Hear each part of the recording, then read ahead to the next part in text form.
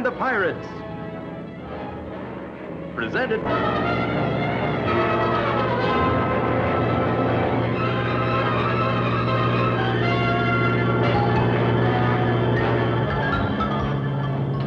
Hey, Terry. Hold on, Hotshot. Here we go.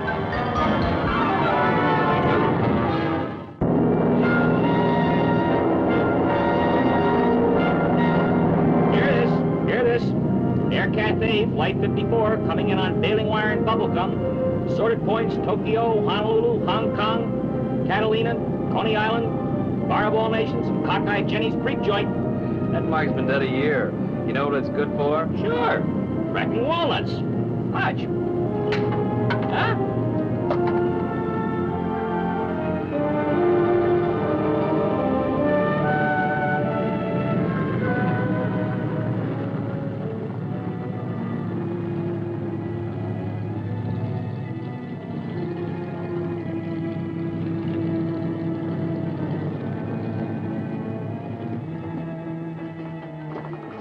No time to lose. What will it be? This or this? Cannot bank a six-shooter. In there. No funny business. Not if it's money business.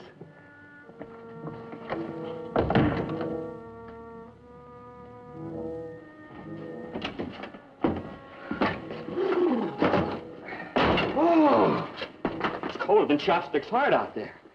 Hi. Oh, hi, Joe. Dickory Bergen. Let's get that coffee. What's the matter, fly boys?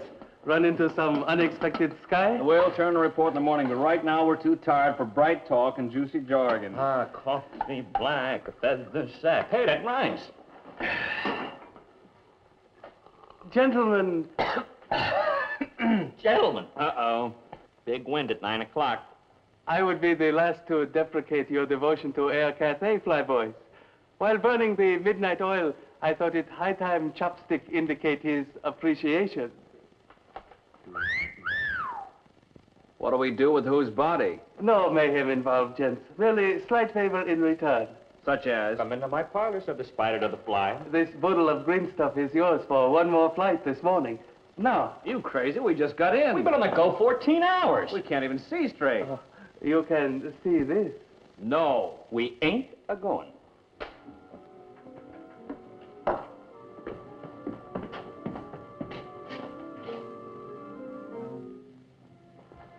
Now look, Sky Boys, you can have the next 2 days off, but this you've got to do. Why us? Something just came up. What just came up? A consignment to Rangoon. Rangoon? What is it? Only little 55-pound cargo, but very urgent package. 55 pounds of what can be so darn important and can't wait for the milk run? So sorry, no bill of lading. That's the craziest thing I ever heard. A customer hires my plane, I pay you boys to fly. You mean lately? You're 2 months behind now. This puts you 2 months ahead. Sorry, Chop, some other time. Tomorrow I'll regret it, but tonight I sleep. Then it is an order. Pipe the boy. You're off the beam, Chops. You've cracked every rule in a flyer's book, but we fly because we like to, not because we're told. Got to love flying to do it for you. Thanks for the coffee. That green stuff goes to your gray matter, Chops. See you around. Please to stay where you are.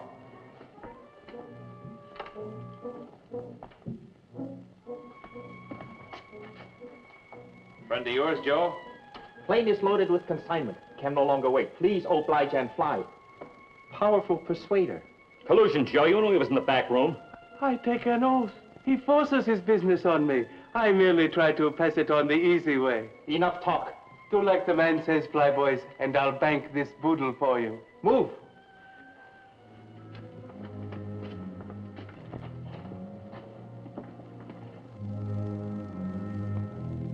I'll keep the coffee perking, gents.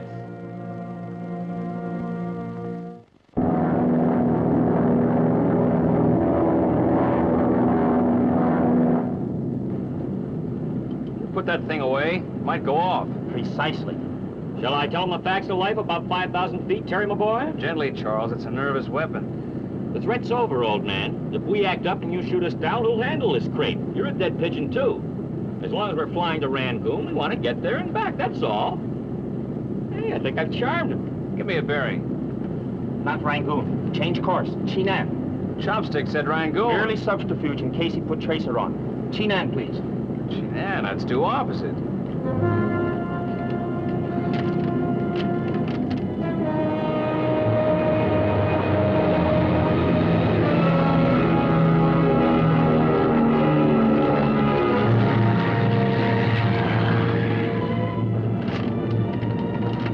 What do you figure? I didn't see any cargo back there.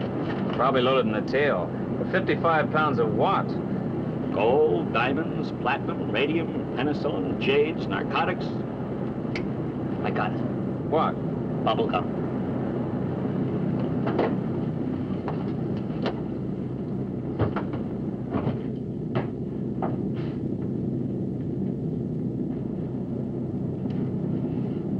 What'd you do, please?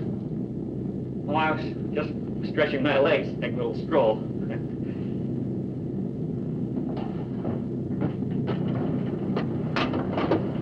I think I spotted our cargo in the back. What is it? React mildly. A kid, boy or girl, couldn't tell which. It was huddled in a corner. 55 pounds, that would figure. It's a heist. Kid must be pretty important to raid an airlift.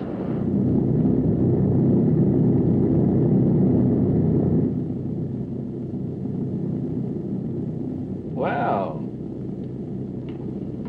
Please to go back, little one. I came up here because it was cold back there.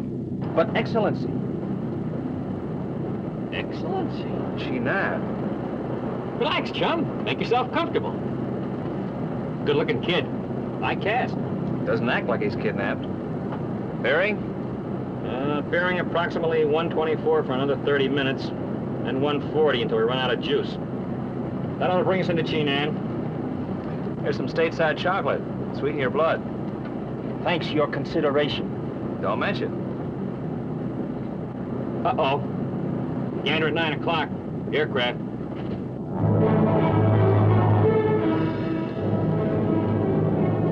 Ditto, 3 o'clock. The dawn comes up like thunder. Forming an umbrella. Your escorts? No, do not know. Bandits, pirates, enemies. Take it easy. Base of action, Cherry.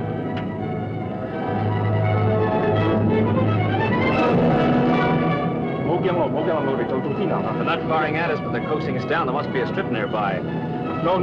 They mean to take boy. They kill him. We're in the spot either way. Better take our chances. A mistake of some sort. The lesser risk is on the ground. No mistake. His Excellency is powerful pawn for many to lay hands on. The captain is right, Wong-Tong.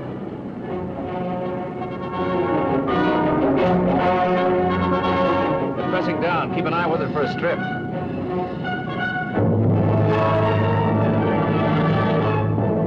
Uh-huh. There's a clearing. Brace. That must be it. This familiar to you? Have never seen before.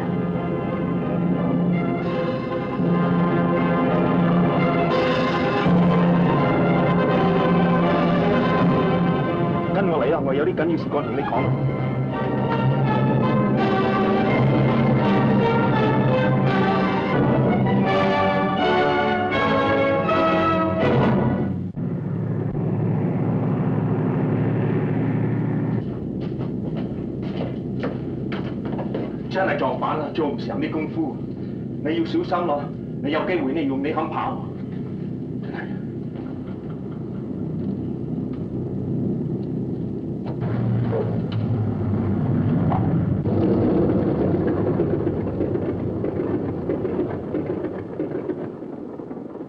嚟啦！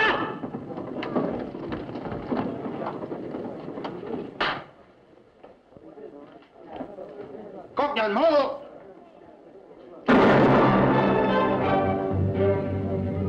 No further demonstration or we'll be shot. Come.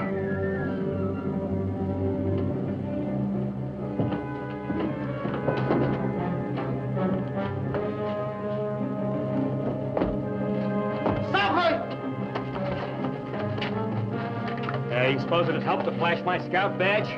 Look, we demand to see the American consul. We demand a little... Slow down, Hotshot. We'll see the head man soon enough. We don't know what flags they fly. Daylight.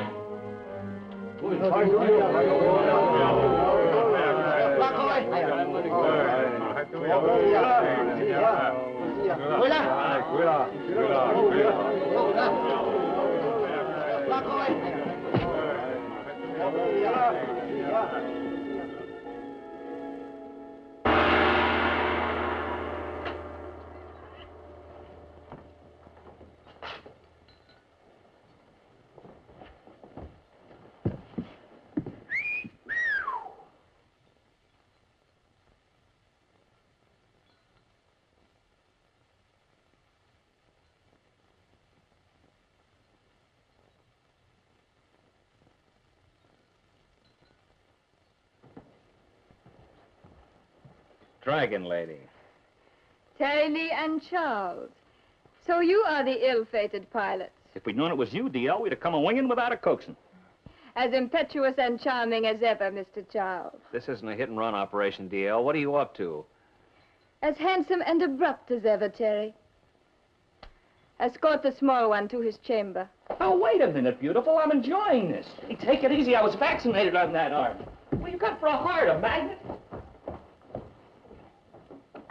The Dragon Lady has often thought of the handsome one. Can he say as much of the Dragon Lady? Here's something to think of. Very gracious. This will be more pleasant than I hoped. You are a most welcome guest. Oh, I just dropped in out of the sky. What are you up to, lady? Who's the boy? What does he mean to you? Is it possible you have not heard of the little Mandarin of Chinan? He was afraid I fly all kinds. It's very simple, Terry. There is civil war in Chinan. The boy's uncle has taken over the army and the country. Tungsten has been discovered in that heretofore sleepy and obscure principality. He will pay well to be rid of the boy. On the other hand, those who are loyal to him need his presence to rouse the populace. I get it. You're going to hold him for the highest bidder. We are in radio communication with both factions. It'll be a few days till the details are worked out. The boy falls into his uncle's hands. As you have fallen into mine. I'll help the kid, you know that. Foolish American heroics. The Marines cannot land here. The jungle is a wall, and your plane is well guarded. Escape is impossible. There are more pleasant things to dwell upon. If he's hurt... Of course not. He is expensive merchandise.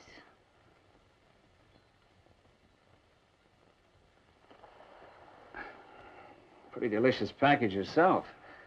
Well, then. Too much whipped cream. I can't take the calories. Be careful, Mr. Lee. If I can't have your heart, I might want your head. Excuse me.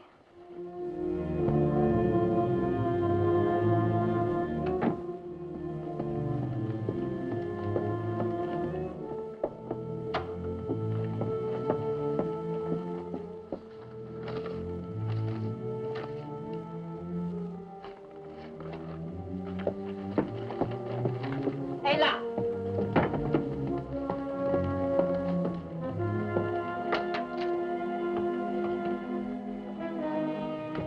A matter of some urgency has come up. I am expecting a third party interested in the little Mandarin, the Baron de Bollet. We shall meet for dinner. Mr. Lee, a word of caution. Do not abuse my hospitality. Am I clear? You're positively transparent.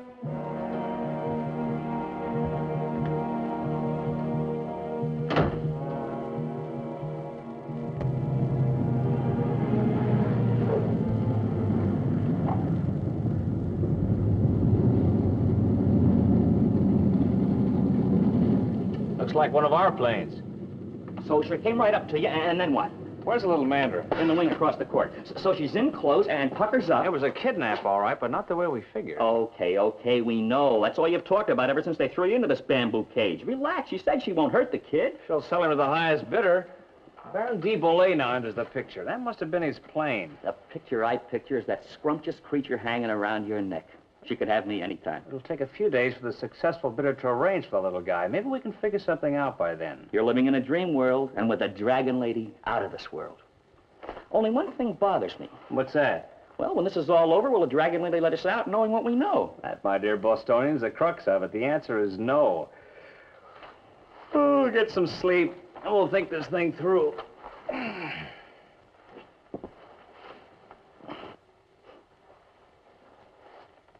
Now, what has he got that I can't give away?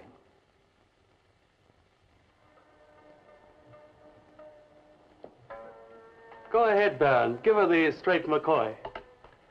So, my dear lady, speaking for those I represent, I am prepared to meet the price either faction offers for the little Mandarin. But, Baron, were you not negotiating with the boy's uncle on the tungsten? To a point. The little boy is extremely popular. The uncle is not. Whoever returns the boy will do Chinan a service. And you, in return, expect to be rewarded with the tungsten contract. There is enough in this for all. Except the uncle, who was foolish enough to attempt to take over when aid from a certain nation was promised, but is not now forthcoming. One who dabbles in politics walks a tightrope. I have the necessary papers. And the corpulent gentleman? A partner, so to speak. Partner? So to speak. I shall study these at my leisure. It will be a week till all parties are heard from. 1 week? As long as that. I had hoped to have an answer tonight. I have to be in Nanchung by midnight. 1 week. There are issues which must be resolved. And the boy, may I see him before I leave? After dinner, if you wish.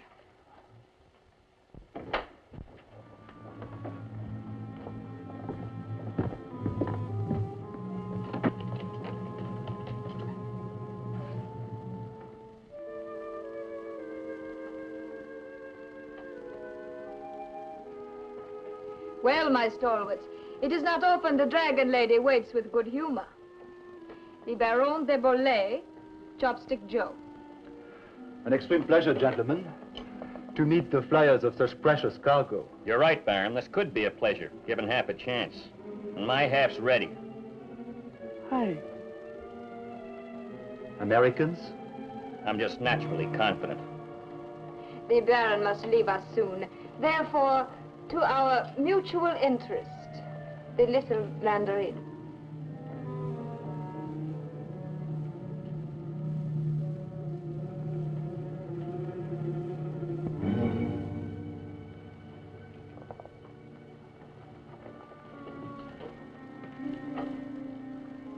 Your plane is ready, Baron. 1 week, you say? I can understand why it will take that long. 對唔住，有跟有事幹， What is it? 細蚊仔不食。 I will see him at once. You wish to see the boy. Come along. He refuses to eat. He has taken nothing since his capture. The situation is delicate. A native will escort Mr. Chopstick to the plane. The gentleman will remain here till my return. The grounds are well guarded. Come, Baron. I will join you at the plane.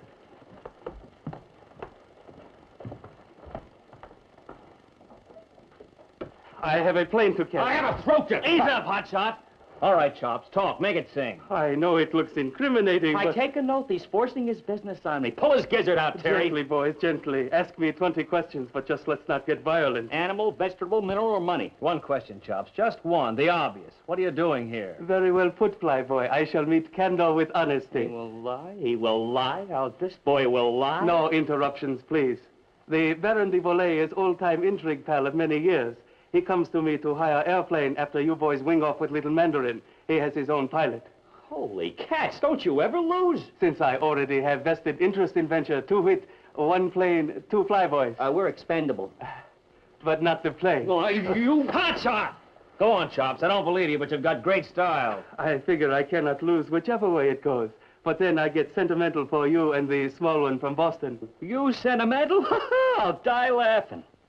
Prove it. It will take time, but we have a week. Get this, Chops. We're breaking out of here. Our plane's guarded, but the Baron's wouldn't be. Be subtle, Terry. She expects you to make a break. How do you know the Baron won't dump you? International poker has no rules. Don't try to make a break, Terry. The dragon lady will take it out on the little one. He's too valuable. The chance is worth it. Squeeze the juice out of him, Terry.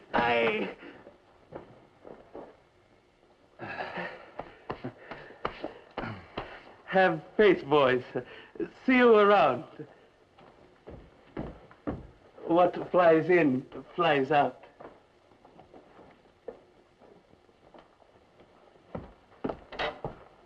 Dragon lady requests presents. I guess he means us. Follow the leader.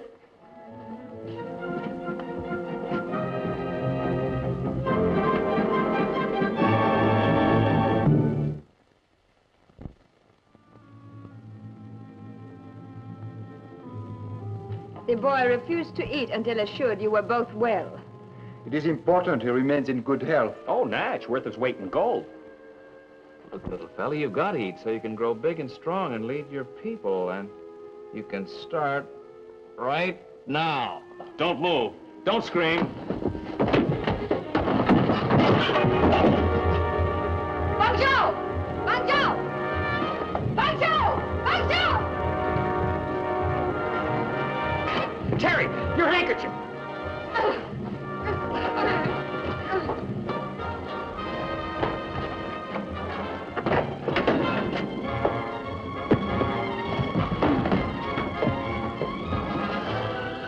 Never thought you'd get yourself all tied up in knots over old Hotshot, did you? Come on, Hotshot.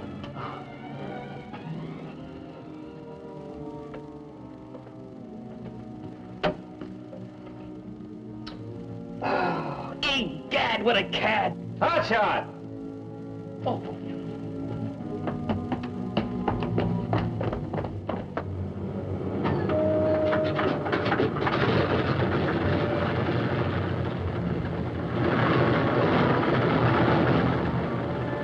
Our plane's covered. We've got to chance the Barons. The pilot's aboard. If there are any fireworks, we're dead. It's the only chance we've got. We'll be covered by the sound of his motors. Where we go? Come on. They will try to escape in your plane, Baron.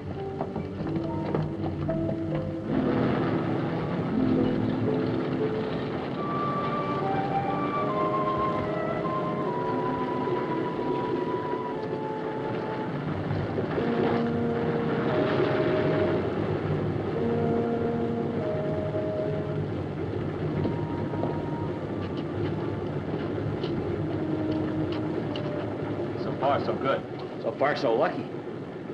Duck down in case the pilot spotted us.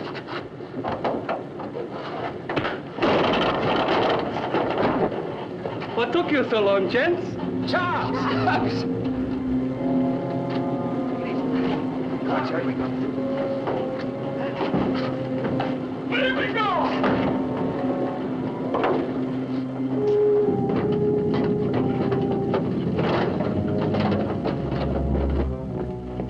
Da den da entweichen.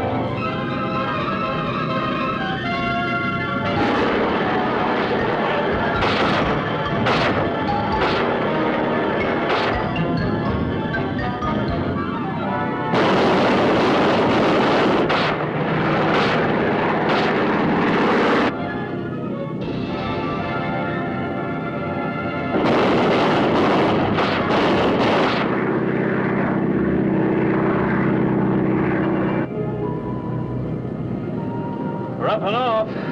After flying Air Cathay, we could take up an apple crate.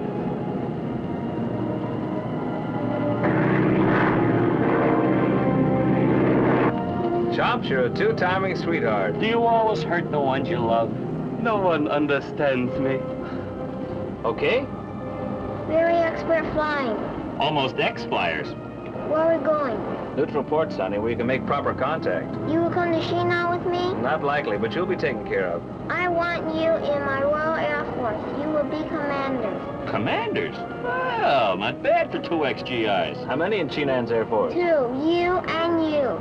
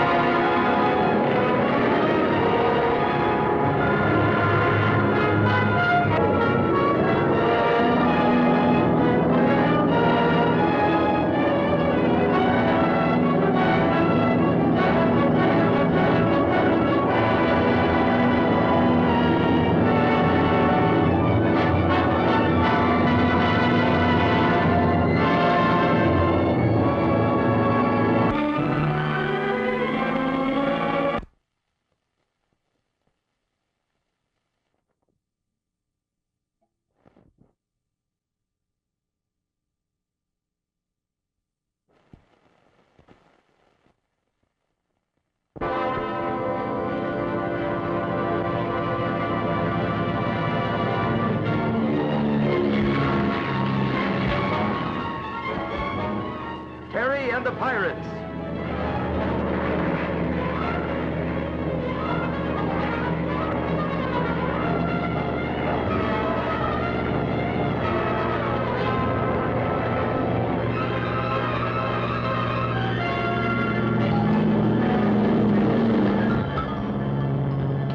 Hey, Terry, hold on, Hotshot. Here we go.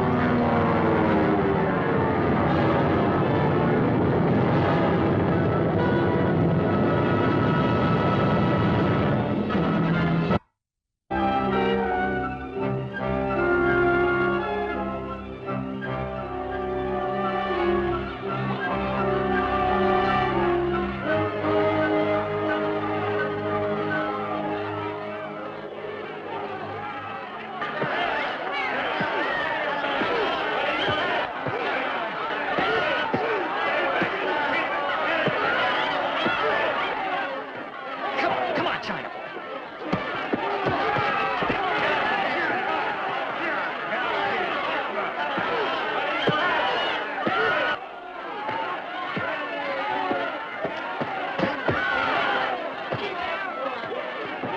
That China boy sure can take it. You can dish it out, too. I got 100 yen on it. You sure you can spare it from your lady friends?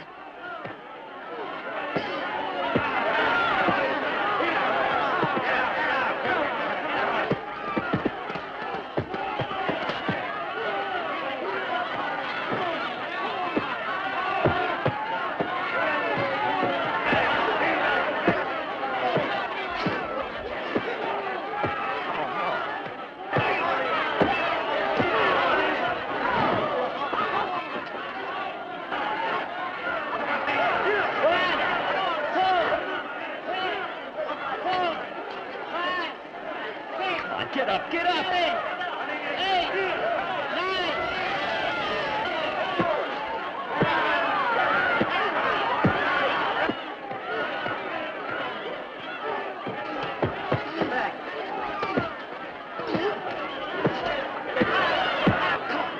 Give it to him.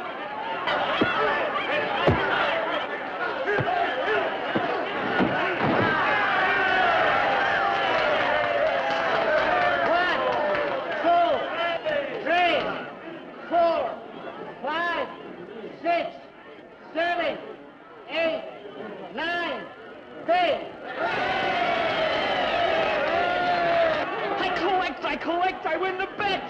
Come on, let's get some fresh air before we pass out.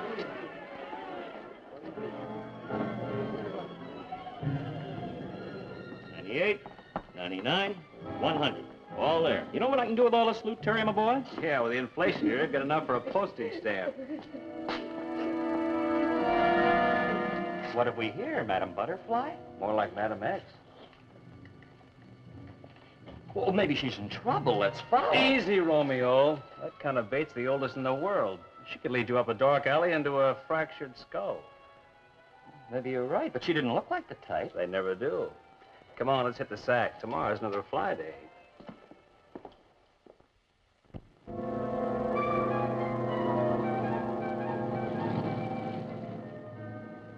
So sorry, little one. You can ride Air Cathay for yen, pesos, piastres, or the American buck, but nothing on the cup. No exceptions. But I would pay you when we landed. Believe me. I believe you, little one, but ticket office is in 10 sen, not tailing. Morning, Chops. Lee and Charles reporting. Ready, willing, and if no planes are disabled, able. So sorry, can do nothing for you. What's up? A freeloader. Cannot help you. Say, aren't you the chick was outside the arena last night? What's your problem? Maybe old Hotshot can help. Scatter, boy. You've got some cloud hopping to do. Ladies in distress are my specialty. Terry, this Cambridge wolf is holding up Air Cathay. Is she in trouble, Chops? Look, fly boys, don't get interested. A woman spells trouble. It will give you a headache. Trouble may be a headache, but it's never a bore. Hey, well spoken, Terry, my boy. What kind pigeon speak 'em? Pitch 'em woo? Dancing? Having fun? I beg your pardon. What? I did not come to be insulted. Oh, please forgive my friend. No disrespect was meant. I did not come for charity. I'm sure of that, and if you tell us your story, we'll be glad to listen. Terry, The lady has the floor. My name is Chi Lu, from the village of Tailing. For generations, my people tilled the land. but they cannot get out of debt. 1 year ago, the villagers collect their earnings to send Kim Tusay to the city to make enough money to buy them out of bondage. Kim Tusay. China boy, the heavyweight, the one we saw fight last night. Yeah. He was the largest and most powerful of the villagers. But he does not come back, and so I have come for him. He is my betrothed.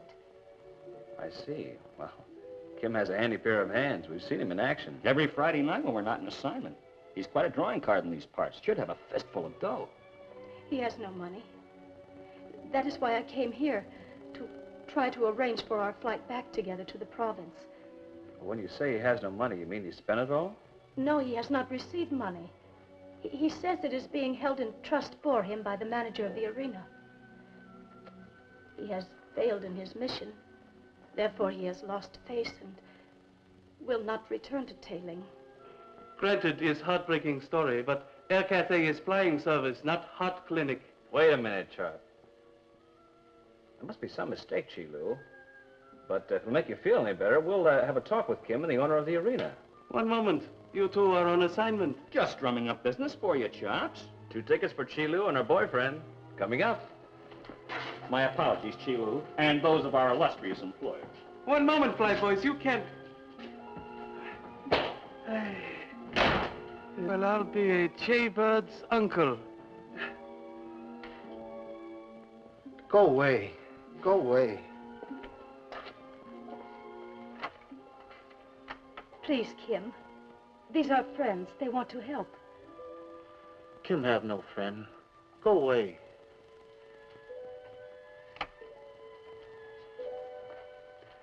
He said he signed a contract with Tate. What did it say? He cannot read English. He would not know. Where did you learn to speak English so well? Missionary school. Kim doesn't want to fight anymore and wants to go home. No one can stop him. But this document he has signed, does it not bind him? Well, I can't tell yet. At any rate, he seems to have some money coming to him. I'm sure Tate will explain everything. Yeah, we're steady customers at ringside. You'll give us the straight answers. I'm very grateful. We'll let you know what the score is. Come on, chum. We've got a date with Tate.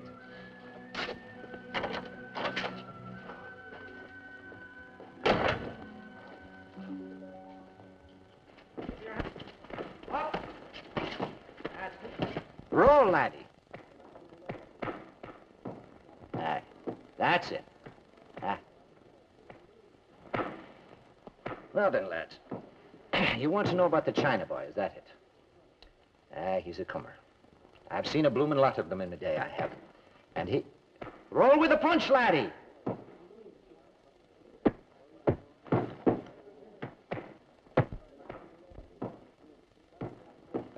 By the way, who's she? She's part of the organization. But about the China boy. We're friends of Kim's. He's worried. That worries us. No, that's distressing. Can't have that, can we? Now, what's troubling the lad? I think he'd like to go home, Mr. Tate. Can he? Well, now, why should he want to do that? He can whip his weight in the wildcats. He doesn't want to fight wildcats, but he's broke, and we can't figure that. We've been watching him for a year of Fridays, and he's drawn a full house every time. So that's it. You're taking over his management, and you want an accountant, huh? No. We're not taking over, but you're right in the last half. Well, now, that is distressing. You're a couple of fine, upstanding lads. I'd be proud to call you me on. Can he? And you what, lad? Quit, as of now. Take his things and go home. Well, now, you've touched upon a soft point. Kim has made a lot of money for me. I don't deny it. But he's cost a lot. Grooming a fighter's a ticklish investment. Take these two gladiators here. Willing they are to beat each other's brains out, but no moxie. No. Roll with the punch, laddie. Yes, the China boys cost a lot. Well, then he must have made a lot. Are we stepping out of line, Mr. Tate? That you are, lad. But I like a man who takes an interest in his fellow man, just as I've taken an interest in the China boy. We're going on tour, you know. Tour? Aye, stateside. Frisco, Seattle, Los Angeles. That I don't dig. It's all arranged. 6 months visa. Kim is going to fight for the Chinese Orphans Fund. You mean you're going to match him against fighters in the States? Precisely that, lad. The Chinese heavyweight. The American public will acclaim him. An Oriental fighter, performing for a noble cause. It's a matchless combination, gentlemen. Kim didn't mention that. I have a contract. He'll collect a tidy sum from the trip, and after that... Well, his brains will be scattered. It's all perfectly legal, gentlemen. Properly notified and cleared through counsel. Yeah, I can bet on that. But you can't match him against trained, experienced fighters. Here in Tanzania, he's a flash, but in the States, he'd be a babe in the ring. A matter of opinion, gentlemen. And a difference of same makes horse races. Will that be all? I don't think so, Mr. Tate. He can't quit. He's got to go stateside, and he's broke. That contract has an odor. And it ain't chlorophyll. Oh, now, easy. Easy, lads. Your implied accusation could get you into hot water. Dirty hot water? Well, now, if you two lads would like to muscle in on a little piece of him, perhaps we could make some arrangements. Now I know something's wrong. You wouldn't try to buy us off if there wasn't. We'll do a little checking into that contract, Mr. Tate. You have more than me to deal with, laddie. Oh, syndicate talk, huh? I have a partner. I may resent your interference with less grace than myself. Roll, laddie, roll! I see. The muscle behind the brains. We can put this on the record. We may scare, but we don't run. Say, I like that, Terry. Repeat, Mr. Tate. We may scare, but we don't run. You'll hear from us. Repeat, Mr. Tate. You'll hear from us. No, lads. You'll hear from us.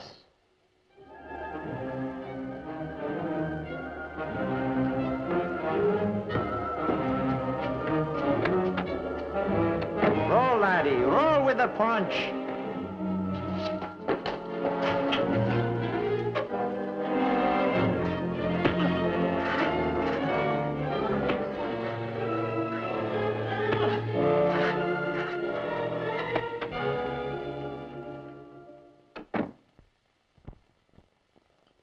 Hey, Terry. Terry. What happened to you? A couple of cyclones hit me with very large muscles. How long have I been out? I just got off a flight. Sheila came here about an hour ago, and no one answered, so she looked me up at the field. Kim is missing. What? I am unable to find him since early this morning. His room, too, has been invaded. Looks like Tate has declared war. We wouldn't go to this much trouble to scare us off if we weren't onto him. Should we not go to the police? With what? I don't know who the guerrillas were. Tate has a contract with Kim. He's got himself very nicely covered with a lot of legal mumbo-jumbo. And he's a bigger man in town than we are. I know big people, too. Very important people. Name 10. One. Chopstick. He's a local bigwig. Been around Tanzania for years. He'd know a thing or two about Tate. Can you trust him? With reservations, yes. Under certain conditions, mostly money, no. We don't have much choice. Let's go.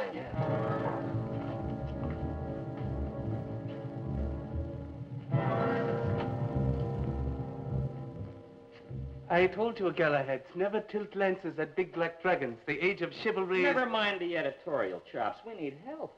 Why come to me? I'm just a hard-working businessman with a shoestring airline. Look, Chops, Tate's a fixture in this town, and so are you. What do you know about him? Incriminating question. So incriminate. You know half the goons up and down the China coast. Look, Flyboys, I'm just a hard-working businessman With a shoestring airline. We know we work for you. Remember? Tate is a good customer. He flies thither and yon. When he does so, he uses Air Cathay.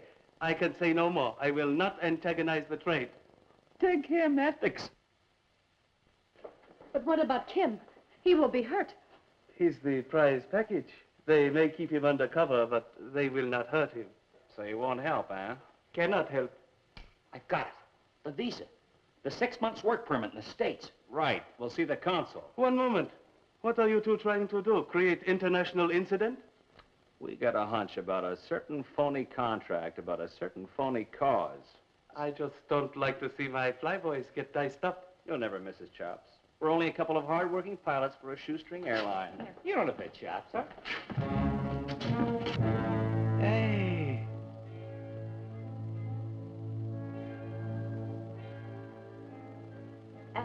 village awaits him, sir. But now Kim is gone. If Kim feels he's lost face through the failure of his mission, he might have disappeared of his own free will. Kim is not a coward. No, I've seen him in action. Put up a very good show. I have contacted Mr. Tate, but he professes ignorance. If Kim had disappeared, Tate'd be worried. He'd want to contact you and the police. I've checked Mr. Tate very carefully in recommending to the American embassy at the capital that his proposed tour was worthwhile. It would be embarrassing if it were not. Kim doesn't want to go to the States, sir. I've seen his contract. It's perfectly legal. The contract, yes, but the intent, no. He didn't know what he was signing. He can't read English. We've every reason to believe he was coerced into this. This could be very ugly. Involuntary servitude. Please help us find him. I think this is a matter for the police.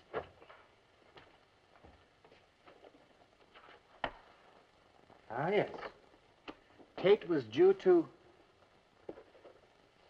This is very interesting. What is it, sir?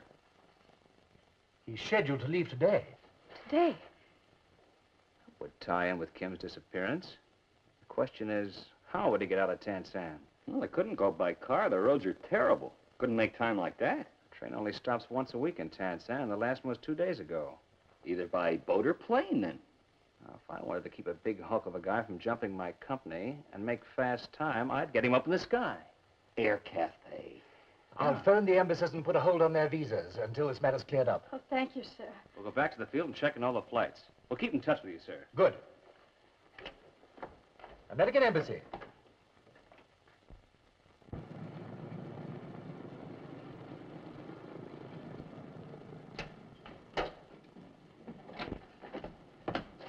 What gives with hurricane entry? Ready, flight 3. Ready, flight 3. Is Tate on any of these flights today? Look, flyboy, you have a 24-hour pass. Get some rest. What's this flight at 1 a.m.? It's a flight. Sometimes passengers, sometimes freight. Air Cafe flies what it can, when it can. I called Tate at his apartment at the arena. No answer. How you doing with Chops? Our friend's acting darn peculiar about Tate. We believe Chilu. The consul does. Why don't you? I was born in one piece. I like to stay that way. Question, Chops.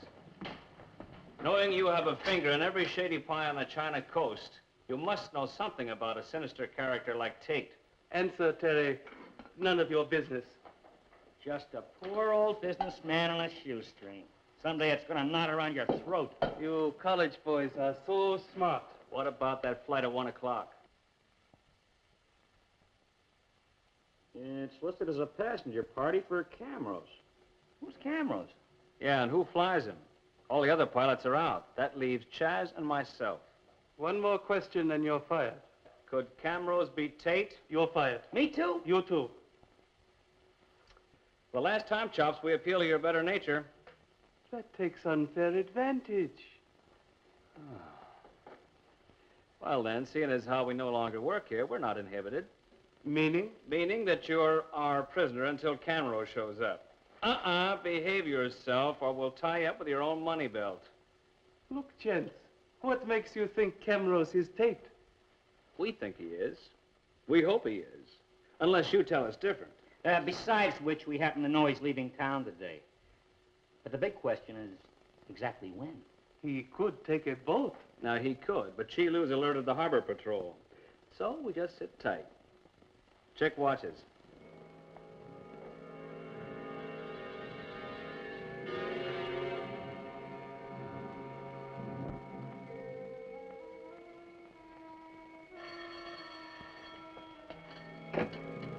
Air Cafe? Yes, Chilu. This is Chaz. I see. No sign of Kim or Tate at the harbor? There may be developments here in a few moments, so I'll get the police down here by 1 o'clock. Good.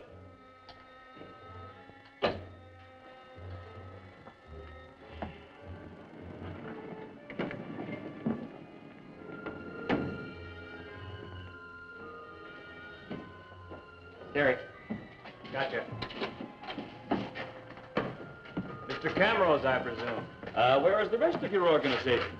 Well, now, fancy meeting you here, but then it's no coincidence, is it? You work here. Which is our pilot, Chops? Neither. One of the others will be here any moment. What's the matter with Kim? He doesn't look very enthusiastic about the trip. It is his first flight, bit of a nervous stomach. We're ready, Chops. You're not going anywhere, Mr. Tate. There's no plane ready for you. What's he talking about, Chops? You don't hear a plane being warmed up, do you? We've talked to the ground crew. There's nothing in flight condition out there. You're beginning to annoy me, pilot. What about it, Chops? What are these boys pulling? Your field here, you know. This is your field. Strong arm stuff, Tate. They've kept me covered all night. Yeah. We've had a bit of experience along that line ourselves. Mata? Torse!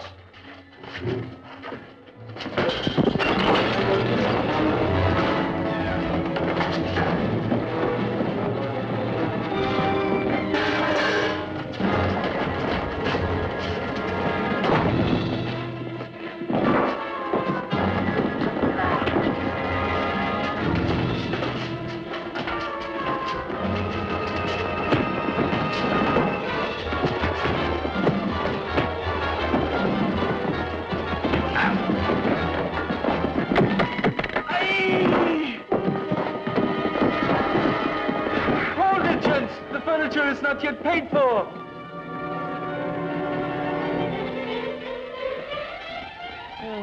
Busting up my business. Busting up my establishment.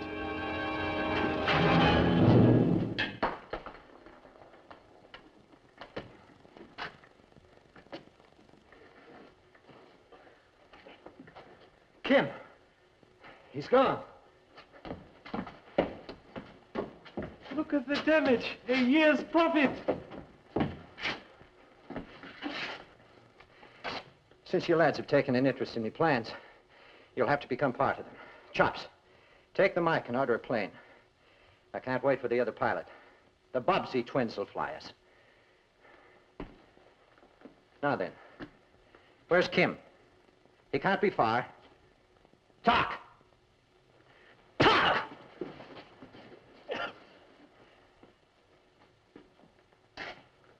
For the last time, I'm asking you. If you don't talk! Let them go. Chops. Shut up. Gee, Chops. You shut up, too. Help Kim out. I shoved him under the desk. Well, I don't understand. You... I don't mind shrewdness, Tate. But hopping a guy up, that's worse than bopping him one.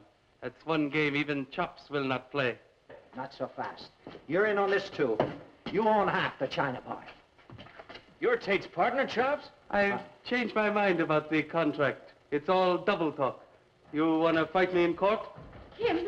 Ah, the gendarme. Oh, my darling. Your pigeons, gents.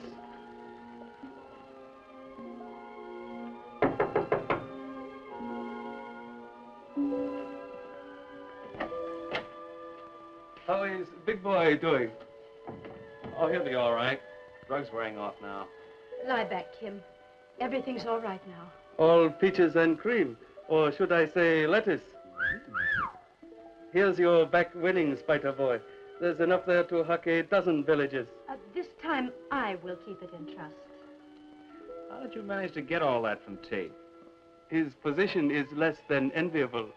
Illegal contract, use of drugs, coercion, misrepresentation, enough counts of fraud to darken his days at hard labor. As his partner, aren't you liable as well? I merely leased the arena to him. I had an automatic cut of each fighter. I have nothing to do with contracts. You are a kind and generous man. Then, how about a honeymoon flight for Chi Lu and Kim back to the province on Air Cathay?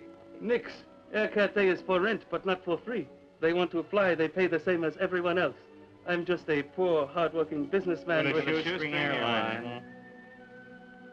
Chops, I think you'd sell your own right arm to the highest bidder if you... Only for money, chums. Only for money. Quiet, Hummingbird, quiet. Chops is composing a literary masterpiece. Joy Ken. What did he say, Terry? Can you understand his dialect? He said, see you again. Oh, Pong Yao. When illustrious friends Tang Hop. Gather for Tengu Chai. further exciting adventures of Further exciting adventures of Terry and the Pirates. Be with us again the next time we take off with Terry and the Pirates in another exciting high-altitude adventure.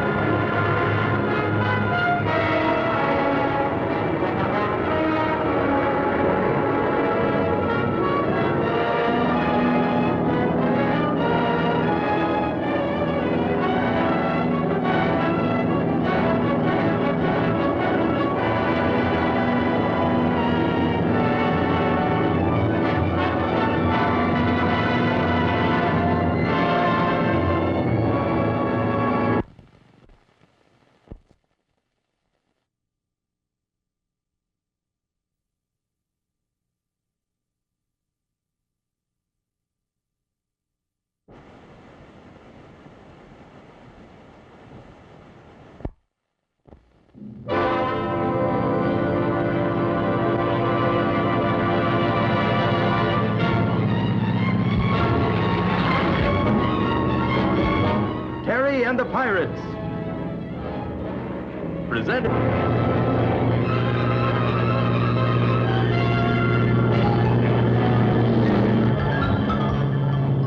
Hey, Terry.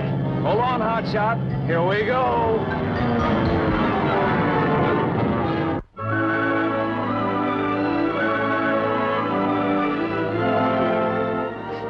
taking the flight from us and giving it to Morrell. There must be some reason. I know a guy who got his nose snipped off looking for reasons. And when the party of the first part is Chopstick Joe, one can lose the other attachments, including the noggin. And these conferences he's been having with the Dragon Lady, you know what they generally add up to? Look, Terry, just for once, let somebody else do the adding, huh? Taking the flight from me and giving it to Morrell. Oh, greetings, Flyboys. You heard from Morrell yet? Yeah, he's coming in. Just called. He's way ahead of schedule. That's what I call serving Air Cathay. Write a special letter of thanks to a 50-mile-an-hour tailwind.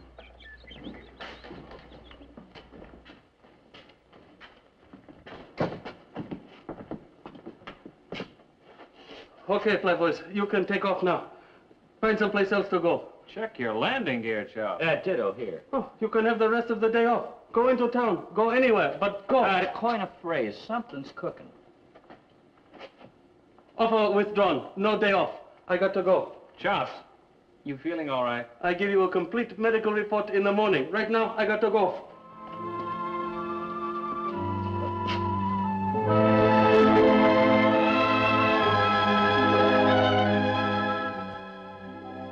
Your reputation has preceded you here, Captain. That is why I wish to have this understanding with you. That's easy, ma'am. I sell you my boatload of rice. No questions asked. Not quite, Captain.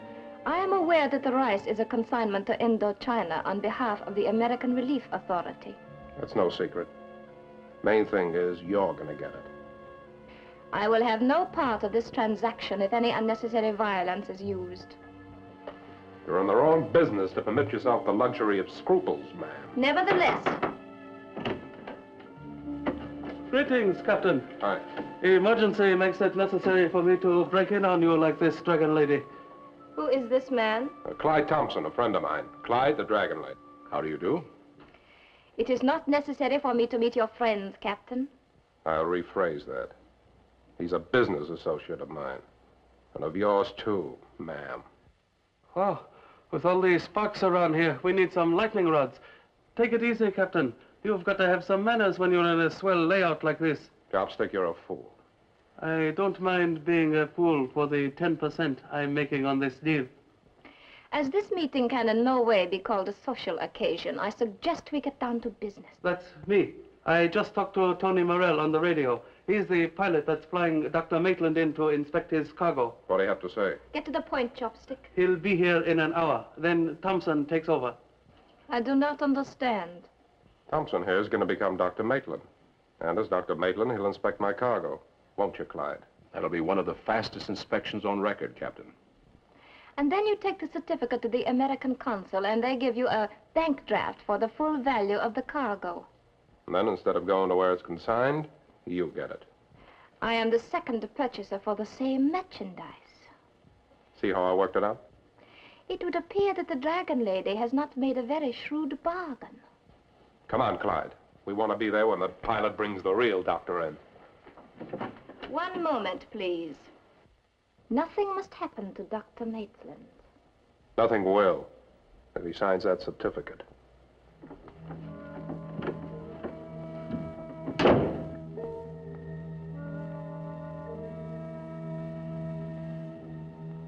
The next time you bring such scum to me, I will...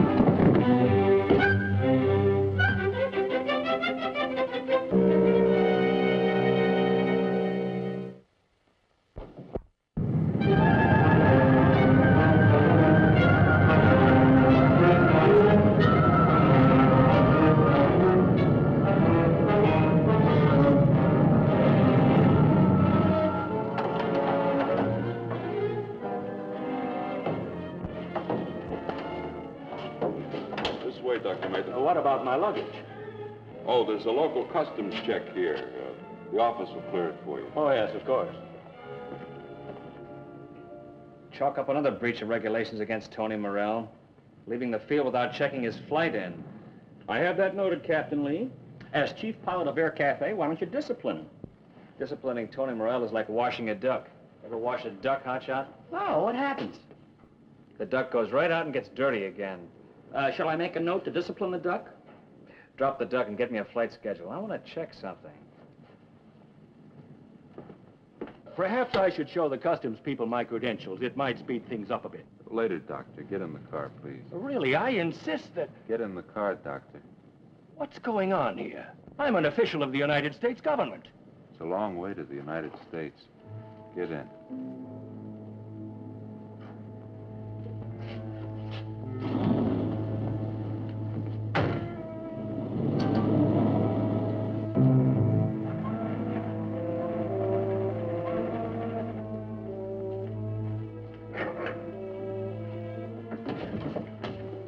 Good. You have him. I'm Captain Lomar, Morrell. Captain Morrell to you, Lomar. Okay, Captain Morrell. Hi, Tommy. Haven't seen you since the counterfeit lottery days in Singapore. Been in and out of several jams since then. I don't know what's going on, but I demand to be taken to the United States consul at once. The doctor has a sense of humor. Remember that when you impersonate him, Thompson. Impersonate me? What for? We need your clearance certificate on Captain Lomar's cargo. And in case you're reluctant, we've got a standby to do the job for you. But I don't understand. I came to Tansan for that express purpose. As soon as I've inspected Captain Lomar's cargo, I'm prepared to sign the clearance certificate. It so happens I have with me a sample of the cargo in this barrel. See if you'll give me a clearance on it. Very well. But I must see the whole shipment. This is my cargo, Doctor. Why, this rice is contaminated. It isn't even fit for animals.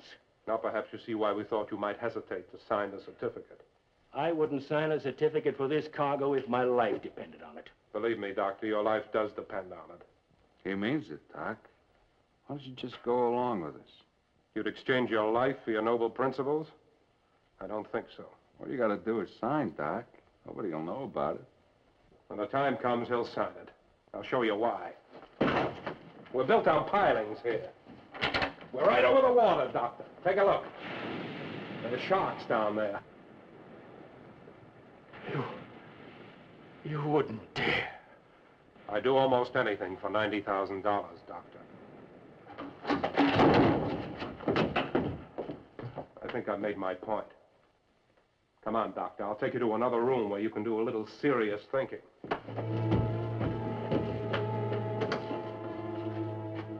Stuff's sickening just to look at it.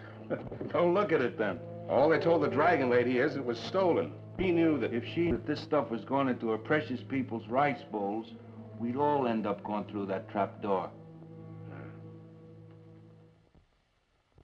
But, Chops, you've got it down right here. The flight Dr. Maitland booked passage on was originally scheduled for Hotshot and me. What do you guys want to do? Take all the flights around here? And you've got our names crossed out and written in Tony Morell's. Why? You're not the district attorney, are you? I don't have to tell you everything that goes on around here. If you're involving us in another one of your shady deals, you do. Oh! Such talk, Terrence. Old Chop's involved in a shady deal? Prepares the foot. Sue him for slander, Chops. Oh, a wise guy, huh? Come on, Chops. Let's have the lowdown on the Maitland flight. Terry, you're driving me crazy with all this. Why? Oh, now, Chops, temper. Temper, Chops, temper. Why shouldn't I blow my top? You guys want to know everything that's going on around here. Only what concerns us. What about the Maitland flight? Oh, the Maitland flight, the Maitland flight, the Maitland flight. Is that all you can talk about, just the Maitland flight? I don't know why I changed pilots.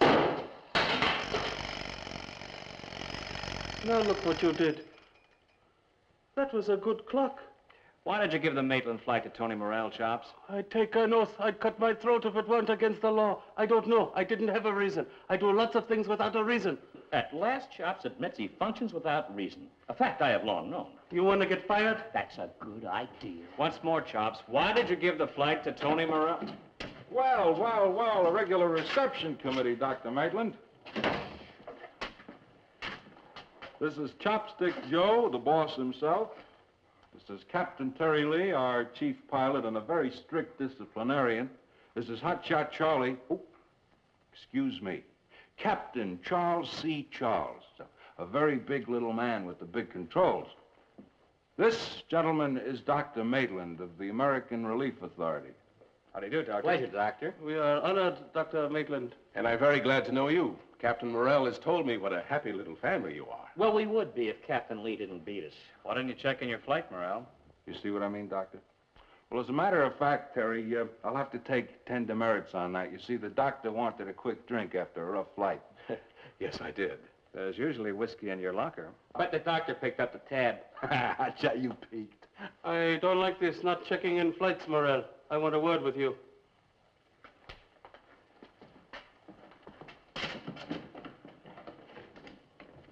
I didn't know there was any large-scale relief work planned for around here. There isn't. I'm here to certify a cargo of rice for the famine districts around Indochina. Oh. Been with the Relief Authority long, Doctor? I left the state 6 months ago. This is my first field trip out of the Tokyo office. Must be interesting work.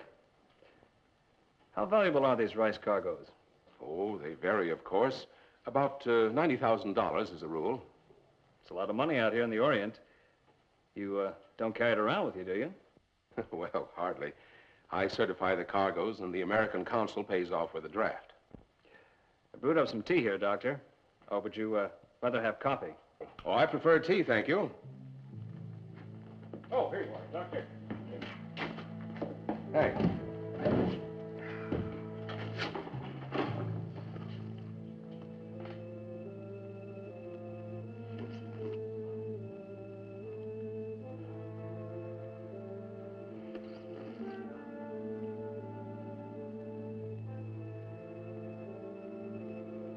You'd better get your men away from my flyboys. They've outsmarted me before.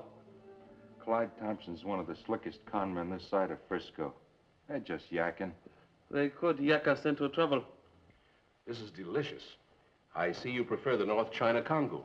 You're a connoisseur, Doctor. Not many people can distinguish between North and South China teas.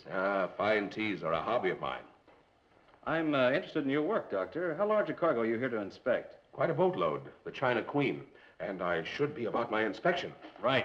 Captain Morell will be glad to show you the docks. Chop, split up on Tony, will you? The doctor would like to get on his way. Oh, thanks. May I have one? Oh, certainly. Thanks. Well, enough wordies, Chaz. How about a helping hand at the barracks? I smell a foul odor of work. Nice to meet you, Doctor. Hope to see you again. Thank you very much. See you, Doc. Goodbye.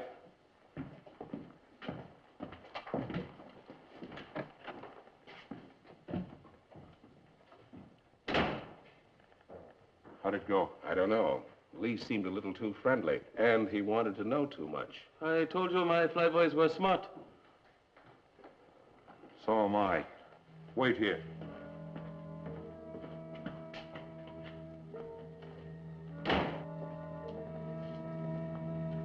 Despite my warnings, chum, you've been thinking bad. Live like Chops without reason. Thinking can lead to trouble. Look at this. So help me, it's a cigarette, a Mandarin. Common enough brand out here. I got it from the doctor, and he claims to be fresh from the States. I don't follow you, dear boy. Only old China hands smoke mandarins. Most white men can't stand them. Well, I've tried them in moments of great poverty. You can get better smoke out of a wet carpet. Notice how our stateside doctor went for my tea? You brew a devastating vigor of the stuff, Terrence. Really, you do. And Dr. Maitland knows more about tea than most high-caste Chinese. And Dr. Maitland wasn't wearing the same suit he had on when they left the plane. And his baggage is still in the office. And it took them a long while to get that drink. And $90,000 is an awful lot of money. And we know the gallant skipper of the China Queen. And there's a pirate if there ever was one. And Chopstick Joe is at it again. What do we do about it?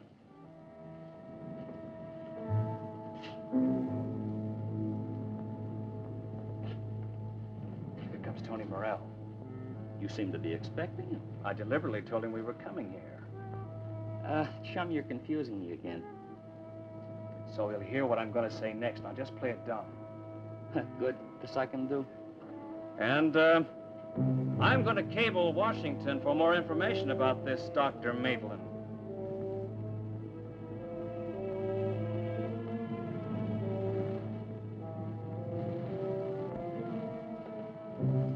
Was I dumb enough? Natural, you're hired.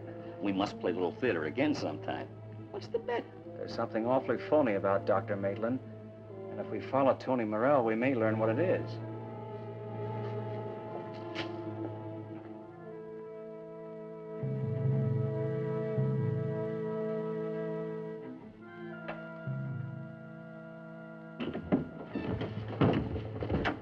How dare you enter here unannounced? I'm sorry, lady, but this won't wait. Terry Lee's cabling Washington for information on Dr. Maitland. That is no concern of mine.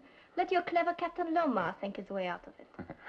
Knowing the captain the way I do, miss, I'm pretty sure that if he sinks, it'll take you with him. Yes, I agree with you. What interest has Terry Lee in Dr. Maitland? I'm sure he suspects about the dear doctor. This requires thought. Sit down, please. Of course, Terry Lee's interest in Dr. Maitland could be idle curiosity, but I doubt it. Captain Lee is never idly curious.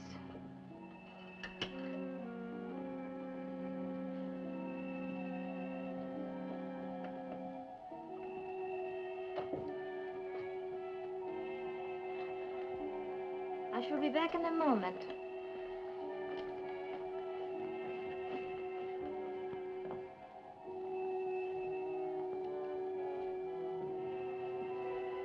You may enter this way, gentlemen. Dear Dragon Lady. Dear Dragon Lady. How nice of you to expect us. During the war, you Americans brought many things to the Orient, including some excellent electrical devices. Come this way, please, gentlemen.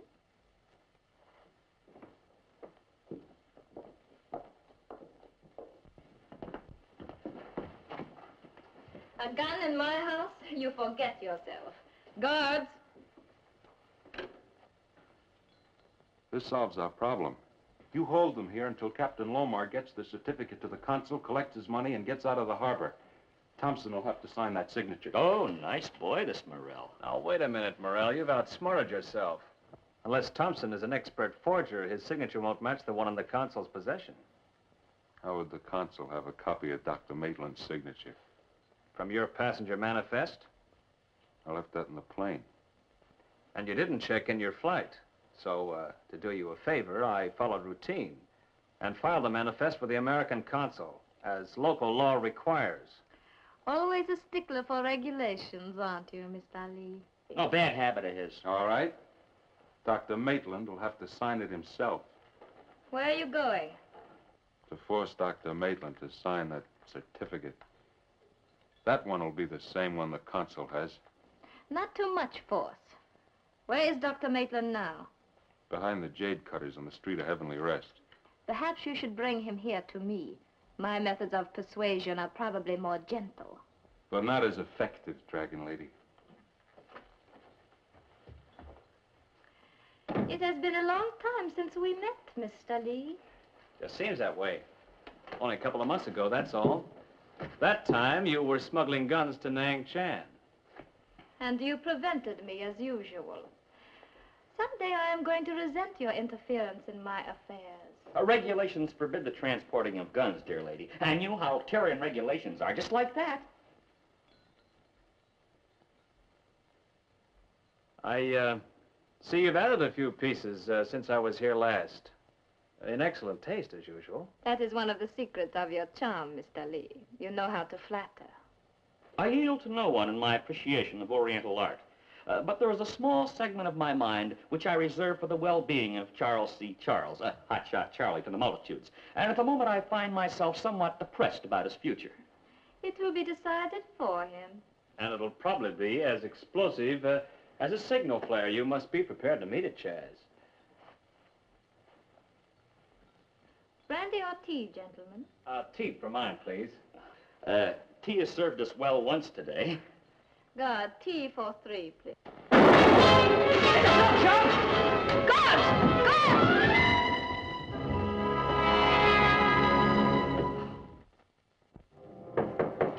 Open up. It's Morel.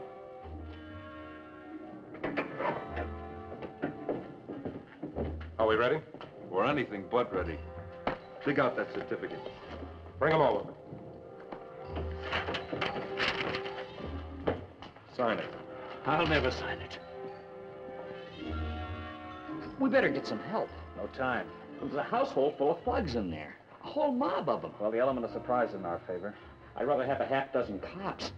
Give me some rope or wire. It looks like we may have to use it on the doctor.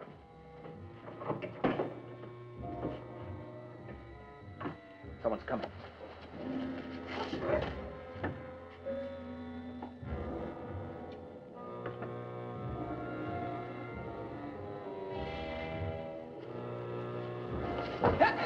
Not a sound.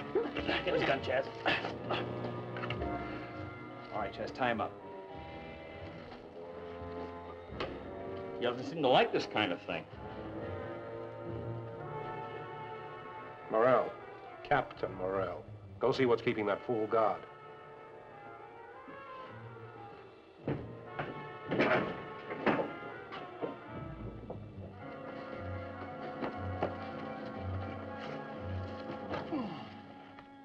What are we waiting for? I'll send somebody out to see what happened to the guard. Lasker, where are you? All right, put him up, friend. The late lamented ex-pilot of Air Cathay. You fellas got this thing all wrong. Sure, sure. Chaz, prepare the patient for surgery.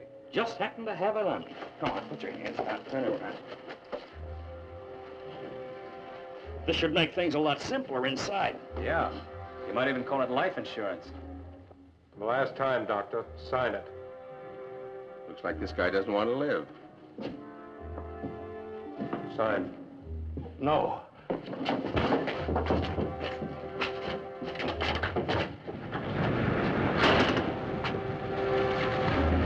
You gonna sign? I'll sign. All right, here.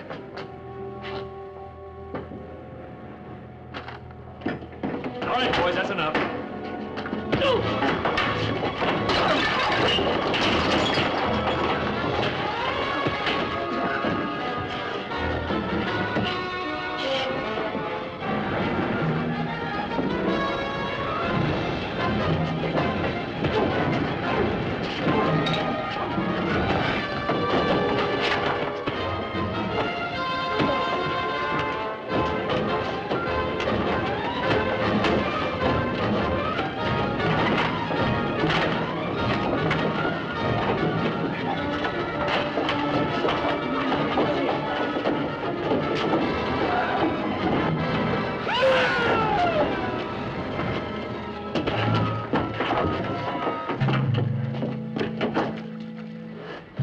Can't we?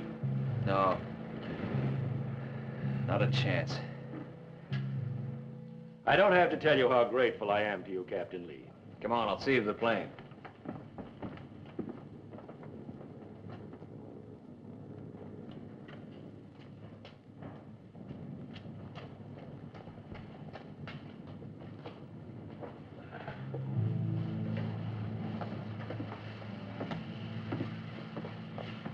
No, look, Dale, I didn't know that rice was rotten. No doubt you did not. There are limits as to even how far old Chopstick would go to make a buck. As you acted in good faith, I have no alternative but to pay you your commission. Now you're cooking. Good. I am prepared to pay the first installment now.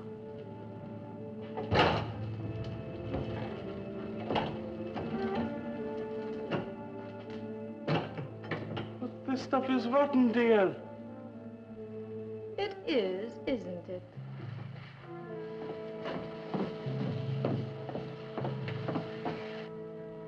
May this be a reminder for the future?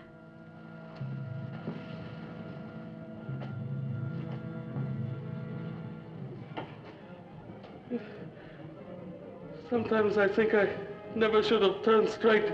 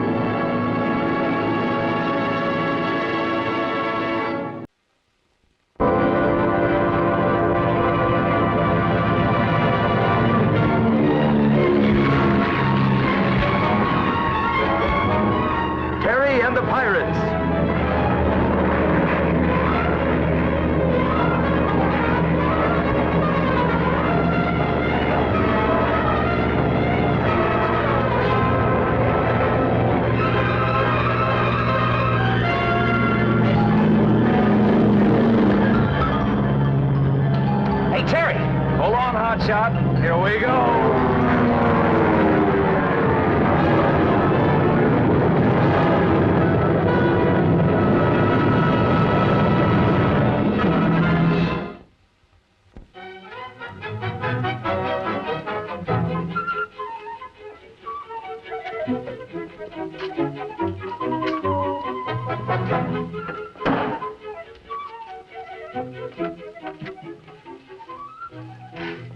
Why do you knock? So that someone would answer the door, of course. What do you want? I would like to see the Lady Dragon, please. Dragon Lady cannot see you. Ridiculous. Out of my way, you uniformed codfish. Go away, old lady. Oh, lady,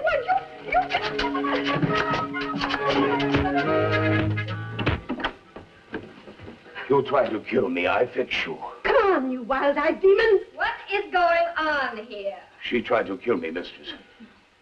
With an umbrella. Perhaps I should post an army at my door. What is it, madam, that makes your call so urgent? What I have to say is private. So you are the famed Lady Dragon. Very attractive. I am known as the Dragon Lady. I dare say the Dragon men are very happy over the arrangement. My name is Martha Witherspoon. One of the Vermont Witherspoons? I am honored, madam. Will you sit down, please?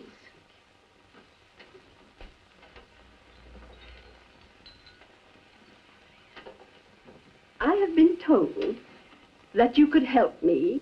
A gentleman I met on the ship suggested my coming to see you. This gentleman's name, madam? He said you would remember him by the name of Bartlett. Roger Bartlett. I am familiar with that name. Mr. Bartlett said you make a private blend of tea for your own use. Yes. Ling Ho, that is right. Yes. Oh, I'd be so grateful to you if you'd sell me, say, 10 pounds of this Ling Ho tea to take back to New England with me. When must you have the tea, madam? Oh, at once. Yes, I'm flying to Hong Kong in a little over 2 hours via Cathay. I believe that's what Burma called it. Burma? Oh, my chaperone. She knows more about the Orient than your government information bureau. If I am to prepare the special blend, I must begin at once. What a charming home you have. Oh, of course I want to pay you for the tea. You can pay my man when he brings it.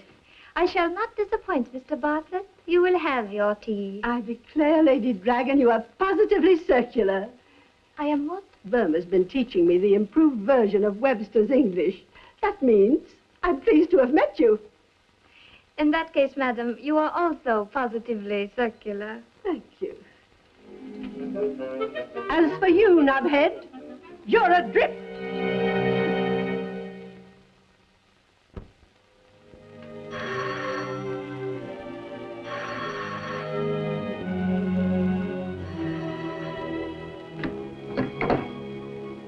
Yes? This is Roger Bartlett speaking. Under the circumstances, Mr. Bartlett, some positive identification would be helpful. You got a letter from me yesterday? Perhaps if you could tell me what the letter says.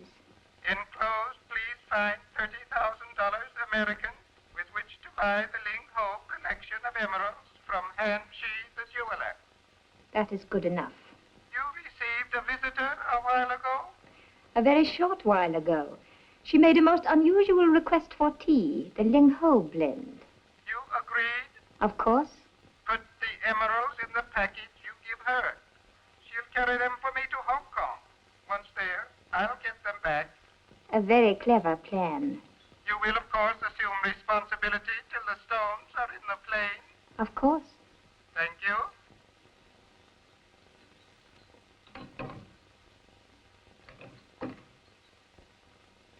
Give me Air Cafe, please. I'll be right over immediately. Or as they say west of Peking, pronto, my little buckaroo. I got to take off. This babe wants to see me. The dragon lady should know you call her a babe. Who said anything about the dragon lady? You don't have to, Chops. When you speak to her, a certain look comes into your eyes. It's a cross between a dollar bill and a pouch of gold dust. I'll see you later. I got to take off. What's the dragon lady want with you, Chops? Oh, she wants me to teach her the Charleston. Da, da, da, da. Old boy's in good spirits. Must be a loose buck in the air someplace. Well, if I'm going to make the most of my hour with Burma, I'd better take off. Everybody's making with the gals except Chaz. Say, too bad you can't come along. We could have double dated. I understand this Miss Witherspoon Burma works for is quite a gal. Just right for you. How come? In her early 60s.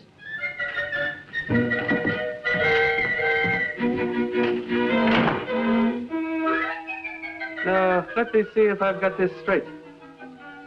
I'm to check all baggage on the flight to Hong Kong this afternoon, especially the baggage of an old lady who isn't even a passenger.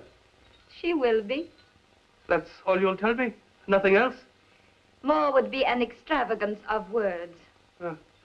This old lady, you've seen her? I shall hold you personally responsible. Any piece of baggage in particular? Chopstick Joe, you have the curiosity of an old market gossip. You've got me curious, dear. And with me, that's just like being sick. This item of baggage you are to be particularly careful about tea. My old friend, Miss Witherspoon of Vermont, is taking some tea home with her. Tea? You mean to tell me all this hush-hush is just about some tea? 10 pounds of tea, mistress. You made the other purchase? It is here. No doubt you have business elsewhere. To put it mildly, Dragon Lady, I get your point. Whatever you do, Chopstick Joe, remember your head. My head? You would be most useless without it. Okay, dear. I'll blow. Big wind.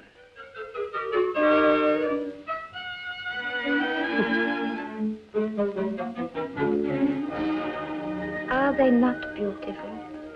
It is a pity they must leave the country.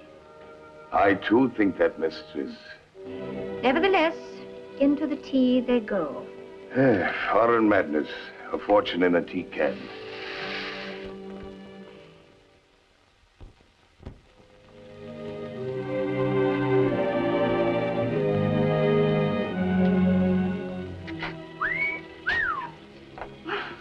Terry Lee. Now you see her, now you don't, Burma. I know one guy who can change that pretty quick, but for now I'll settle for a suitable howdy-do. Right here, in front of the jewelry store? Those little gold bands in the window make it ideal.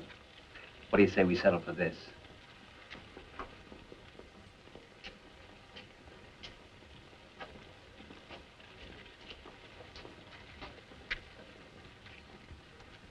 The place is 10 cents. The hour 3 o'clock. I now return you to heaven. Oh, Chops.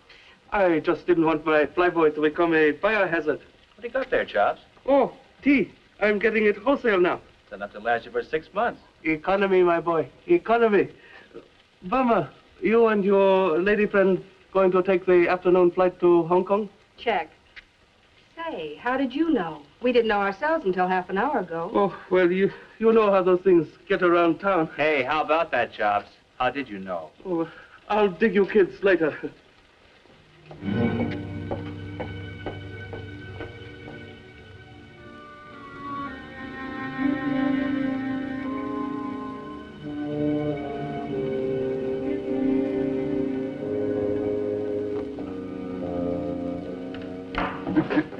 My name is Homer Zuthers. I booked passage to Hong Kong. Oh, yes, you're the professor of, what is it?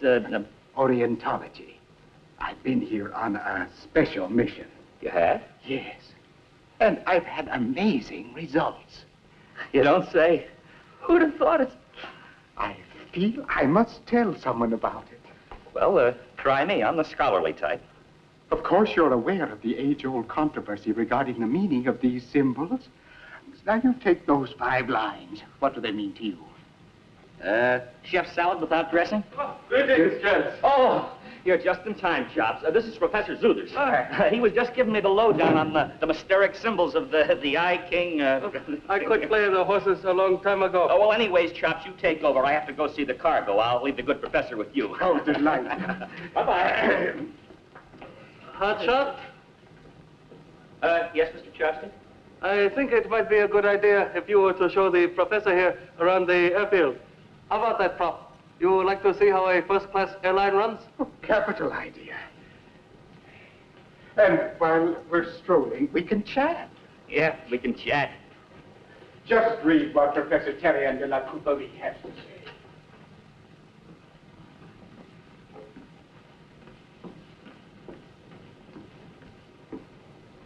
Oh, you're Chopstick Joe. I must say, Burma didn't exaggerate.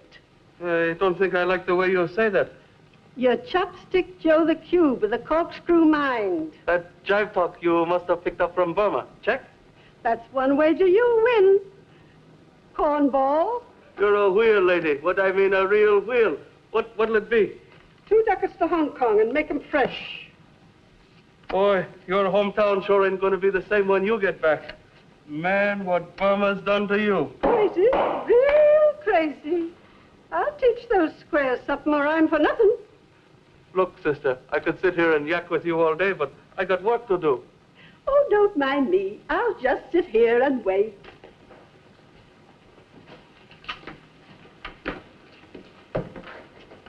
Mistress Sinjuti. Oh, she did remember to send it, bless her soul. Just put it here. I'll just check that through. Look, you two-bit hood. All baggage has got to be checked through. Oh, he's probably waiting for me to pay him. How much? No money. Dragon lady say for nothing. You ought to take tea on plane with you, not checking baggage. Tell her I won't let it out of my sight and thank her most kindly for me. I'll just put it over there on the desk where it'll be safe. This tea remains with me. Well, but somebody's liable to trip over it there. No. I can take care of my own things. You may go now. Dragon lady also say I stay with you till you get tea on plane. Very secret blend. No one must know what she put in it.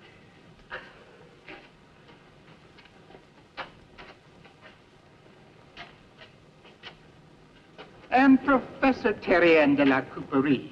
You can see the fallacy in his thinking. Oh, brother, can I? Hi, Lucky. Oh, good for you, Terry. You leave me with an orientologist and a bum port motor while you're out painting the town. Is this justice? We have had a most interesting talk, haven't we, Charles? Divine. Bum, port motor, sorely ailing. Would you send it back to the homemade scooter where it came from? Let's take a look at it. Well, I trust I've made myself clear on the White King mystic symbols. I'll hear them clanging in my head for a long time. Plane leaves soon now. You be okay. So help me, I'm going to call the gendarmes. My own office, and look what I've got to put up with. Okay, try her now. More. For all she's got. She's got it. Let's get a pedal with those open chops. Come on. Good gracious, what's happening?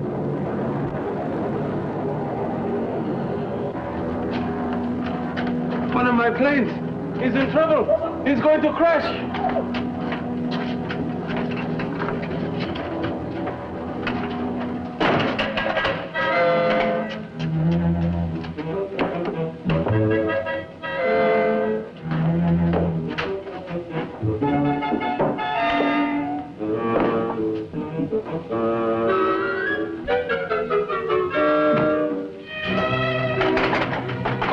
Chopstick Joe, I kill you.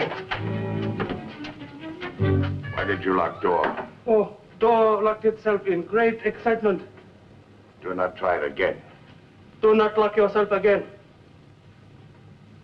I'm beginning to think there's something very strange about this tea. Very excellent tea. I'm getting tired of hearing you two yakking about that tea. Get it out of here so I can go back to work. We stay here. Look here, Buster, I'm getting tired of this. Now, either this is my tea or it isn't, and if it's my tea, I choose to go outside with it. Atta girl, sister, you tell it.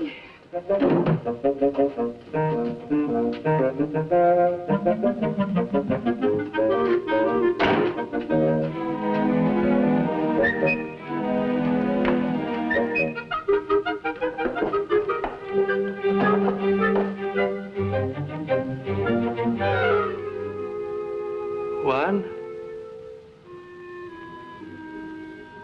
2, 3, 4. Hold that on me, will she? 5.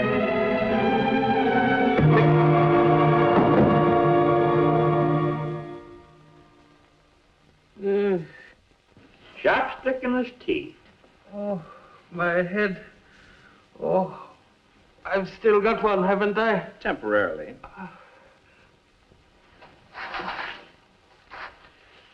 What are you looking for, Chops? The tender leaves, of course. They're gone. The emeralds, they're gone. We've got to get them back before the dragon lady finds out. Break it to him gently, chum.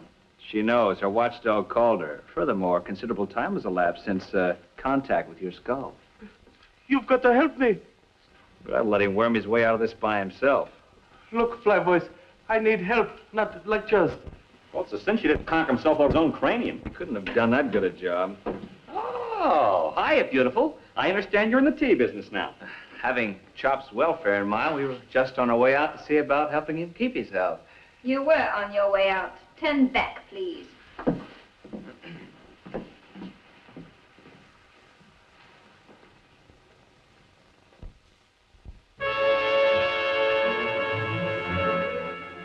I declare, Burma, child, this has been the highlight of my trip. And to think my tea played such an important part in it. Didn't it, Professor? Hmm? Tea. Oh, yes, quite, the tea. About this man who referred you to the dragon lady. Who was he, Martha? I promised to say nothing. A woman should always keep her word, shouldn't she, Professor? Oh, yes, indeed. Yes. And to think she searched us so thoroughly.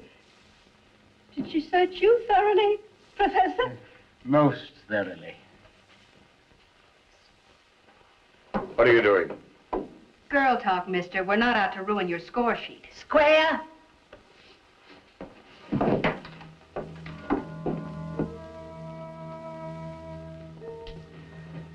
Card's getting a little sloppy.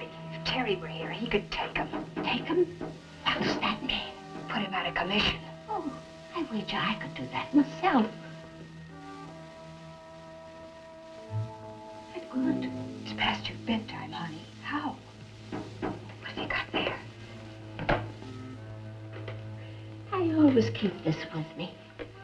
I hid it when the Lady Dragon searched you. Doesn't work.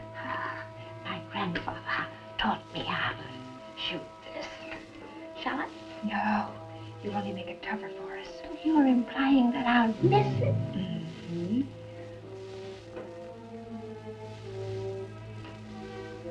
You'll be able to get that gun away from him. Hurry up, cornball! Put him up! I saw some cord in the front, Burma. Get it. Right. Can I help? Yes. Hold this gun while we bundle him up. Down on the ground, boy. I can seldom resist you, Terry. This is one of the few times you will proceed to fly to Hong Kong. Speak up, Chops. Make like you own the joint. I died 10 minutes ago. Do like she says. Not until she tells me where Burma is. Your concern for her is touching. And infuriating, eh, DL? Your ears would make lovely loving cups for my mantle. Say no more, DL. Let's go, Terry. Where is she? She is waiting for you at the plane. If she's not, we don't take off. Should there be any attempt at heroics, Chopstick Joe will pay. No hero stuff, gents. Just fly.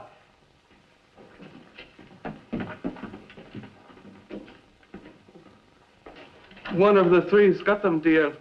I do not believe you. That's what I get for telling the truth. What do we do now? We wait here till my guard tries one more method of getting the jewels back. Supposing that does not work.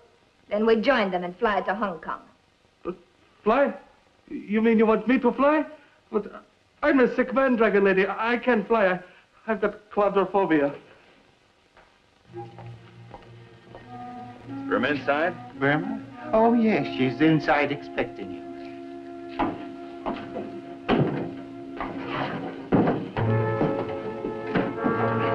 Good water, Chaz.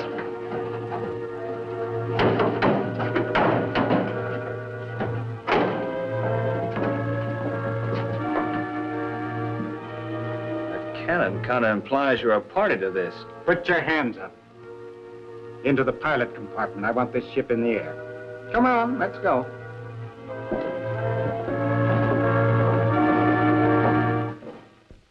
Bad day for you if the jewels are not found. They must be on the plane. They must be. I hope.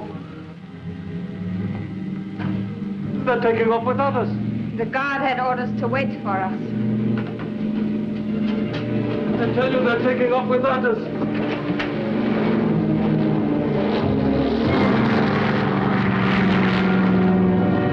Those dirty double-crossing heroes.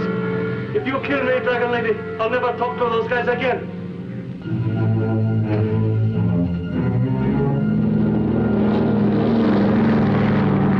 This Orientology is pretty dangerous stuff, isn't it, Professor? It can be pretty exciting. Especially when you wind up with a fistful of emeralds. You got 'em, Doc. I have a right to them. They're mine. By virtue of possession? And payment. My avocation is Orientology. By profession, I'm a precious stone commission broker. My professional name is Bartlett, Roger Bartlett. That name strikes a bell. Wasn't there a guy by that name held up in Tan San about a month ago for a tidy hunk of diamonds and things? Twice in the past year, I've paid tribute to Tan San's underworld. I got tired of it. So you thought that by dealing with the Dragon Lady direct, you'd have a chance of getting the stuff out of Tan San, huh? That's right. I became quite alarmed when your corpulent friend became interested in the tea. You'll establish proof of this in Hong Kong. Certainly. Say, what about the gals? How about cutting them loose? Oh, I forgot all about them. I do hope they'll understand that I had to get out of Tan San. They wanted to stay. Well, tell them all about it, but keep your guard up.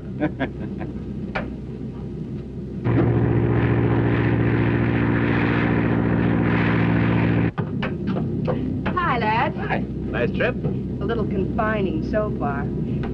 Hotshot, take an inspection trip, will you? Cargo needs looking after. That's me, third man Chaz.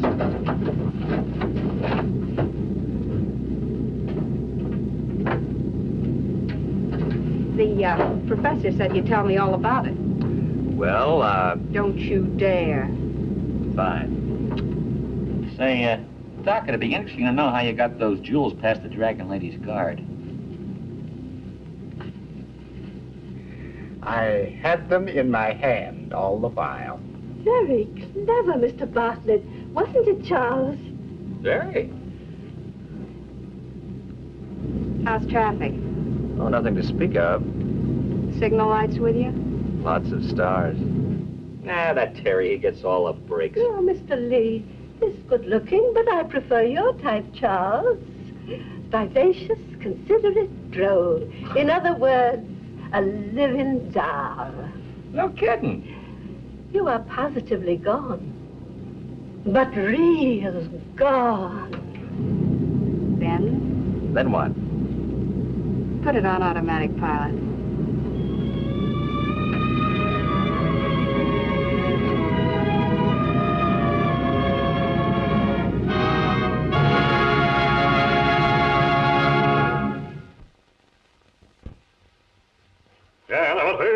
Quiet, Hummingbird, quiet. Chops is composing a literary masterpiece. Joy Ken. What did he say, Terry? Can you understand his dialect? He said, see you again. Oh, Peng Yao. When illustrious friends Deng Hop. gather for Deng Gu Jai. further exciting adventures of Further exciting adventures of Terry and the Pirates. Be with us again the next time we take off with Terry and the Pirates in another exciting high-altitude adventure.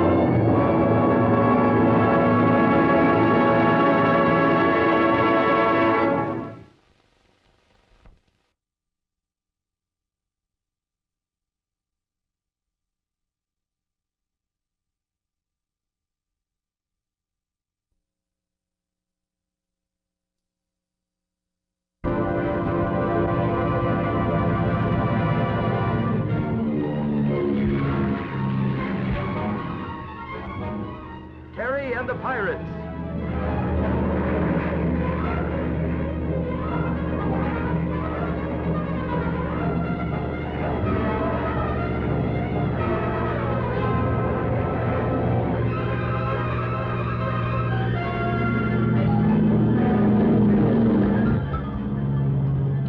Hey, Terry, hold on, Hotshot. Here we go.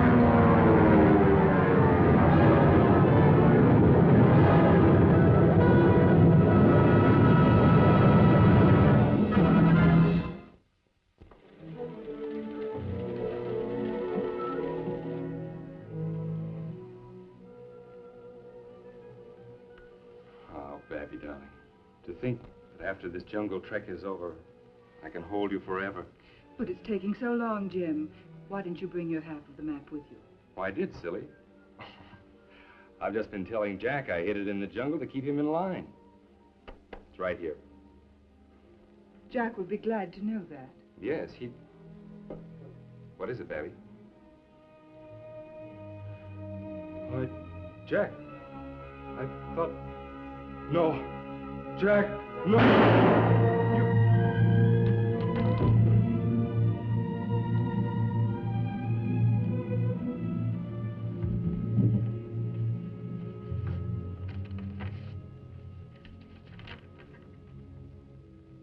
call the airport.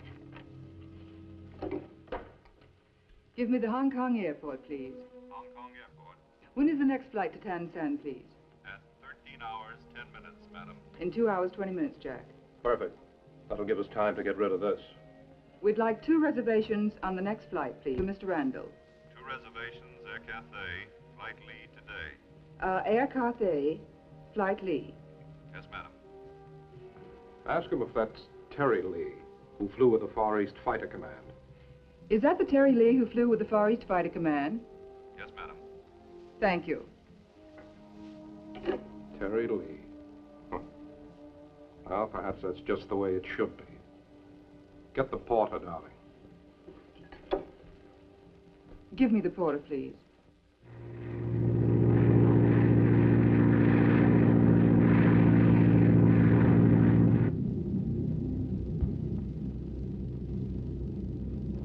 You worried, doll? Yes, I am. About Jim Fletcher. His body, you mean? Well, you can stop worrying. Only a deep sea diver will ever find it. This pilot, Lee, did he know Jim Fletcher, too? Yes. I can handle that. Just remember that you never saw Fletcher. All you know is that he was my assistant out here during the war, and I loved him like a brother. Oh, one more thing. Play up to Terry Lee.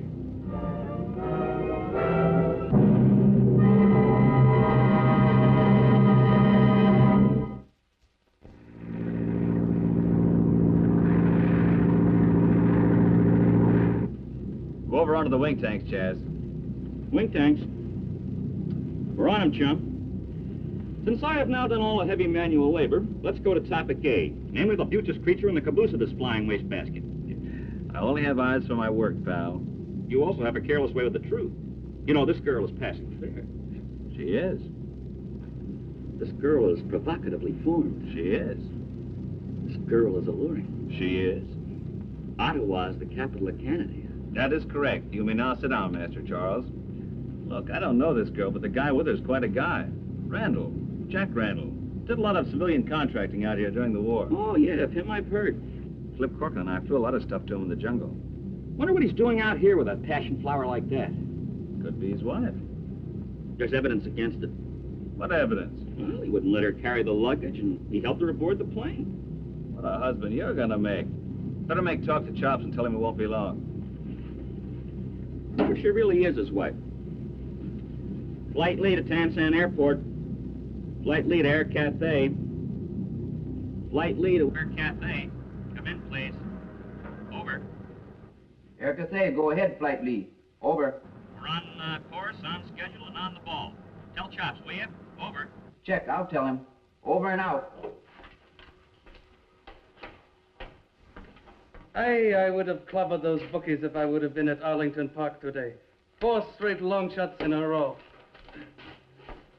That racing form's 3 months old. So it's 3 months old. A guy can make mind bets, can't he? That's the only kind you can win anyway. Terry and Hotshot just checked. They're on schedule. They're always on time. If the rest of you pilots flew the way they did, I'd be a millionaire by now. I've got to lamb out of here. I've got a date. A date, Chopstick? Sure. Dames go for me. This one's with the Dragon Lady, and that's money in the bank. See you around.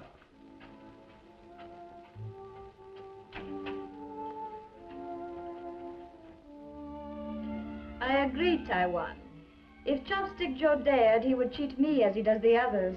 But he does not dare. And this new scheme he brings you, there is profit in it? You are naive, Taiwan.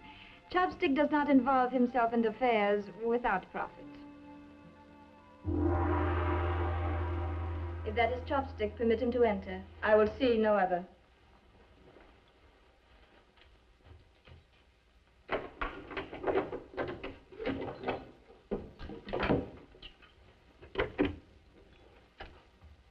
Put down that stutter gun, you dope. Watch out who you're calling a dope. I can speak English better than you can. Oh, a wise guy.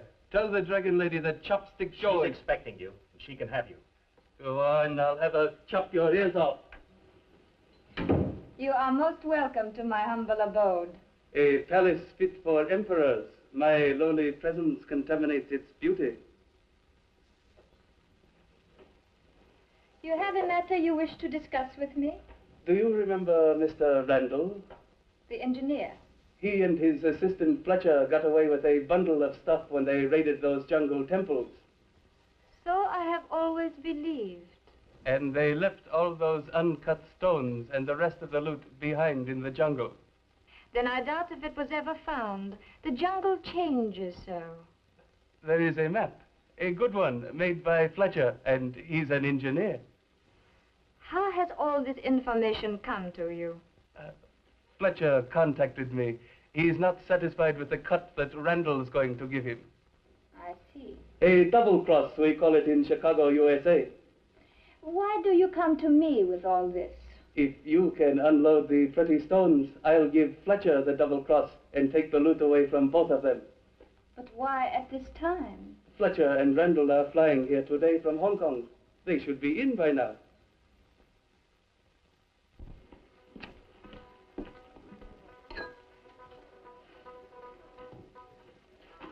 They said they'd be here as soon as they checked out their cargo. Now remember this, Babby. Insist that Terry Lee pilot the plane. We're probably stuck with that co-pilot, too. Hotshot Charlie? He'll go along with anything Lee accepts. But why Lee? I don't think he's anyone to fool around with. Those quiet ones never are. Well, he's smart enough, but he still thinks of me as a reliable engineer and contractor. He won't be suspicious. And we leave him in Kangtor? We leave him in Kangtor. Is there really as much as you say there is? Babby, darling, the gems from a dozen temples are in that pit. Diamonds like walnuts. Emeralds that burn with a cold green glare. Translucent jade bracelets, carved by finer artisans than Cellini. How much is it worth? $700,000-800,000. $1 million, probably, if it's shrewdly marketed. But Jack, if we kill the pilots, are you sure we can get out? Why do you think I've spent every available hour in the air for the past 2 years? Of course we'll get out. And we'll claim that while you and I were away from camp looking for the ore vein I once discovered, they were killed by guerrillas. Why don't you fly in yourself and forget about me? Impossible. I could never get the proper clearances. And I don't want to arouse the slightest suspicion. Careful, here they are. Hello. Jack? Sit down. Hi. Greg? Tea, if you don't mind. I, too, will slosh around in a peeker or two of the native brew while I bask in the beauty of Mrs. Randall, if you don't object. Oh, go right ahead, Hotshot. If I were the jealous type, I'd have cut my throat long ago. Waiter. Tea. Terry, I want to ask a favor. Anything I can do, Jack, you know that. Well, it's a mining venture. A mining stock deal here in the Orient? No, I'm not selling stock. Here's the situation. I'll have Tommy Wong fly them into the jungle. On the way out, he'll phony up a forced landing at the old airstrip near Bangalore. Then I'll take them there. Are you certain this can be done? It cannot fail. However, there is one other way. I've had a man tailing Randall ever since Fletcher first contacted me. Fletcher says Randall has the map. If my man can get it, then you and I will fly in and grab the loot ourselves.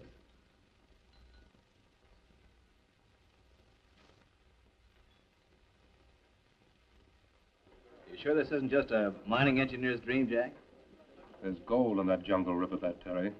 And I think enough of our friendship to see that you and your co-pilot will participate. Only gold? Why can't it be oil? I'll always be a frustrated peddling stick man and play on a clutch of oil wells. As chief pilot of Air Cathay, I can charter you a plane and pilot. But, trying to think who'd make the best man at the stick for you. Oh, Captain Lee, you must pilot us in yourself. I wouldn't think of entering that horrid jungle without you. And if Captain Lee doesn't rise and salute you, I will beat him on the hour, every hour, until he barks like a fox, every bark meaning, yeah. I'll add my insistence, Terry. As a matter of fact, that's why I came here. I'd be afraid to trust just anybody. Well, I guess we can get him up there and back, can't we, Chaz? With Mrs. Randall's eyes upon me, I can fly her to Mars. Now, coming back's another matter. Call me Babby. Okay, baby. I'll ask one more favor, Terry. Keep this until I ask for it, will you? I don't think I understand. Well, let's say I've made some enemies here in the Orient, and I'll feel better if you have that envelope. Well, as you like. Now, if you excuse us, we'll make the necessary field arrangements. And thank you so much for agreeing to fly us. Oh, you try and stop us.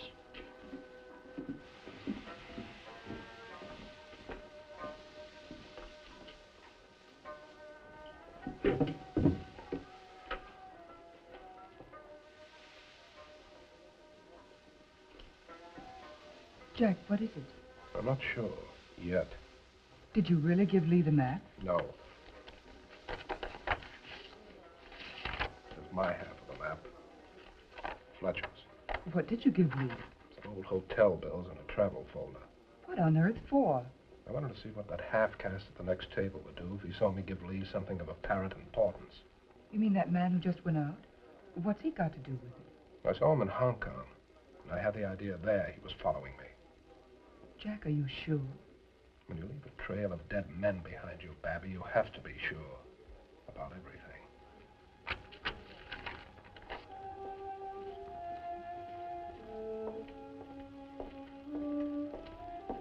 Captain Lee, one moment, please. Take the envelope given you by Mr. Randall, please. And if I refuse? You will not be so foolish. I have killed other men. That I can believe.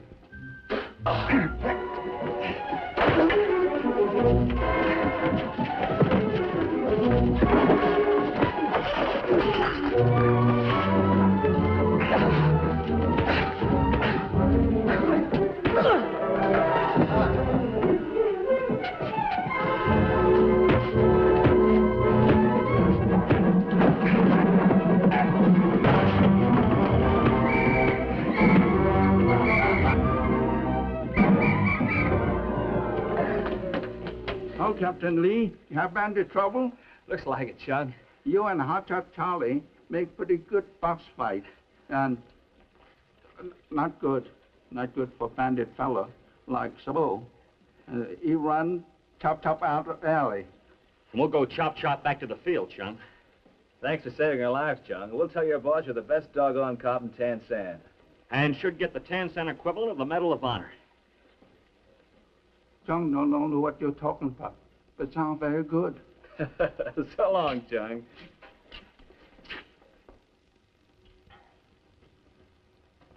Ooh, ouch. One of those celestial gentlemen donated a 5-star thump in my button. Hope he did as well.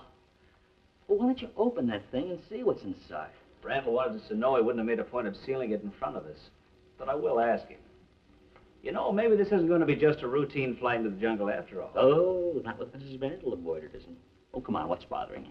Well, for one thing, the way Chops beefed when I told him we agreed to take the flight. Chops is always beefing. Although he did seem kind of upset. He kept referring to Mrs. Randall as Mrs. Fletcher about half the time. Seems like he was expecting Mr. Fletcher. What's with this Fletcher? He was Randall's partner. Nice guy. They were very close friends. What was it Randall said about him? When? Yeah. When he was telling me about the gold discovery. He said, too bad Fletch can't share in this. Something must have happened to Fletcher. Something might happen to us. That knuckle and elbow festival in the alley was bad for us there. Yeah, that still puzzles me. See ya. See ya, chum. Oh, you doll. Chops, I want to give you this for safekeeping till I see Randall again. Chops, safekeeping? What? I have no curiosity about this deal. Take it or leave it. No difference. Look, Joe, will you promise to keep out of this envelope? I take an oath on my ancestors, my most worthy and illustrious... Well, that's better than no oath at all. Yeah, we'll have to chance it. I'm not going to pack this thing around with me. I'll put it in the safe. Okay.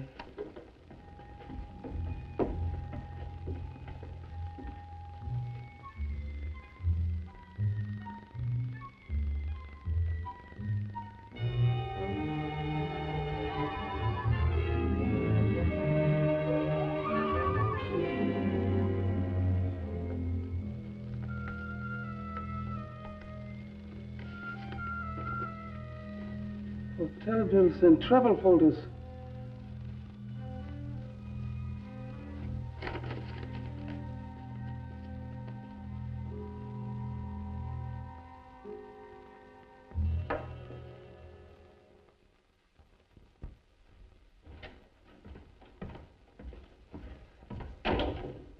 Hi, Chops.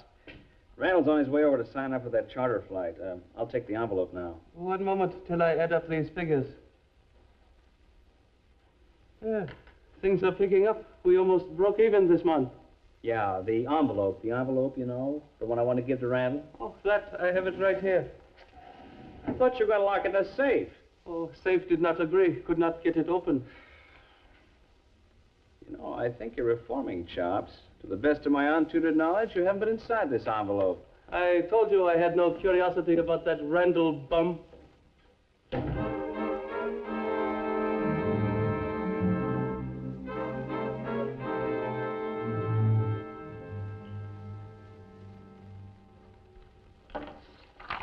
Thanks, Jack.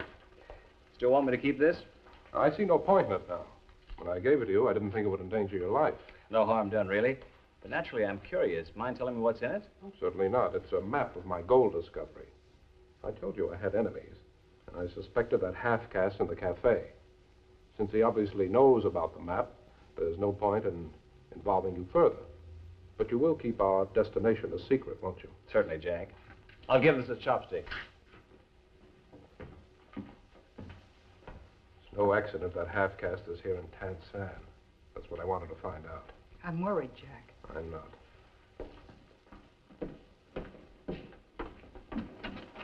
Whoops! Oh, hi. Hi, Hotshot. I've been checking the weather. We're all right. Oh, here's the mail from Hong Kong. Yeah, better check to see we have enough drum gas. I'd hate to get caught up in that jungle without enough petrol. I'll get on that right now. Hotshot! Don't yell like that. Come here. Look at this. Jim Fletcher, wartime engineer, found murdered in Hong Kong Bay. Former partner of Jack Randall had been shot through the body. A wardrobe trunk found today in the foul fishing net of a harbor sampan disclosed the body of James T. Fletcher, one-time partner of the famous Jack Randall. Fletcher had been shot to the chest by a small caliber pistol. Police admit there are practically no clues as to who might have perpetrated the crime.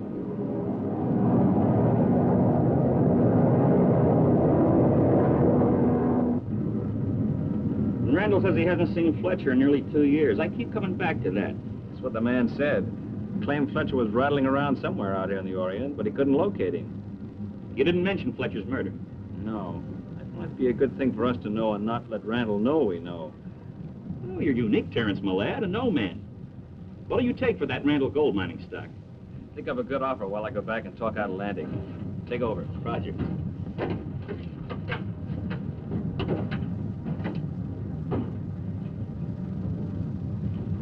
We're not far from Kangzhou, Jack. Yes, I know. I'll show you a good place to land. It's rough, but adequate. Make a good campsite, too. Fine. Come on up to the office and drag us in. Right back.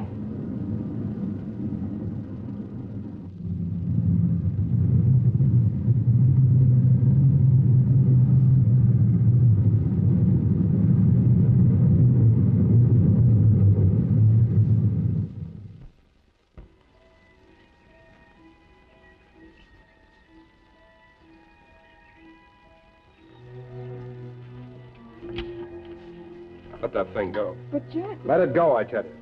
We're about to lay our hands on $1 million and you fuss with a camp stove. All right, but what about Terry and Hotshot? I'm making some adjustment on that fool plane. Good. It'll keep them busy. Let's get going.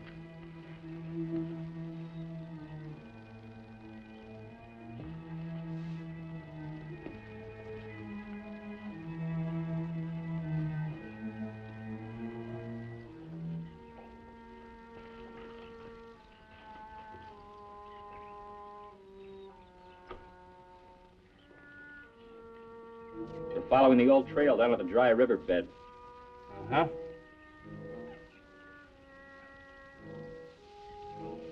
Jack, I thought I heard an airplane. You and your imagination. You'll be hearing taxi horns next. I wish I could.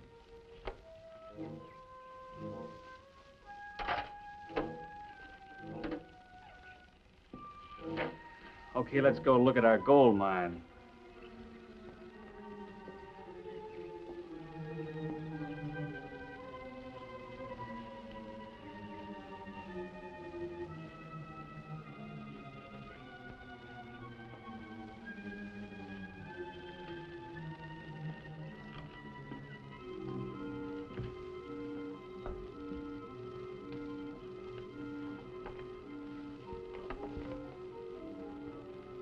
This is it.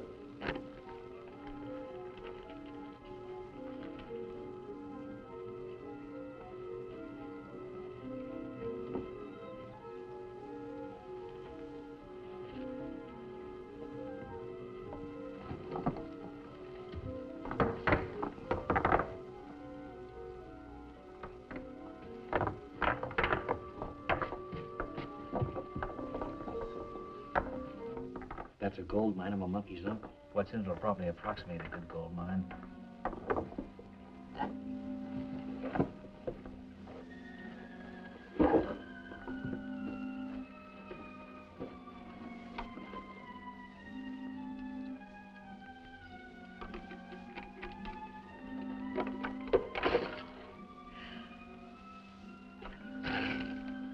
Let's take it with us now. No.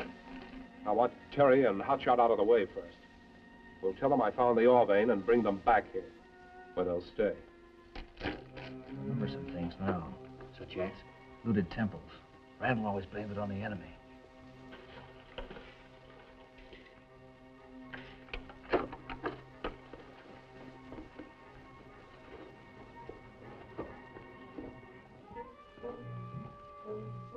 Back to camp. I want to be there when they show up.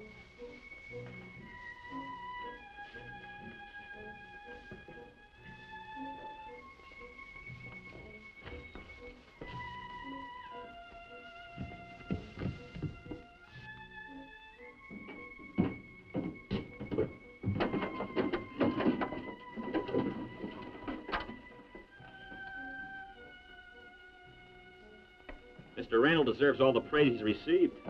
Mr. Randall is an extremely smart man. Thank you, Hotshot. Come with me, please.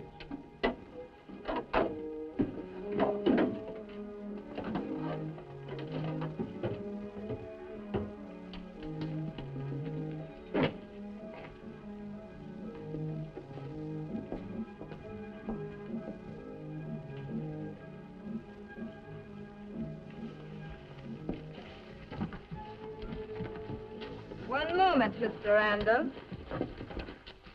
Thank you, Captain Lee. This vandal might have shot me. Well, Flyboy, just like Chicago. I could have told you this Randall was a bum the moment I saw him. I might have known you two would be interested in a prize as rich as Randall's. Only in seeing that the jewels are returned to my people. That's a switch. Perhaps our disposal should be left to the authorities. By all means. She's on the level. Captain Lee, there is another reason for my presence here. Perhaps someday you will understand.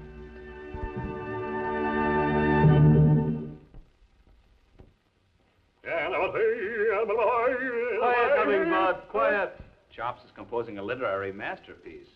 Joy Ken. What did he say, Terry? Can you understand his dialect? He said, see you again. Oh, Feng Yao. When illustrious friends Deng Hop. gather for Deng Gu Jai. further exciting adventures of Further exciting adventures of Terry and the Pirates. Be with us again the next time we take off with Terry and the Pirates in another exciting high-altitude adventure.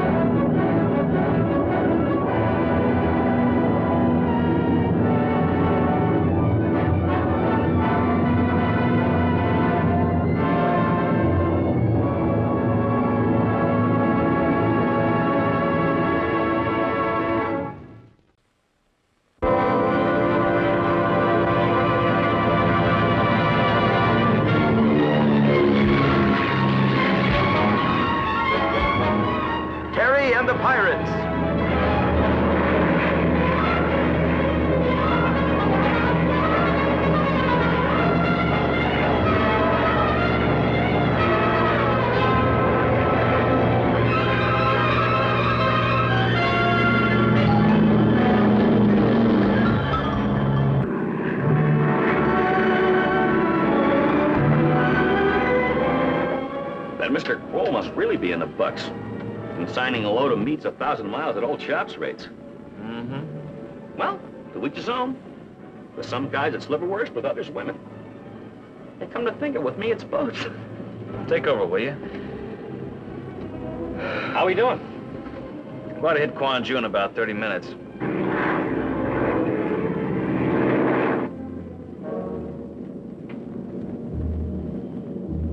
That's all. I can't stand it anymore, that's all. What's the matter? Take over, chum. Where are you going? That-a-way. What for? To eat, Terry, my lad. I want to sink my choppers into some of that luscious grub yonder. You stay away from that stuff. Just a little nibble here and there to sustain a dying man.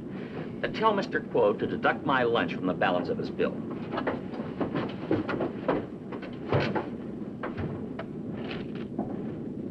Sure you won't join me, chum? Nope. What self-control? 3 things a man should never say no to. Money, maidens, and...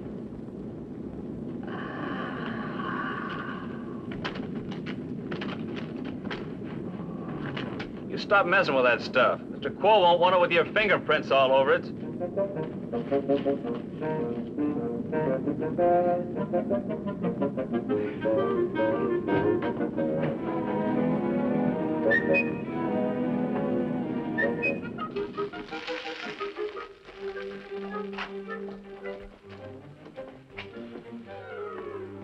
Of all the dirty tricks. Oh, calm down, Burma. Take it easy. No sense percolating over split dates.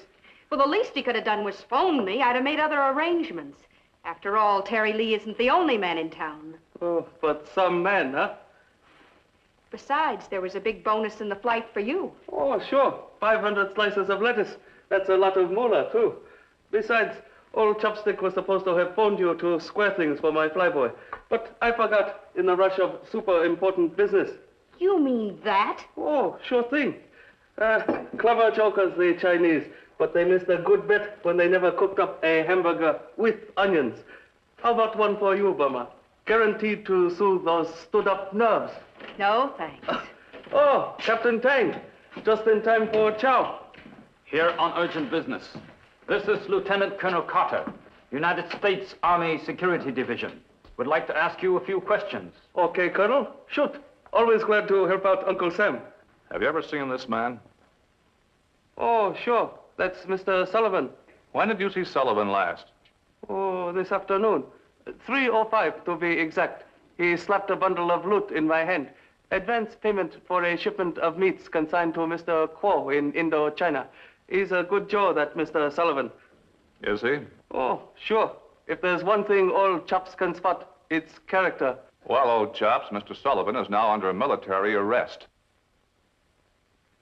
And that cargo meat your pilots are flying isn't meat at all. It's compound C3, stolen from Army installations, and bound not for a Mr. Quo, but that renegade, John Basil. Basil? Colonel, is this as serious as it sounds? Do you know what compound C3 is? No. It's a substance like putty. It can be shaped into any form and thus easily disguised. Mr. Sullivan had to disguise his meat so it could be transported under some type of refrigeration, because that's the safest way to transport it. One moment, Colonel. You're sailing way over my head. Safest? That's right. Hit that meat, bounce it, drop it, jar it in any way, and it might explode. You'll be lucky if you ever see your plane or pilots again. Half the fun of having feet. Red goose shoes. The way they feel, the eye appeal from toe to heel, you know they're real. Red goose shoes. They'll take it. They're tough. Girls aren't that rough. Half the fun of having feet. Red goose shoes. Red goose shoes. You know what's always good news? Red Goose shoes. With Red Goose shoes, you always find not one, but many, many wonderful shoes to choose from. You boys are sure to like this smart Red Goose shoe, the Bryant, a moccasin-type latch Oxford of smooth brown leather. Notice the smart black binding all around the edges. This makes the Bryant a sharp, military-looking shoe. And best of all, this latch fastener snaps into place in one easy movement, just the thing for young men on the go. Boys, see the Bryant at your Red Goose store. It comes in black and in brown and in butternut grained leather, too. That's the Bryant. With your next pair of Red Goose shoes, there's something else to look forward to. A shiny ID bracelet engraved with your own name right at your Red Goose store. It's yours absolutely free. Now watch closely for the Red Goose dealer in your neighborhood.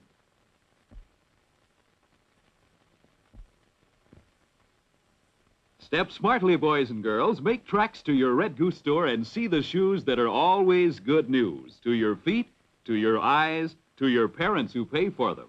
Those wonderful Red Goose shoes. You'll love them. Half the fun of having feet. Red Goose shoes. Red Goose shoes.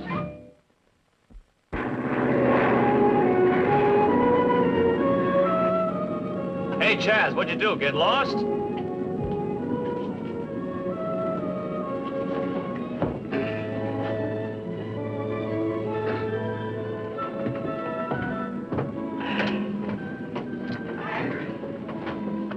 You are now looking at a contented man. All right, contented man. We just passed over Kwangju. Get on that radio. Hey, the Canton Dragons are on the Hong Kong Tigers' 4-yard line. Air Cathay to Flight Lee. Air Cathay to Flight Lee. Come in, Flight Lee. I guess I ate too much. Air Cathay to Flight Lee. Come in, Terry. Be careful, Terry. Don't light no matches. Don't hit no skyrocks. Don't jiggle plane. Please, Terry, come in. Calling Air Cathay Flight Sullivan. Here it is. Position X calling Air Cathay Flight Sullivan. Come in. Air Cathay, Flight Sullivan. Where'd he put this flying delicatessen down? Pay attention, Air Cathay Flight Sullivan. We'll direct you to a landing field. No soap. What can we do, Colonel? Well, there's a good chance that C-3 is packed safely. After all, Sullivan didn't ship it to have it explode in midair. The thing we'd like to do is get our hands on Bassel and his gang. Mr. Sullivan's instructions were to fly the plane to the Kwangju area, then bear due north. Radio would then pick up plane and direct same to Mr. Kwok's private airfields in the hills. Captain, you contact the Indo-Chinese authorities and relay the information. Certainly, Colonel. I will keep in touch with you by mobile radio. You can help me if you like. Oh, sure, Colonel. Anything you say. After all, I've got a big investment in that plane. Plane? Oh, and pilots. You and I can fly north of Kwangju and see if we can spot it. Fly? You mean you want me to fly? Of course. Oh, Colonel, I love that C-47. I like having the boys fly it for me. But to go up there and look for them. Oh, no, Colonel. I'm a sick man. I've got claustrophobia. Listen, Chops, you've got to go. He's sky-shy, Colonel, but you got to make him go. Claustrophobia, indeed. I'm sorry, miss. I can't force him to save his own men and equipment. I've got it, Colonel. Commandeer me. Make it official on behalf of the USA. Please, Colonel. I'll go along, too. On behalf of the United States government, you hereby volunteer to assist in the recovery of the missing compound C3.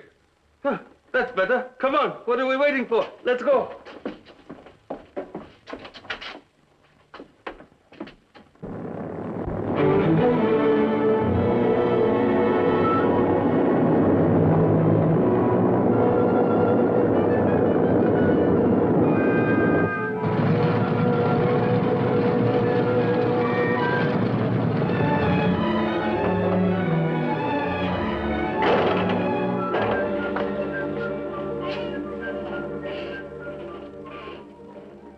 You have meats? Yeah, in there. My men will unload. Your presence is wanted in temple. I will direct. This way.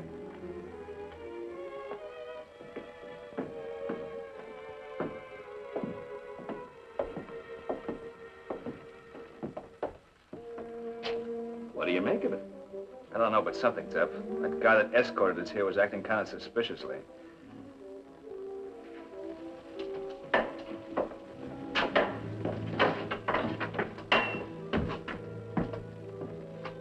Welcome, gents.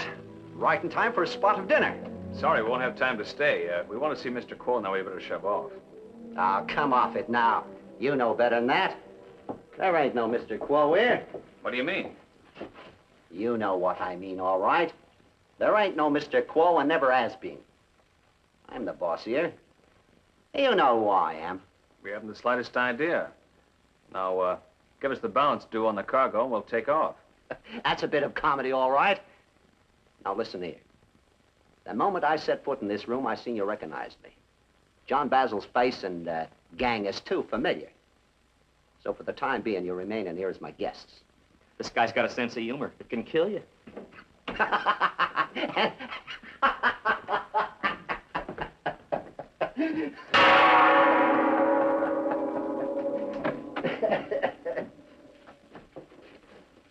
We got company, Marlotta. Hustle up some food, eh? Maybe she needs some help in the kitchen.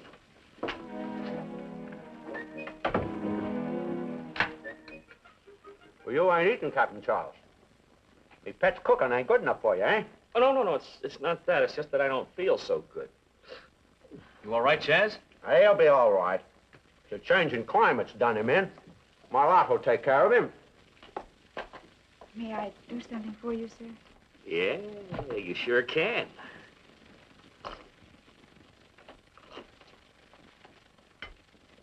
You done all right, Captain Lee. For a man who wasn't too anxious to stay to dinner. I'm still anxious to leave. So, excuse my partner and I. No, Captain, I won't excuse you. As I understand it, Mr. Basil, guests are usually free to come and go as they please. Some guests. You and your pal ain't in that class.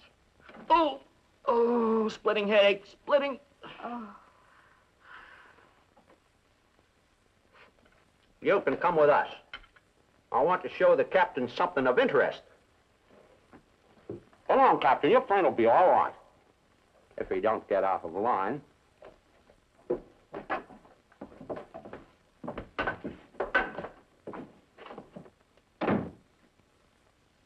You are feeling better, Captain? No, much better. What's the matter? Shooting pain in my side. Oh, my poor Captain.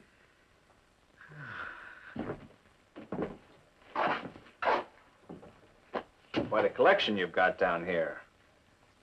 Including the meat from Mr. Quo. Mr. Quo?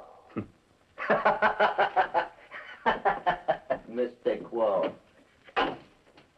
John Basil's private arsenal. By the time I get through using this, everything I want will be mine. Captain. Oh. You know, you are a handsome man. Oh, I get by? You must have many, many lady friends. Huh, Captain? A few here, a few there. I never bother to keep track. Captain, could you find room in your heart for me? Well, I got a big heart. That leads underground. There, I've got me 10 times as many guns. And 1,000 times as many rounds of ammunition. When me and me men cut loose, we're gonna create the biggest ruckus ever heard around these parts. So you got yourself a choice. Team up with me and be my Air Force, or... What do you say, huh? What about this meat we just flew in? Meat? Meat, he says. You know what that is? U.S. Army Compound C3, an explosive. Looks like meat, all right, don't it? Can be shaped in any form. Sullivan shaped it like meat, so it... Holy smoke. Hotshot ate some. Let him go. He ain't going no place. Chaz!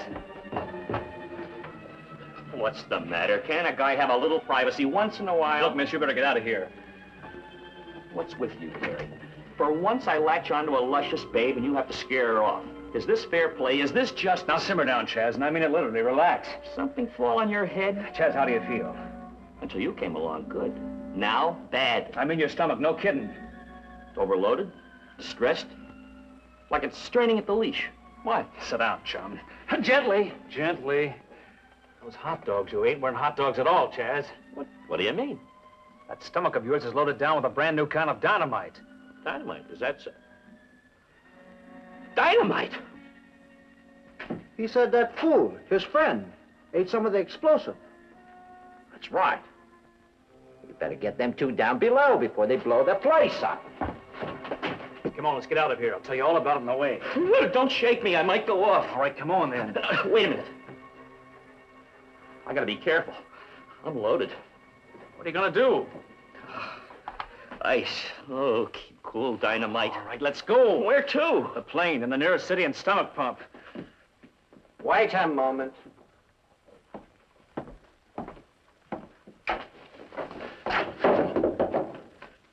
Quiet, friend. Quiet, don't go to pieces. Easy does it, chum. I'm a human bomb. Can C3 compound himself. Take these two idiots down below. Get them out of here.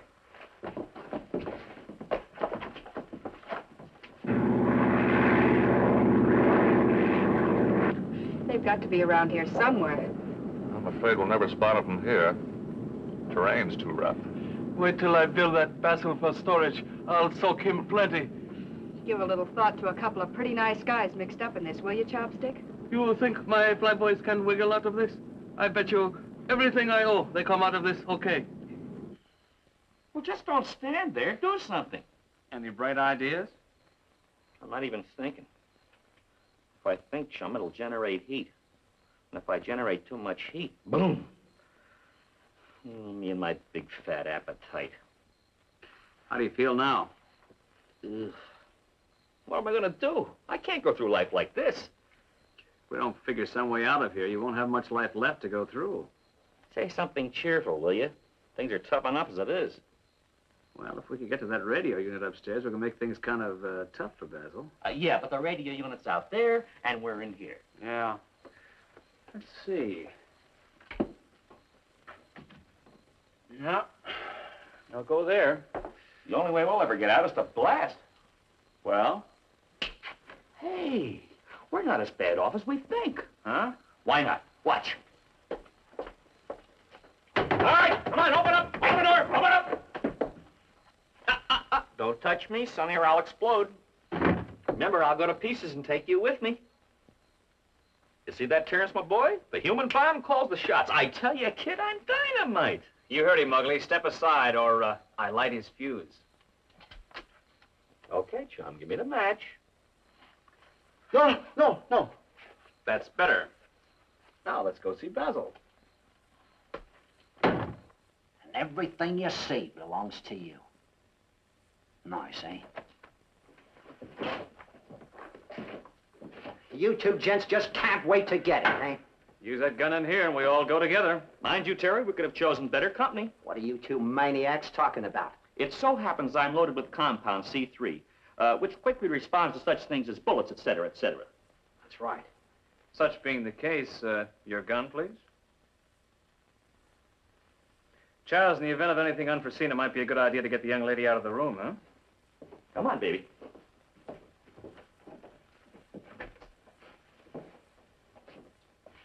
Look, baby, if there's anything left of it when this is all over, you can have it. Oh, you better go before I get more.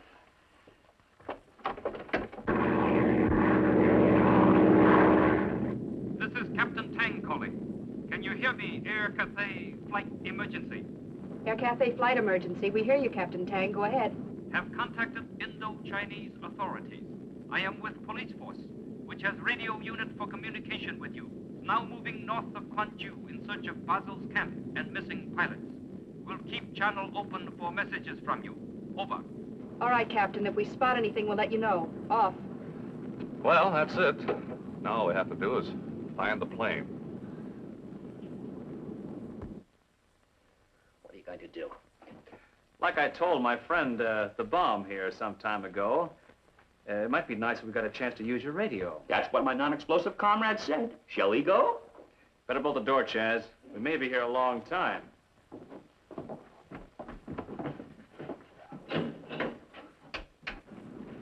It's no use flying around in the dark, kids. Let's go home and try again in the morning. No. But we may run out of gasoline. I'm afraid he's right, Burma. There's no use in jeopardizing our own lives. Tomorrow may be too late.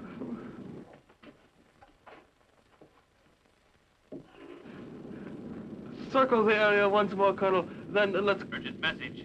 Urgent message. This is Captain Terry Lee. Terry! Do you hear me? Does anyone hear me? Over? Terry, darling, I hear you. Over. Listen. Relay this to the police. Position of John Basil's kin. 57 kilos north of Kwangju. Azimuth 430. Landing strip adequate if you can locate it between two hills. What are we going to do, Colonel? Oh, look for a landing strip between two hills and land. You bet we've got that, Terry. Get Captain Tang now, Burma. He must be pretty close to there by now. A landing strip between two hills in middle of the night? Oh. All of compound C3 Mr. Sullivan promised to send is here. What that fat idiot ate was not C3 at all. What he ate was real meat. The meat Mr. Sullivan put on top of compartment to get shipment through customs. That fool is no human bomb. Quick, we go. Half the fun of having feet. Red Goose Shoes. The way they feel, the eye appeal from toe to heel, you know they're real. Red Goose Shoes. They make me want to dance. Dance? Not a chance. Half the fun of having feet. Red Goose Shoes. Red Goose Shoes. Just look at those Red Goose shoes, boys and girls. It's wonderful to know that they're just as comfortable as they are good-looking. Like the Sway. That's the name of this snappy girl's black and white saddle Oxford. With the Sway's all crepe sole and heel, it's like walking on air, the very height of comfort. It's styled with all the flair Red Goose shoes are famous for. You see, it's a saddle Oxford with a difference, the buckle at the back, the kind of touch you'd expect to find only on shoes for older girls. Comes in plaid and white, too. You'll take to the Sway, girls, the moment you see it. You know where to see it, at your Red Goose store, soon. And with your next pair of Red Goose shoes, you'll receive something else to be proud of, a shiny identification bracelet that you'll love to show to your friends. One with your own name engraved on it right before your eyes. This lovely present is waiting for you with your next pair of Red Goose shoes. Now watch closely for the Red Goose dealer in your neighborhood.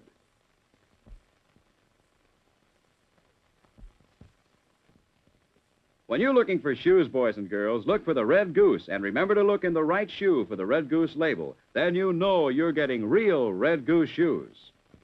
Half the fun of having feet. Red Goose Shoes. Red Goose Shoes.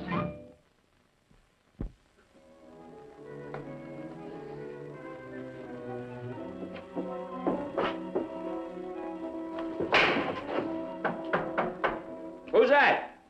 Please to let me in. Men have asked me to speak for them. They wish to have peace. What do you say, Terry? Well, under the peculiar circumstances, I don't see what we had to lose. Dirty double-crossing rats deserting me at the first chance.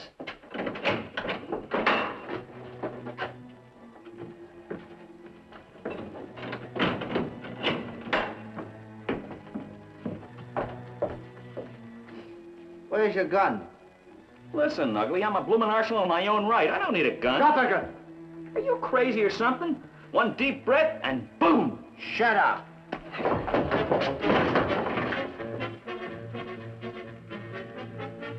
See? No explosion. You ate me, not compound C3. Do you know what I'm gonna do to you, chum? I'm gonna separate. Let's go.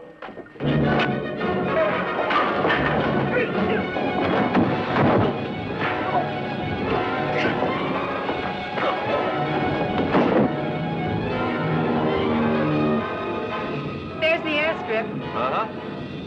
Hang on.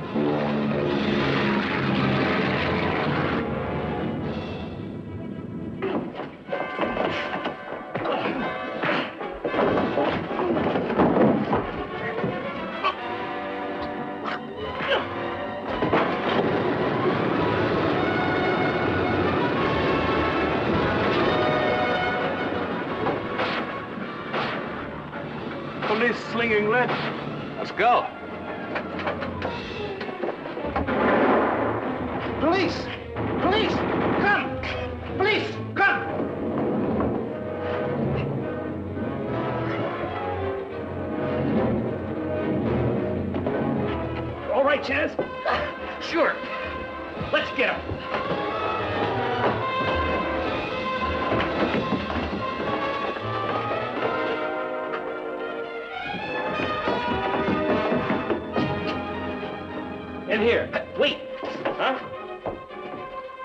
Hey, that's an idea. Here.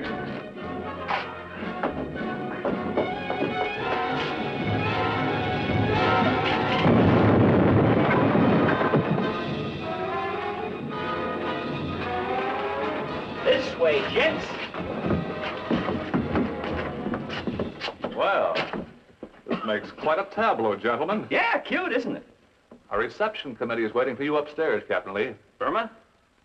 All right, Mr. Basil and company, let's go. In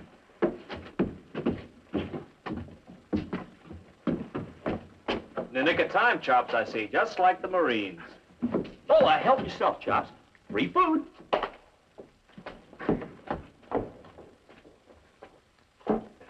Huila, Pala, Huila.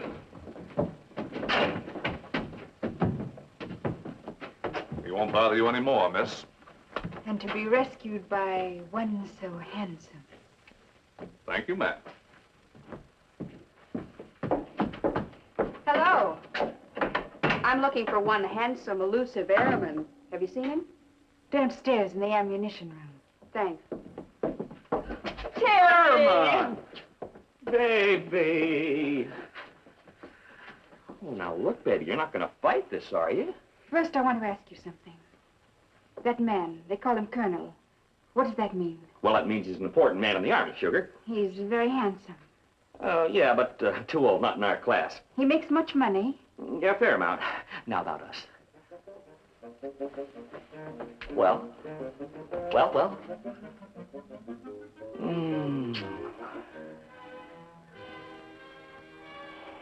This little pig stayed home.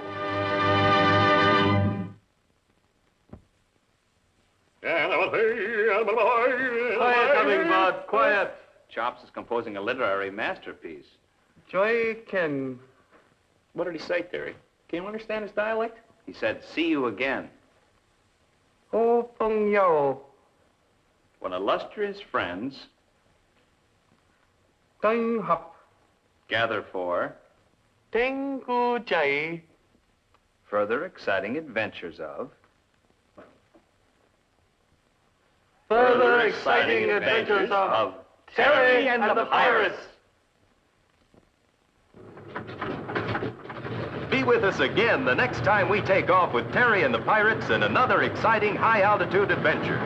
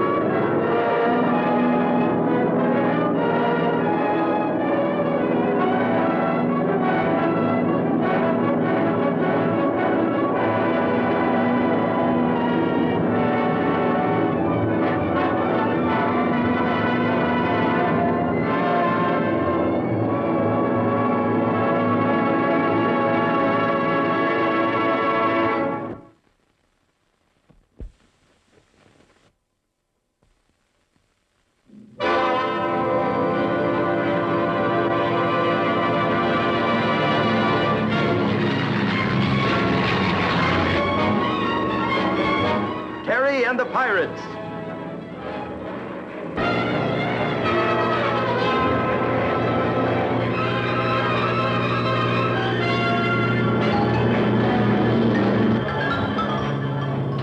Hey, Terry! Hold on, Hotshot. Here we go.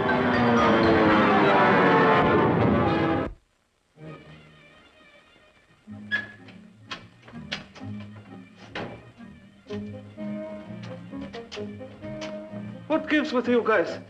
Plane's been ready to take off for 15 minutes. I loaded cargo myself.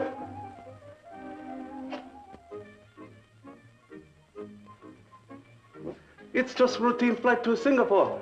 I loaded cargo myself. Come on, Terry. Get going. Hit the sky. A five-letter word meaning necessity of life. Look, Terry, this is no time to be working crossword puzzles. There's money involved. Money! That's it, Chops. 5 letters, necessity of life, it fits. I'd have thought of it myself, but I haven't seen it for so long. Look, Terry, I promised this load of raw silk would be in Singapore by tomorrow morning. With Chopstick Joe. A promise is a promise. All right, here we go. These Chops, not while I'm eating. Okay, so you're bailing out on me just when I need you most. You won't even tell me why. What kind of pilots are you? You hear that, T. Lee? He thinks we're pilots. I wonder where he got that idea. The way I hear tell, pilots get paid for flapping their wings. We haven't paid a buck for over 2 months. So if you don't get paid, you're not pilots. If we aren't pilots, we can't jockey a plane to Singapore. Right, Chaz? Right, T. Lee? Money, money, money. Is that all you ever think of? Well, as long as we're grounded, we might as well hit the sack. Night, Chop. Sweet dreams. One moment. If you two won't take that crate up, I'll fly it myself. Suicide will get you nowhere, Chops. Come on, Terry. Okay. You win. Here's $100 on account. Nope. Why not? On account of you owe us 500. Okay. 200, but that cleans me out. Are you sure that's all you've got? That's it. Well, under the circumstances... You don't mind if we make sure? This couldn't be another roll, could it? Oh, you must be seeing things, Terry. Good old Chops wouldn't lie to us. You double-crossing schmoes. You're both fired, as of now. 50 for you and 50 for me. Now, look, boys. You can't keep that dough. I needed to make a payment on my life insurance. Oh, sure, and I suppose we're the beneficiaries. Of course. Who else? Oh, don't worry about it, Chops. You can't take it with you. With him, I wouldn't bet on it. Now about that flight to Singapore. You'd like to hire us back? We might consider it. Well, go ahead. Get going. What do you think I'd pay you for? Oh, what he said. So long, Chops. See you in jail. Don't forget, you flyboys cleaned out the cash register. If you get into a jam, don't come to old Chopsticks for help.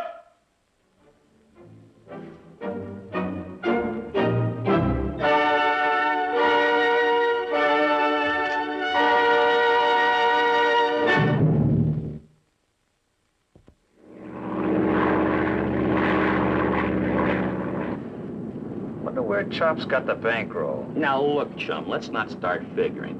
This was to be a nice, dull trip, remember? For once, let's just get where we're going and back again. That Chops is loaded with currency. Something's cooking. Not interested. Let's talk about something else. Like about that babe I met in Singapore. And now for episode 9 of Romance in Singapore, starring Charles C. Charles. Well, you see, it was this way. I was walking into this place, and she was the most beautiful gal you ever saw in your life.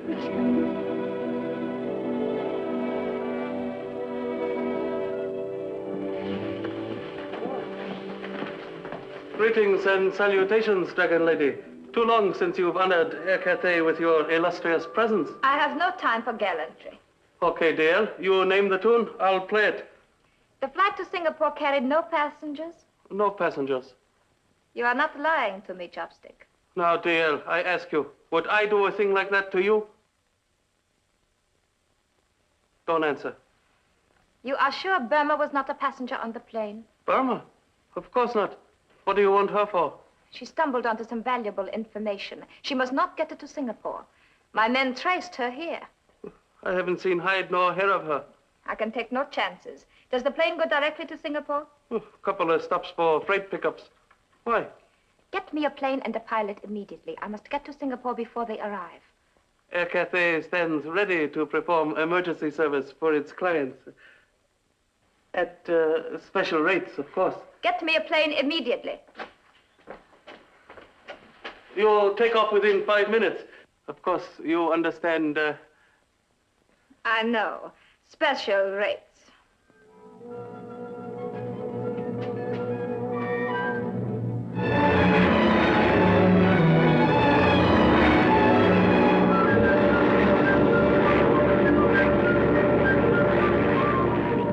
So I said to her, baby, as of now, you're completely out of my life.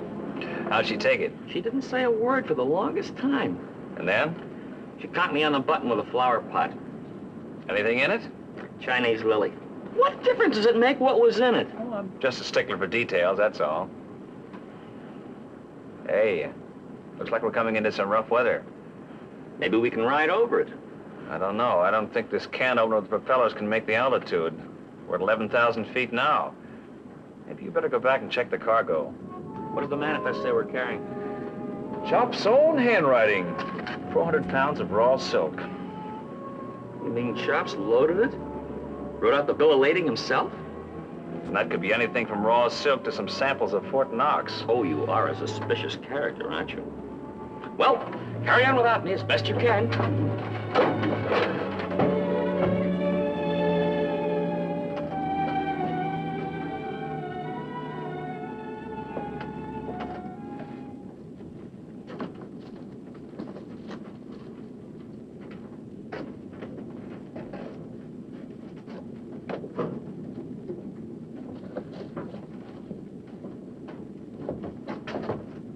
I'll be a second lieutenant. How did you get in here? Come on, Buster, make with some answers.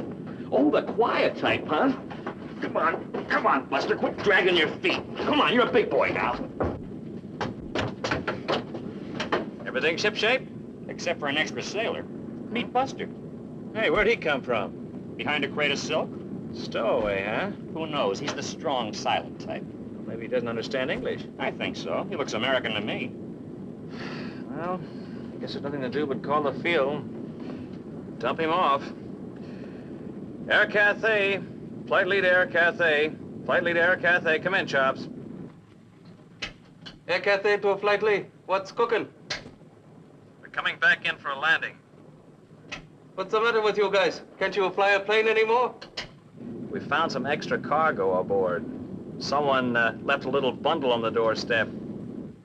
What are you talking about? You're not making sense.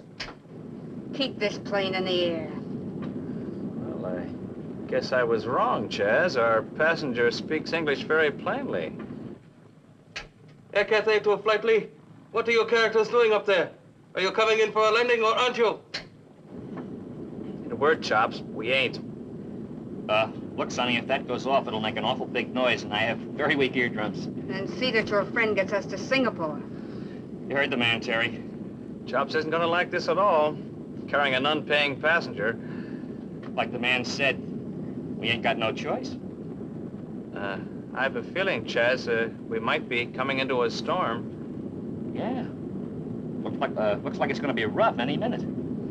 Hang on, everybody.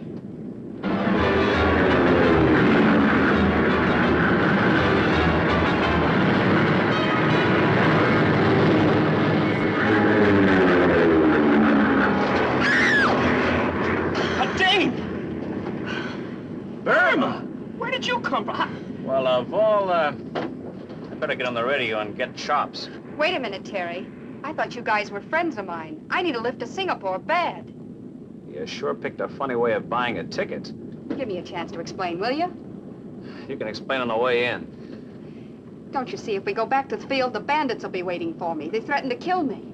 Come again? That's why I had to put on this disguise, to get away. Burma, baby, you've been working too hard. You need a nice, long, quiet rest. Look, boys, it's very simple. I'm on an assignment. Huh? For Affiliated News Service. I met Mr. Trenton, the head of the Singapore office, last week and talked him into giving me a crack at a job. You mean as a reporter?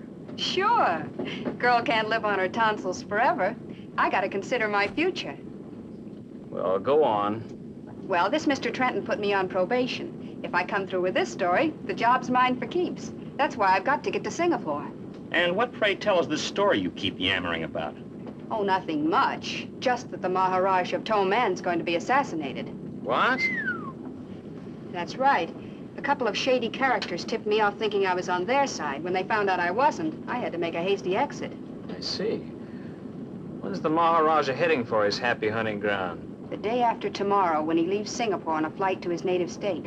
Well, I guess it's all right. But I better radio up the Singapore police and tell them what you just told us. Not on your life, Terry. This is my scoop, and it's exclusive. There'll be plenty of time to tip off the cops after I file it. Please, Terry. Okay. I tell you what. I'll mention you in my article. I'll say that you saved my neck. Well, if you want to publish a picture with the article, I just happen to have a snapshot. Of course, it doesn't do me justice, but... One more little favor, Terry. Would you send a message to my boss, Mr. Trenton? Ask him to meet the plane when it lands. Okay. Your wish is our command. Flight lead to Singapore. Flight lead to Singapore. Come in, Singapore.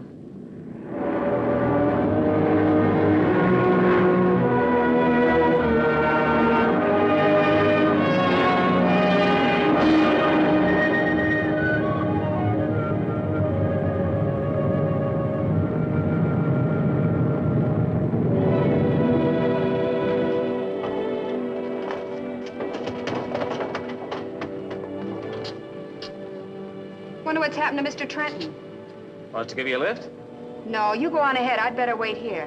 How about joining forces at the Jaguar Cafe tonight, Burma? Cut up a couple of rice cakes. Why not? What time, Terry? Who said anything about him? 7 o'clock okay with you? Fine. Miss Burma, Why, yes. Mr. Trenton has asked me to drive you to his office. The car's parked at the side of the field. Fine. Well, so long, boys. Thanks for the buggy ride. See you later. Okay. Why don't you give a guy a break once in a while, Captain Lee? You know, if you weren't always hanging around, you'd get to know me for the fine, upstanding lad I really am. Don't take it so hard, Junior. Maybe she'll bring a friend along with her.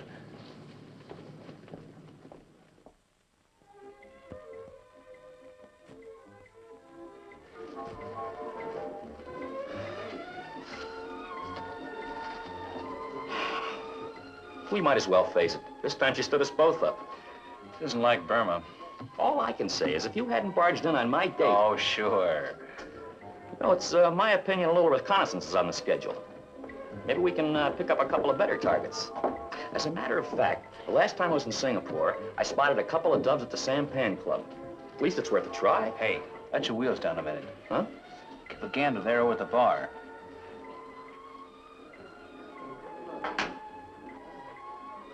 That's the character who picked her up at the field. I think a few words of conversation are in order. Yeah, maybe he'll tell us why we got the brush.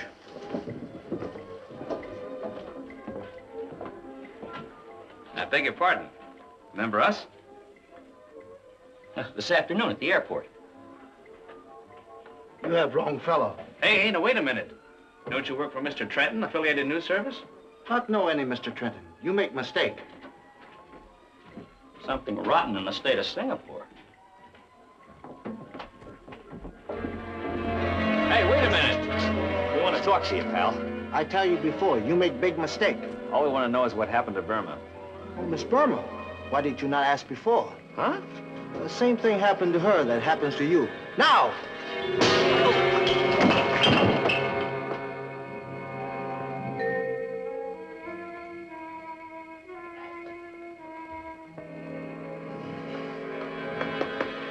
Wake up, boy. You've had your beauty rest. Bring her out of the spin, Terry, before we crash. We've already crashed, chum. Huh? How did we get here? We had an engraved invitation, remember? Yeah. Holy smokes, it's morning. Maharaja takes off today. Yeah, the same thing happened to Burma that happened to us.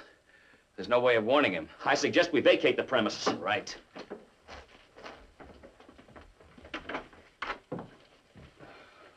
Nice to see you again, Golden One. Sorry I can't say the same for myself, Dragon Lady.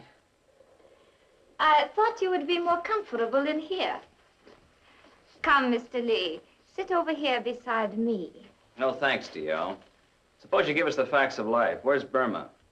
Why are you so concerned about her? Just tell me where she is. She is occupying another room. If I had known of your deep interest in her, I would have made other arrangements. Like having her boiled in oil.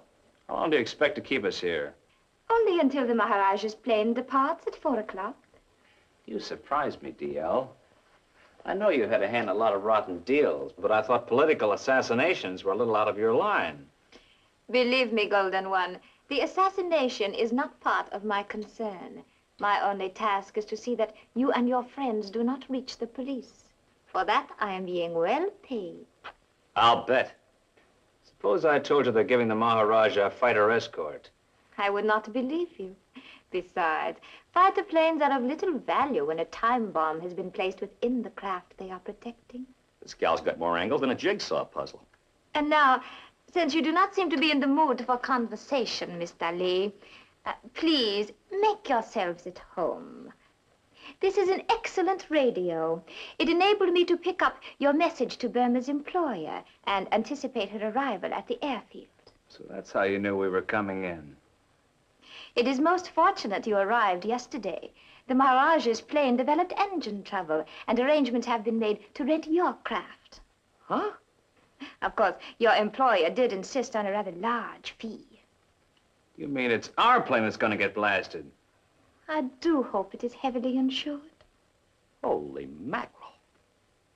You will be wise to remain here, gentlemen. Wong is right outside the door.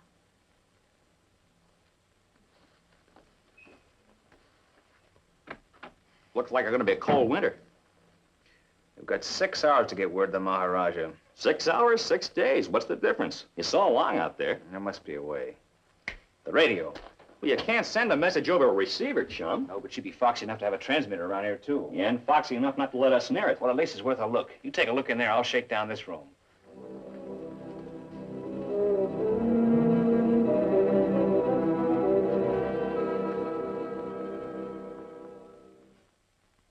You're right, Terry, my boy. She does have a transmitter. You found it?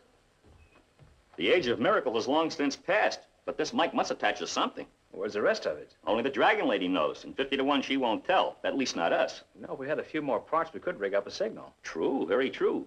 But unfortunately, I don't see any lying around. Well, we could cut this mic into that set. Sure, but what good would that do us? Unless you want to listen to the sound of your own voice.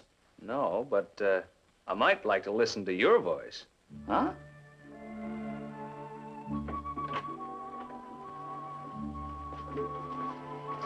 Wang said you wish to see me, Mr. Lee. That's right, DL. It appears apologies are in order. Oh? I've been thinking, maybe I was a little hasty this morning. Besides, after the Maharaja's knocked off, I might still want to keep on breathing. Is that the only reason for your change in attitude? Well, there are other reasons, but why don't we sit down and wrestle with the problem?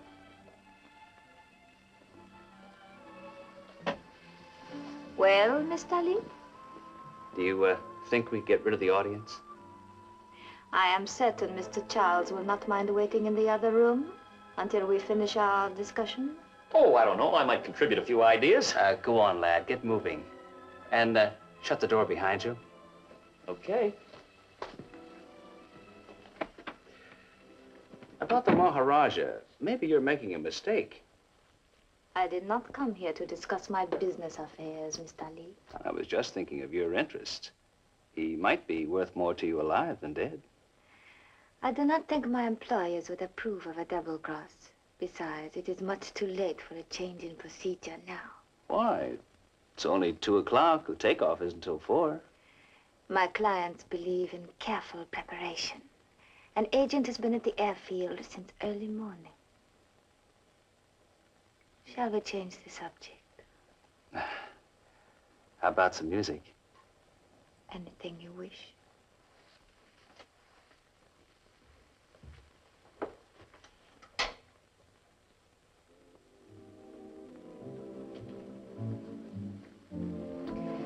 I have often wondered how you were able to resist me, Mr. Lee. It hasn't been easy.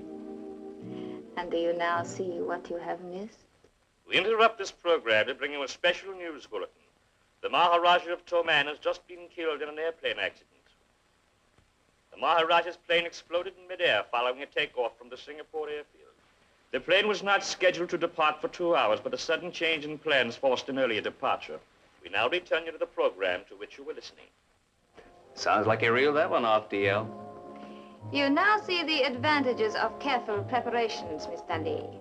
This change in the Maharaja's plans might have proved embarrassing. Yeah. You know, I didn't really think you'd go through with it. Pretty cold-blooded, aren't you? You don't really think so?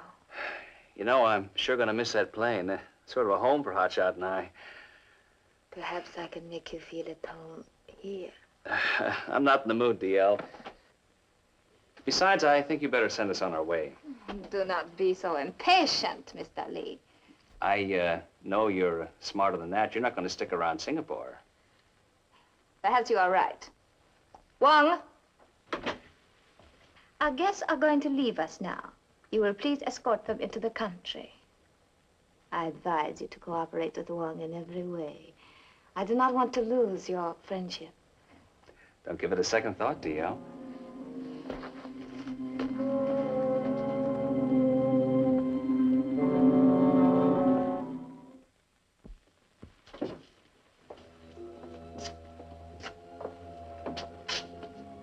Get inside the car. Very fancy jalopy. Nothing like riding the last mile in style, is there? Oh, I don't know, Chaz. Car's a car, wheels, an engine, seats, and Doors that open wide.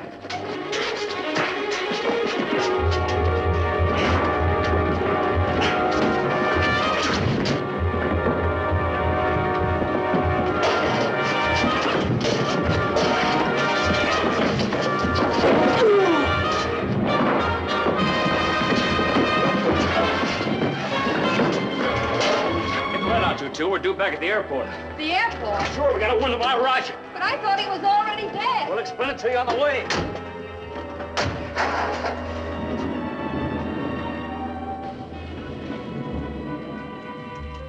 That looks like the pigeon over there. Yeah, let's head him off.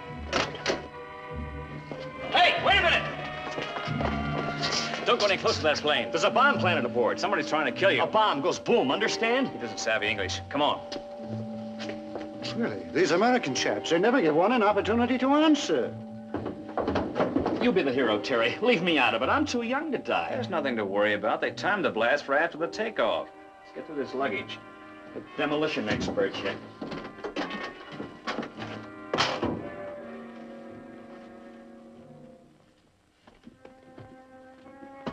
Terry! Terry, I think I found it. At least it's making like a clock. Yeah, maybe you're right. Get rid of it, huh, pal? Oh, your flaps, Chaz. It's probably set for an hour from now. Field's clear. Are you off your rocker?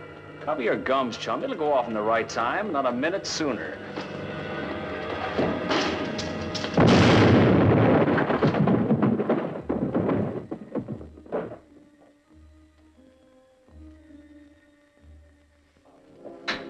Like the Jaguars had a change in bartenders. Can't imagine why.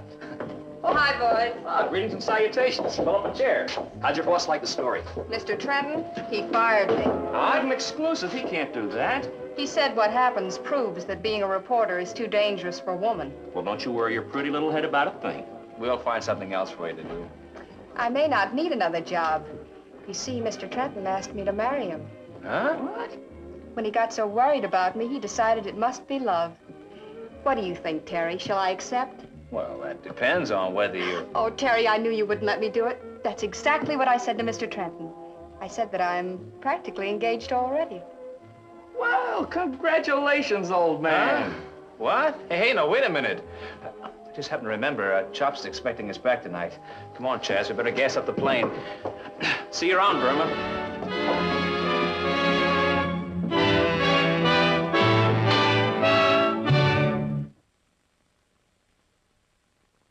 Switch off. Switch off. Switch on. Switch on.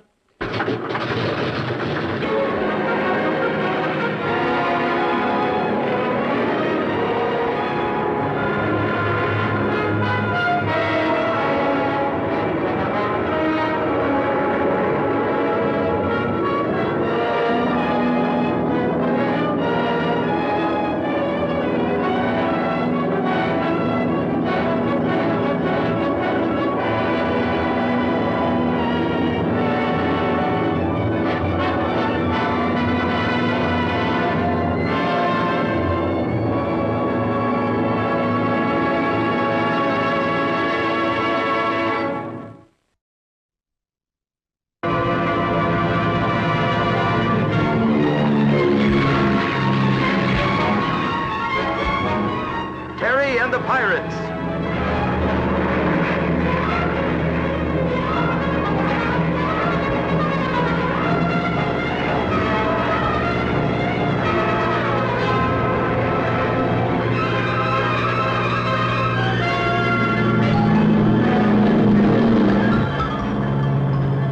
Hey, Terry.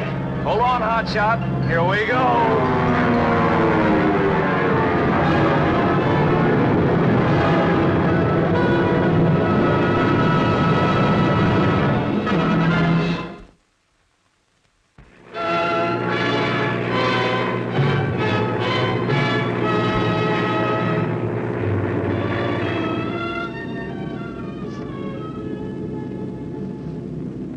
She reminds me of a chick I knew in Boston.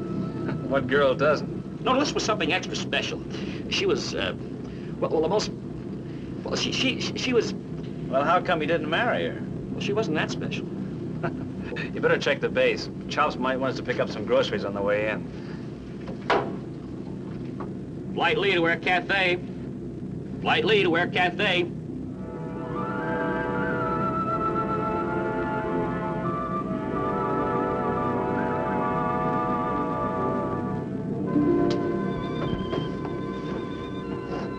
You live near here?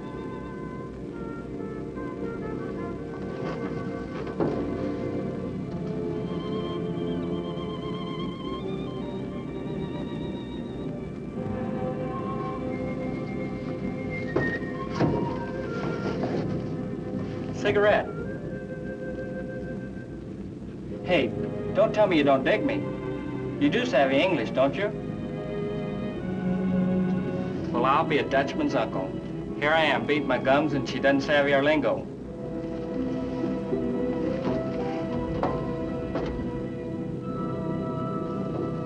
How did you make out with that chick? Didn't give me a tumble. She doesn't savvy English. Well, why didn't you talk to her in your lingo? Are you kidding? I was born in New York. What are you doing out here? Just hit a jackpot. Some relative died and remembered me in his will.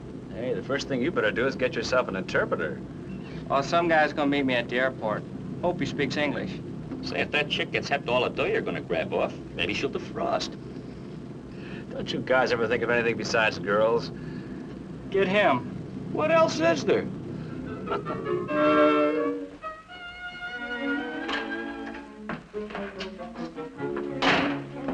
Greetings, beautiful. You're early. Romeo isn't due for another hour. As a matter of fact, Chopstick, I came to see you. Me? I thought it was only a question of time until you recognize my sterling qualities. What can I do for you? I'd like to rent one of those sterling qualities of yours. Rent? Oh, word rent suggests money may be changing hands, a prospect which Air Cathay regards eagerly. How much do-re-mi? $50. $50? That's not much for the rental of a sterling quality. What can you expect for half a C-note these days? Two things. The first is a little information. What's the other? A promise that you don't tell anyone about the transaction. All Chops loves a mystery. Is it a deal? What do I have to do?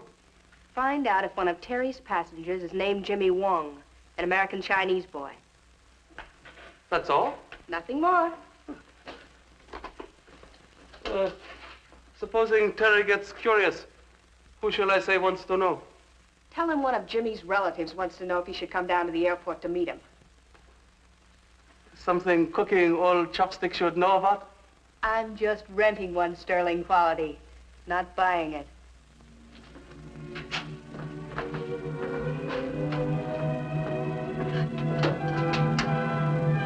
Air Cathay to Flight Lee.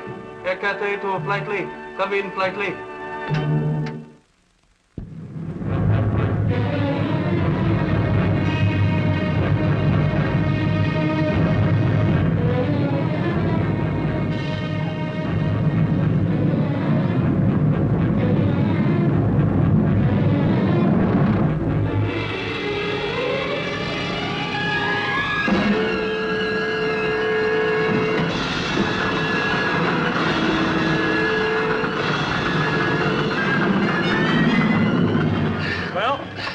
Day, another dollar. If we're lucky, we work for Chopstick Joe, sweatshop in the clouds. This won't take long, Burma. Jimmy Wong should be on that plane. Stand by, Ching. So long, Jimmy. See you later. Pardon me. Are you Jimmy Wong? That's right. Welcome to your homeland. My name is Pison. This is Yang. We represent your grandfather's estate. Certainly pleased to meet you. We trust the journey was not too wearisome. For $200,000, I'd make the trip by pogo stick. Ooh, some buggy, huh? You don't see many of these around Tan San. Must belong to some big shot. Burma! Hey! Terry! Hotshot! Nice to see you boys again. Oh, it's nice to look at you, too. And don't tell me you came up on this job just to pick us up. Well, not exactly. Belongs to a friend of mine. Has he got another friend that looks like you? Oh, stop punching. Well, nice running into you, Burma. We got to report in. See you around, huh? Same address. Keep the body beautiful. Ta-ta. My secretary, Burma, Jimmy Wong. How do you do? My pleasure, Miss Burma.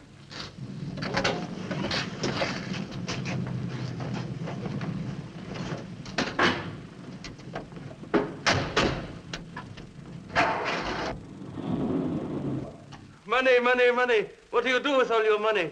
We buy stock in Air Cafe. Very funny. How was the flight?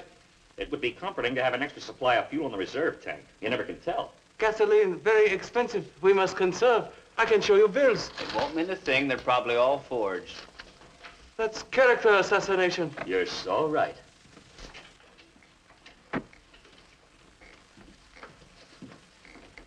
Pardon me, but on this last plane, did not a young man arrive, an American of Chinese ancestry? You mean Jimmy Wong? Sure. Said something about coming into a barrel full of dough. Yes, he is the one. I was supposed to meet him here, but I don't seem able to find him. Yeah, we talked to him before we landed. He said he was supposed to meet someone here. That was the arrangement. Our firm, Kian An, represents the estate. I am An. You were supposed to meet him. Jimmy is a stranger here, does not know where we were to take him. About this money he just inherited. Did anyone else know about it? It was in the newspapers. The boy's grandparent was a very prominent person. You think maybe dirty work at Crossroads? Maybe. Are you thinking what I'm thinking? Burma.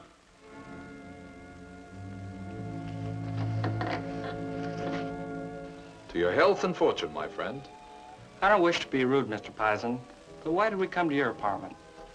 It's news in Tansan when a young man acquires a sizable inheritance. Our office is cluttered with correspondence and charities seeking handouts. We thought to spare you. Oh, sure. Anyway, the scenery's nice.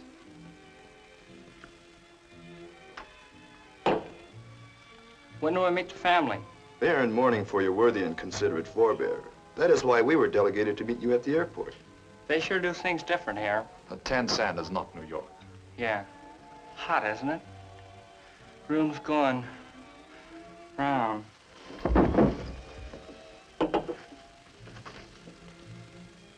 He's out. Beautifully, sweetly out.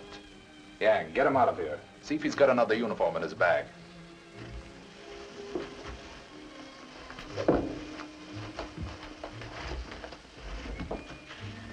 Just what is this assault and battery going to get you? $250,000. Just like that. The kid inherited the money from a relative. Nobody here has ever seen him before. Don't even know what he looks like. So? So Yang shows up, is deeply touched by the departure of his venerable ancestor, collects the inheritance, and we disappear. And him? What happens when he wakes up?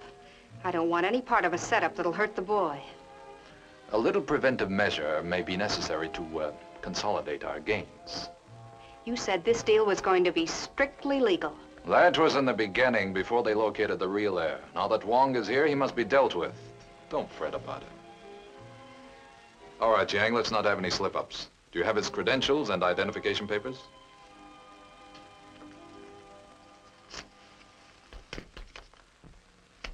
Now study these carefully. Then have Ching drive you over to the house. There's nothing to worry about because nobody there has seen this fellow. But if they want to find out what happened, tell them that Ching met you at the plane and offered to drive you to their home. Is that clear? Nothing to it. Oh, here's a ticket for his luggage at the airfield. I'll have Ching pick it up. This is really out of a dime novel. It's dollars. Lots of dollars. Here. Go buy yourself that Mandarin coach you're so crazy about. I'll pick you up at 8.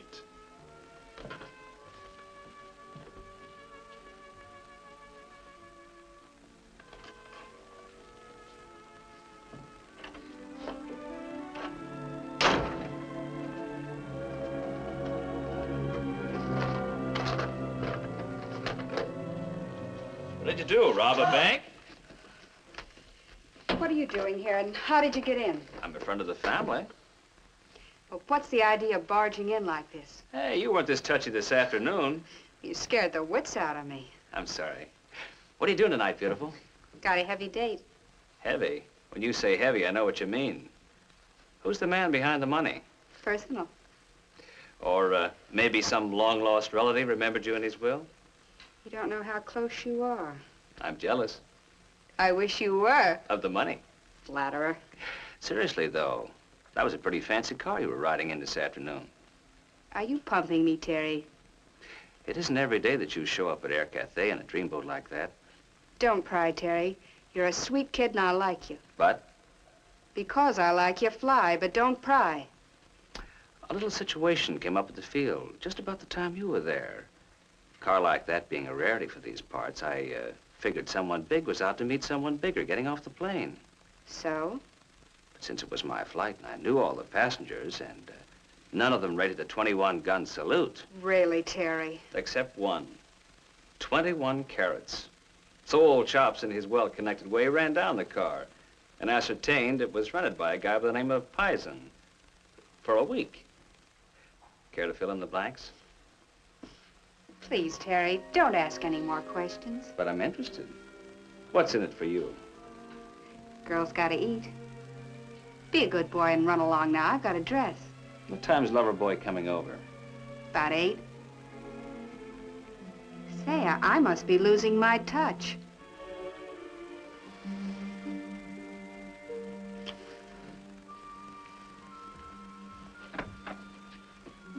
Well.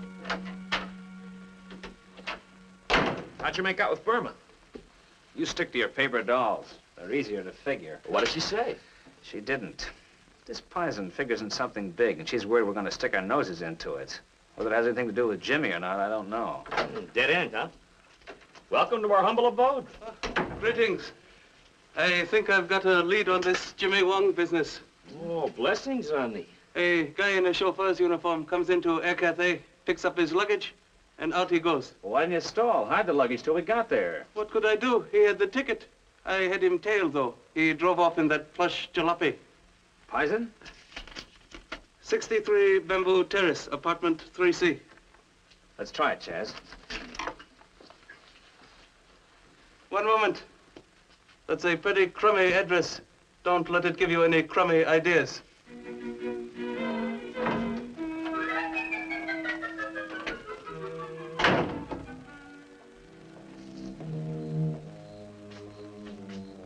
Burma said she had an 8 o'clock date. It's Pison. He should be out any minute now. We ought to call the cops.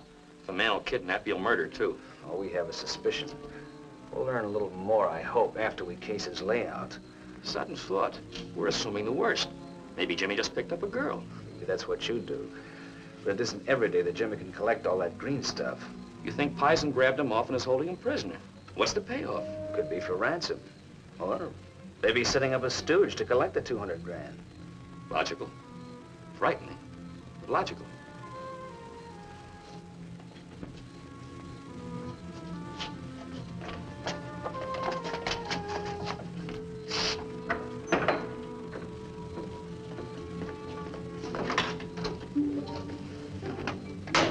No chauffeur. He's probably upstairs. That's bad. Might be good. Maybe he's guarding something. Like maybe 200 grand. Come on, let's take a look.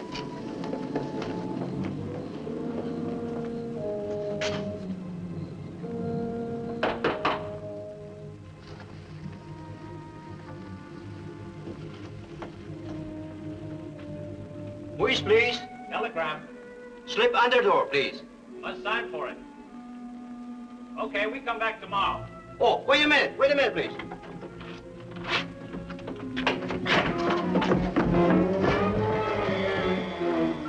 It's Jimmy. How is he? Can't tell yet. He's out.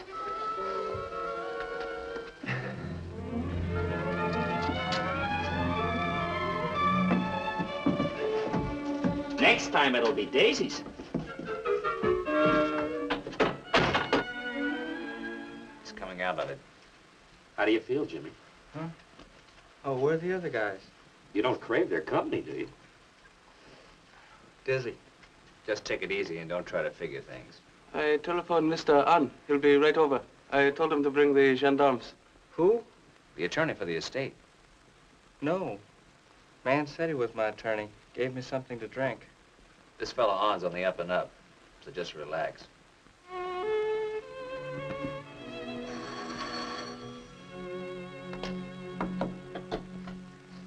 Hello?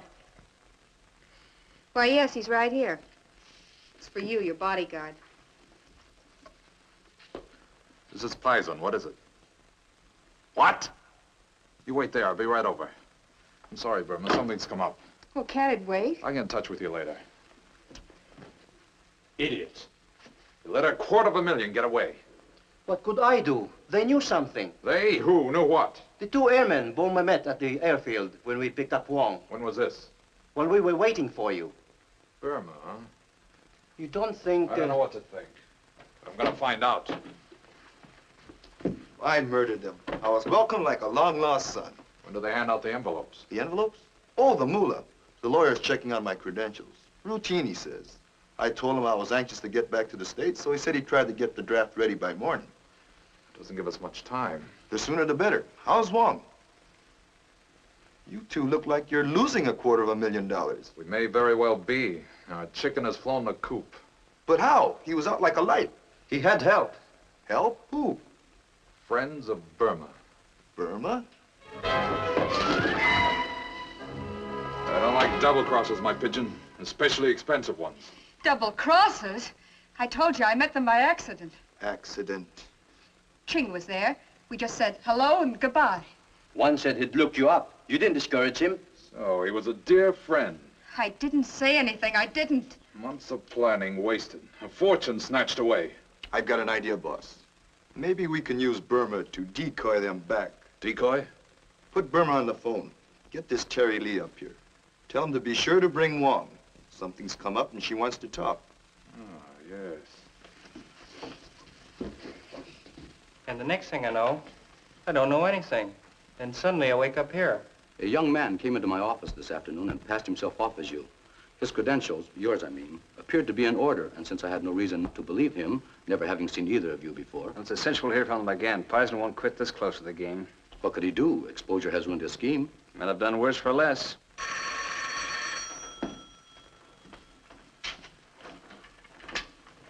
Speak, you dialed. Oh, hold on. It's Burma. Burma? Hi, gorgeous. I'm all alone. I thought you'd like to while away the hours with me. Tonight? You said you had a date. Matter of fact, it's important. On that certain matter, you know, I have some information for you. Well, any other time would be a pleasure, Burma, but... It concerns Jimmy Wong. He got away. Is that so? Please come. All right, we'll wait and see. Hello? Hello? What did you want? A date, you lucky boy? She asked for a date, all right, but it sounded more like an emergency. She's mixed up with Pison. Then she said something about having some information for me concerning Jimmy. Uh-oh. That must be Pison's move. The blonde bombshell sounds like man bait. Suppose we pretend to bite. I go to see Burma and you guys cover me. That would be dreadful, Mr. Lee. The family has enough grief without dealing with hoodlums. As long as we have the real Jimmy Wong... They won't quit. Jimmy's life isn't safe as long as they're around. But why should you risk your necks? Well, a couple of reasons. But I'd only sound like Galahad, and I don't feel anything like that, believe me. Cherchez la femme. Oh, Burma plays it hard, all right, but I can't help feeling she's in trouble. That must be Pison's move. He says that in order to make sure you'll go there. Let's shift into gear. Right. I tell you, you're wrong. I gave no information to Terry. Pison, please. Please believe me. Are you worried for yourself or for your pilot friend? That's what I thought. Supposing you don't show, boss. And our pretty little pigeon walks the plank.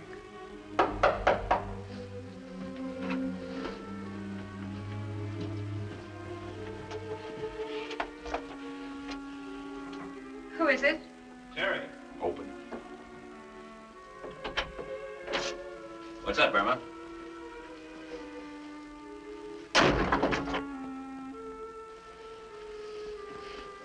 So this is Terry. Terry, I'm sorry. Shut up. Hey. So that's how it is. I hope you weren't foolish enough to bring reinforcements, my gallant friend. I knew this was a lion's den, and I'm not your gallant friend. Now look, Burma had nothing to do with Jimmy Wong. You'd say that in any case, but it doesn't matter. Yin Yang.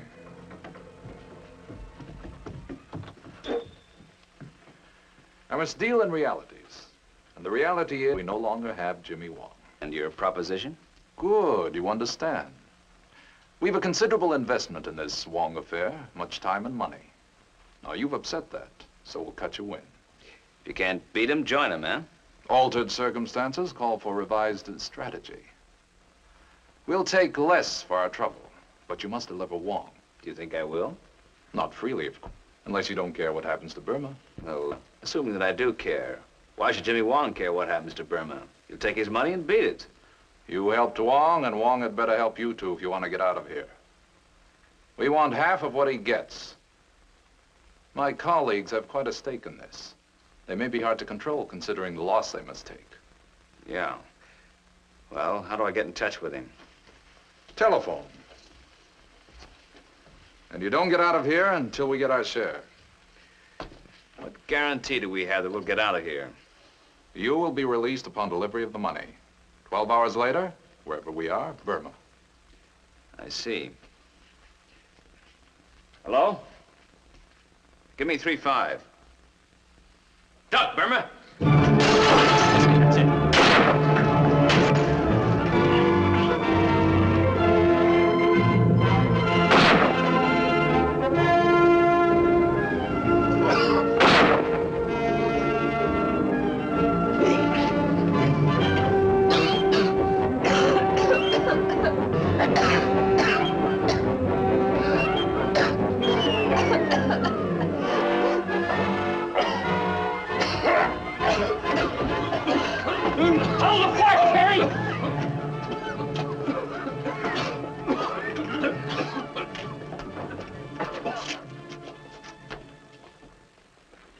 Given Burma a chance to explain. Chaz, it's late and I'm tired. All I want to do is go back to the airfield, wave bye-bye to Jimmy Wong, and head for the nearest mattress. Maybe she could have squared herself. Forget it.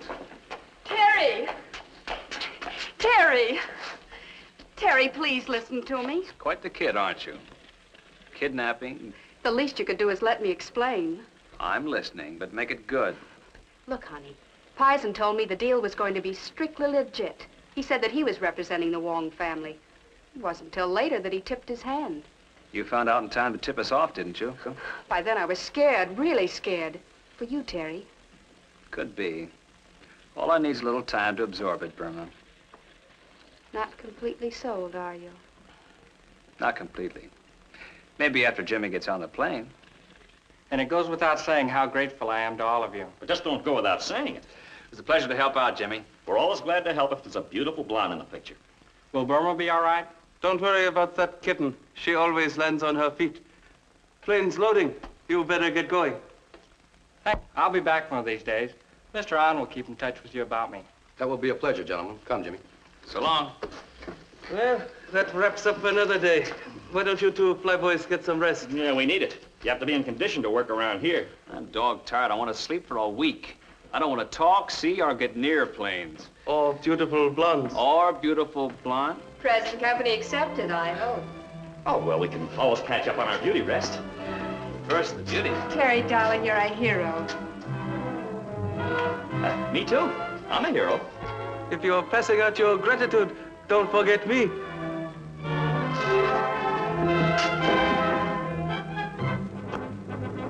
She forgot.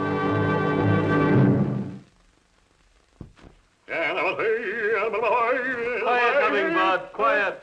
Chops is composing a literary masterpiece. Joy Ken. What did he say, Terry? Can you understand his dialect? He said, see you again. Oh, Pong Yao. When illustrious friends Tang Hop. gather for Tengu Jai. further exciting adventures of Further exciting adventures of Terry and the Pirates.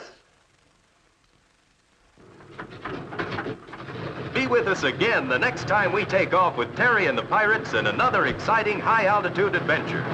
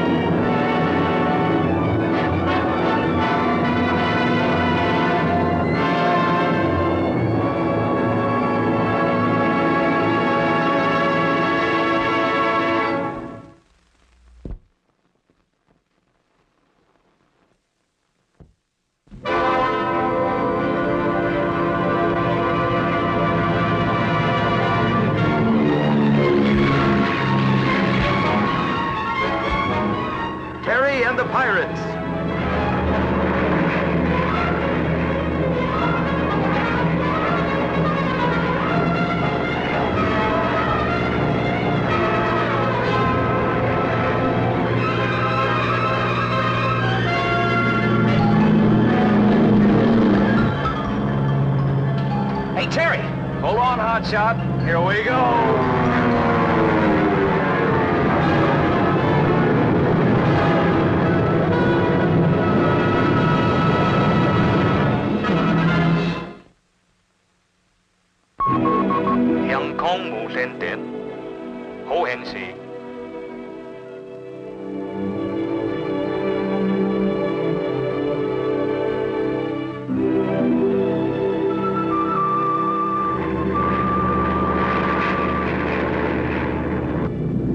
This ought to raise a few headlines in the papers back home. Charles C. Charles, intrepid aviator, makes daring mercy flight to plague-ridden interior of China. Just so long as it isn't an obituary, Chop. Huh? From typhus, people die, you know. Funny smell in here. Sort of medicated. You noticed it? Who, me? Where? Reminds me of something when I was a kid, but I can't remember what it is. Would you believe it, Terry? I've never been sick a day in my life. Swell. Neither were my grandparents. Lived to be over 90. Good, healthy stock, huh? The old New England folks. They had a lot of gimmicks to ward off diseases. Superstitious. Maybe Boston baked beans? Oh, with your healthy background, Chaz, you're nothing to worry about. My grandparents never went through a typhus epidemic. No? Well, not in China, anyway. They had a lot of weird gimmicks to kind of keep healthy. Silly superstitions. I got it. You got what? That smell, that's camphor. Old folks used to hang it around their necks in epidemics. You got some? Me? Go for that stuff? Yeah. Listen, buddy, this is the 20th century. We're living in a modern age. Yeah. Sure.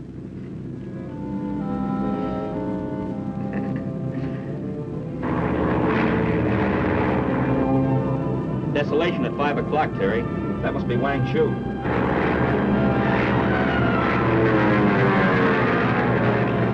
Start looking for an abandoned rice paddy that once served as an airstrip, hero. There's your landing field. It's more like a wildlife sanctuary. Start sterilizing, Dr. Johnson. Here we come.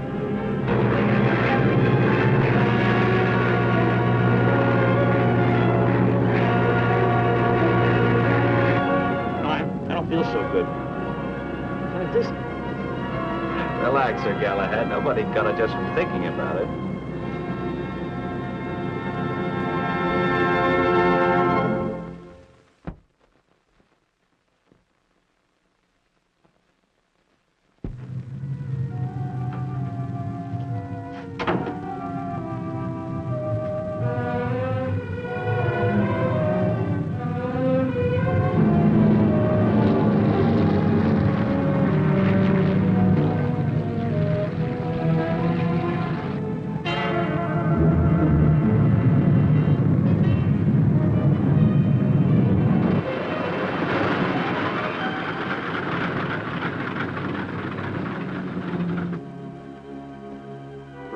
Benefactors risking life and limb, I feel to note the cheering multitudes. People stay at home when epidemics come to town. Exactly where we should be. Looks like we've drawn someone.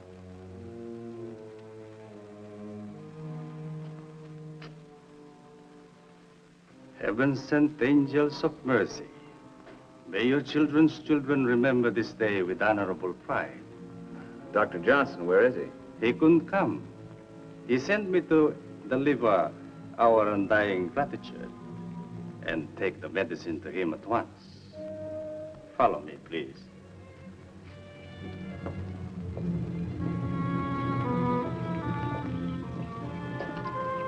Did you say your name's Sinan? Is there anyone else here? I am alone. How about these cars? The gray one is mine. The other has been in disrepair for some time. You never know it by looking at it.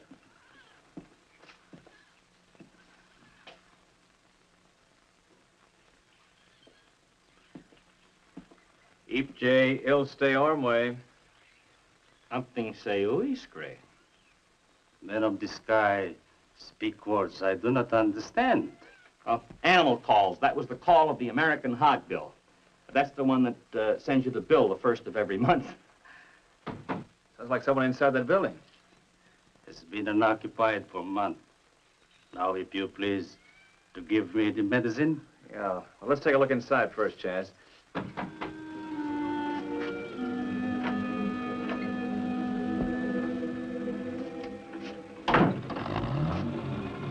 Hey, see Nan's taking powder. Let him go. In that closet. Give me a hand, Chaz.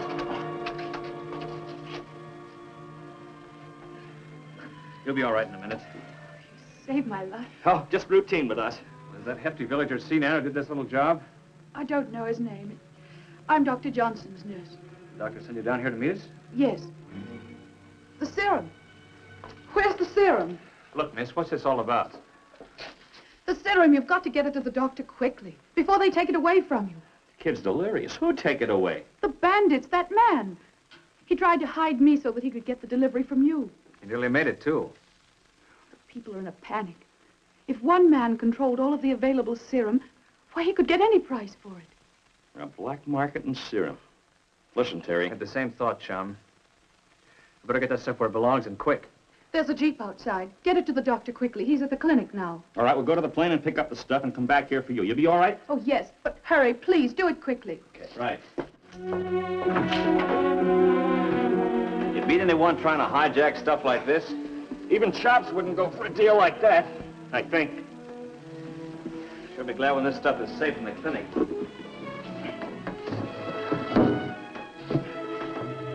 Now, let's pick up the girl.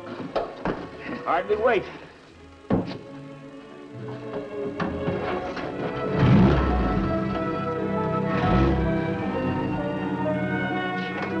Okay, nurse, let's go. Hey, Terry, come here, quick. What's the matter, Chaz? The nurse, she's gone. I knew we shouldn't have left her alone. Sinan must have come back for her. She put up a fight, all right, but not good enough. Well, it couldn't have gone far. Must have come back after he saw we were out of sight. Let's go, Chaz. Well, next, Terry. We'd be playing a card for Sinan.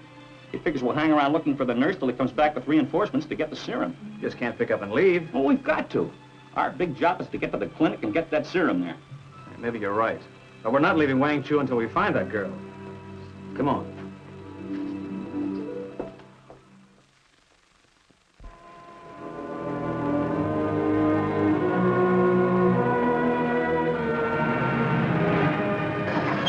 This is it.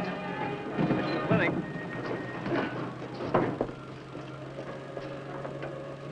I want to get out of this town. I got a sorry hunch one of those local typist germs is earmarked for me. I'm not gonna like telling that doctor about his nurse. Oh, don't worry, Terry. She'll turn up. As soon as that thug Sinan knows we've got the stuff here, he'll forget all about her. Hope you're right.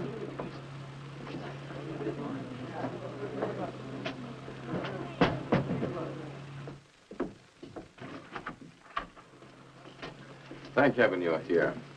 On this table, please. You're Dr. Johnson? Yes. 5 cartons of serum when I need at least 100. Well, that's all I could dig up. They're flying more in from the States, Doc. We're very grateful to you, gentlemen. But now I must get to work. Try to have some bad news for you, Doctor. Bad news? It's about your nurse. Miss Brighton. In the confusion, I forgot she didn't come with you. Where is she? A man met us at the plane. Called himself Sinan. Ever heard of him? No. He told us you stand there to get the serum. I sent no one but my nurse. We found her all right. Tied up in a shack. Where is she now?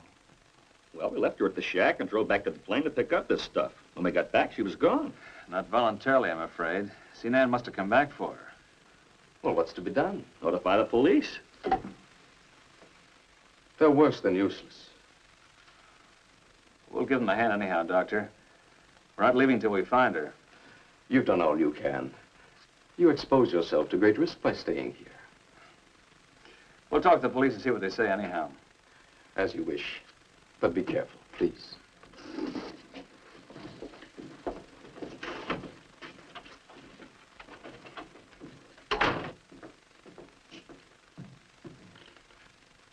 He certainly didn't seem very concerned about his nurse. Oh, those guys are dedicated to curing people, not locating missing ones. The guy's got a big job ahead of him. Yeah, I guess you're right. What now? Report to the police. And then back to Tan San. Well, at least to the airport. Why the airport? Well, that's where it started from, Chaz. We'll work from there. Still don't feel good.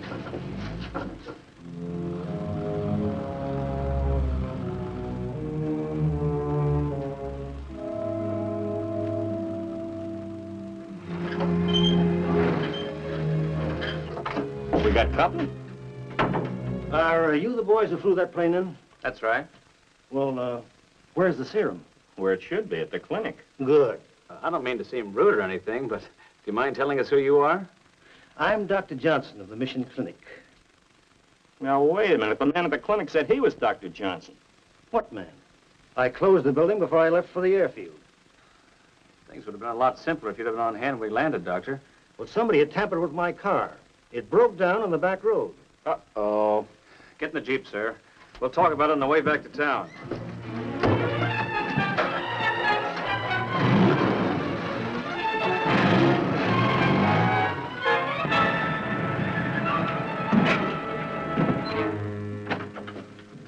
There's no one here. That's all that's left of your doctor. We put the serum right here. We asked him if he was Dr. Johnson, and he said he was. All the way back from the airfield, I've been afraid of this. Hard to figure anyone would use this particular way to make a buck. Do you have any idea who could be behind this, Doctor? Unfortunately, I have. Gentlemen, I want that serum back. Put the gun away, Doctor. You're way off course. It hurts me to think that 2 American boys would be implicated in something like this. Doc, you couldn't be more wrong if you studied for years. Doc. Pretty tough for us to help you as long as you held this gun on us, Doctor. Huh. You help. Oh, he's a tough one to convince. Maybe this will mean something to you. You do want to help.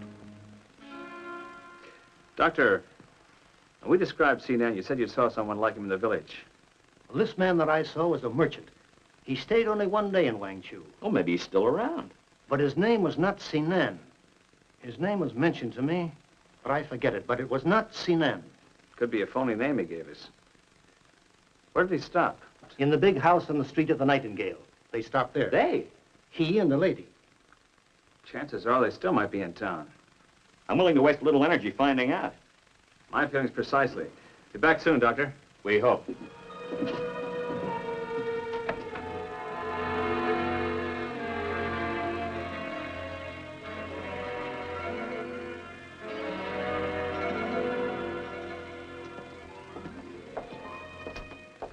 This is Sinan's car.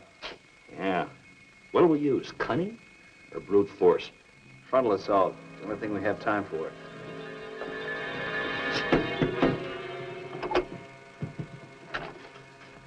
We want to talk to Sinan. No one here that name. He's here, all right. No one home. You go. $5 American and let us in. No money. Go.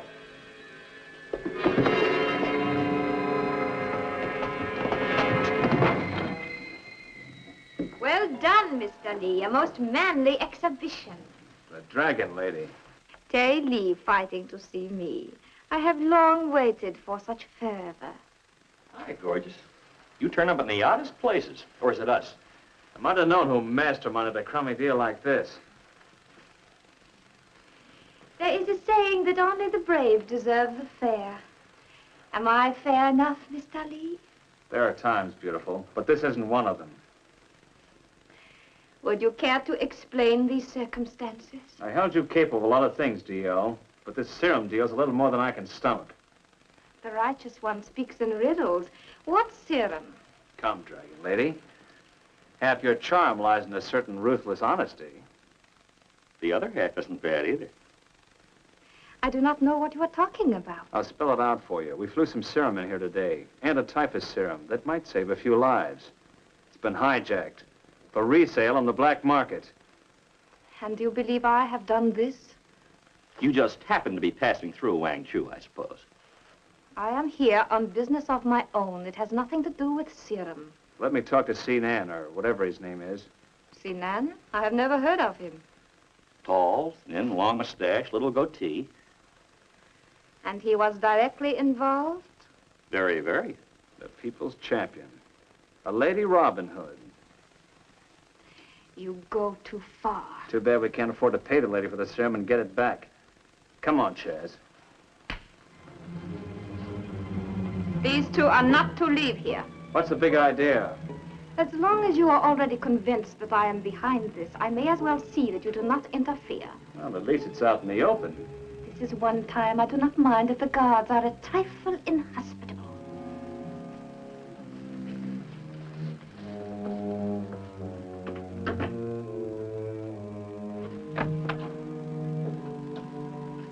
You are Dr. Johnson? If you've come for help, I can give you none.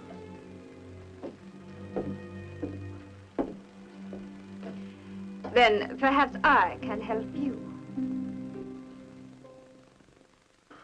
There's only one guard at the door. Mathematically, you're right, but that gun makes a big difference. Yeah, well, start thinking, Chaz. We want to get out of here. Well, why didn't you say so? Think. Let me see.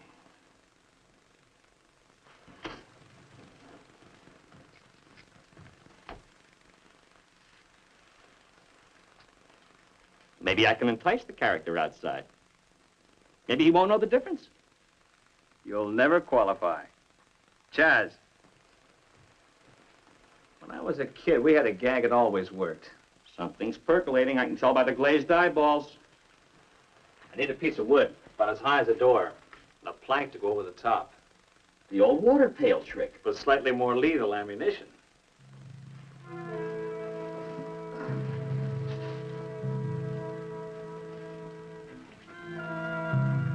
How to get him in here? Guard! In here! Quick! What do you want? In here! Quick!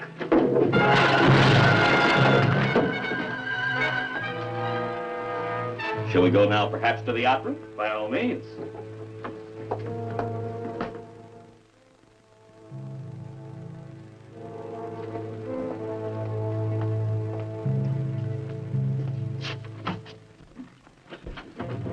Hotshot.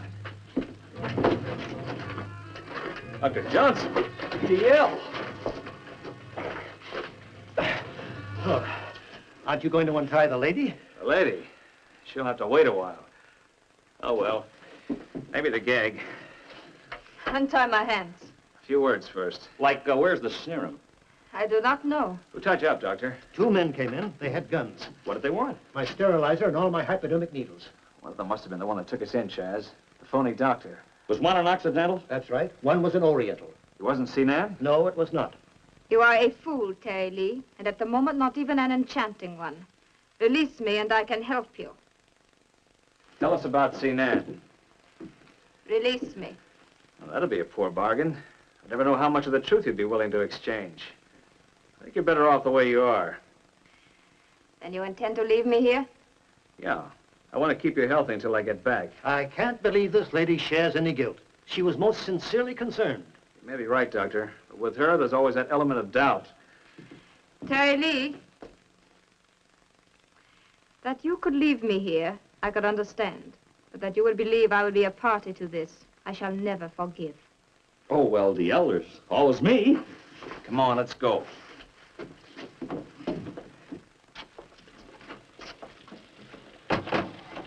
Well, what now, mon capitaine? They ought to be close by. We better go look for him.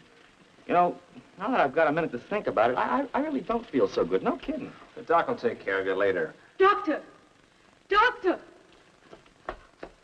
Good that I have found you. What is it? My mistress is deathly ill. Come quickly. I can do nothing for you, mistress. I do not have the medicine that might cure her. You do not understand, good doctor. It is from the magic medicine that she is ill. Find out where she got it, Doctor. Your mistress got the medicine in the needle? And her body is wrecked with 1,000 devils. You must come to her. Well, who gave her this medicine? Tell me quickly. The other doctor, the one in the basement of Lingho, the merchant. This, said the man, might be it. Tell your mistress there's no danger. Tell her I will come as soon as I can. I will tell her. What about this Ling Ho she mentioned? He's a merchant. I know nothing else about him. Except that he's got a basement. Well, that's not unusual in Wangchu. Except that this particular basement seems to have a doctor in it. Terry, we'd better see the doctor. Yeah, Chaz, we better see this doctor. Where is this Ling Ho's basement? Come on, I'll take you there.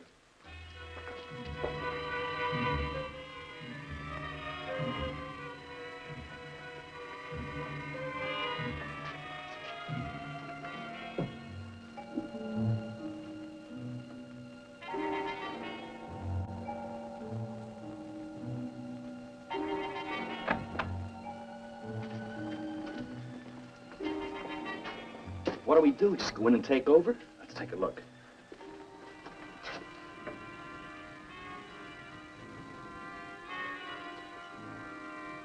He's alone as far as I can see.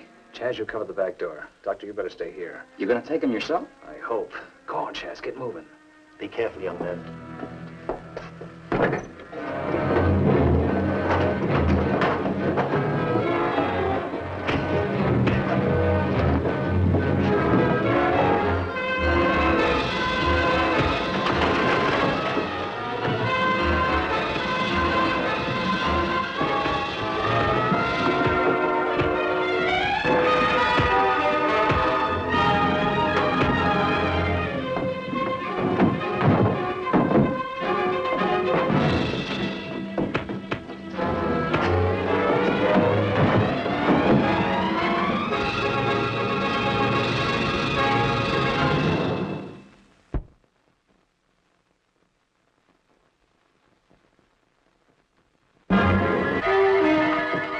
Sweetheart, I'll take that. Let go of me.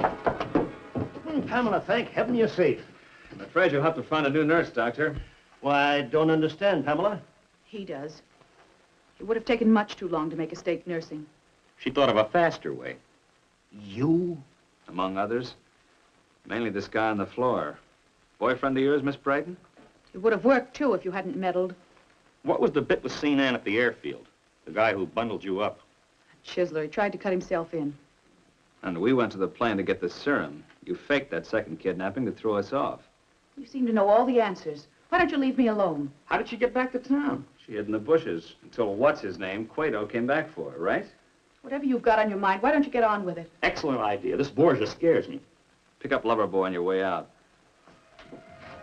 Come on.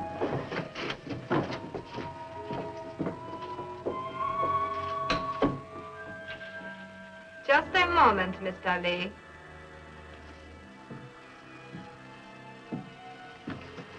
I see you have found your serum. That's right. And you still believe I am involved? Sinan was one of your men. He might have succeeded just as well as the others. I see. Bring him in. This is the man you saw at the airfield? Yeah, that's Sinan. His name is Li Tzu. One of your boys? He was. Li Tzu, tell this man, did I send you to bring me the medicine? No, mistress, no. A weak moment, a foolish moment. Tell him, why did we come to this village? The lottery, mistress. To organize a new territory for a lottery. Lotteries, yes. Many other things, yes. But this, Mr. Lee, that you would believe... But the way it looked, you can't blame me. You have wronged me, Terry Lee. Yeah, I guess I did. I can vindicate myself in only two ways. The first is to kill you. Well, I'll take the second. Come here, then.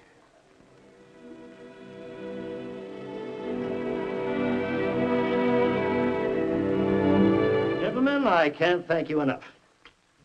Oh, what is it, young man? You look most unhappy. I don't feel so good, Doc. A full day around all these germs. Oh, I'd better take a look at you. Have you got a tummy ache? Yes, sir. You feel hot and cold alternately? Simultaneously. Have a headache? Throbbing. Let's see your tongue. Say ah. Ah. Good heavens. Doc, it's not... Young man, you've got the measles.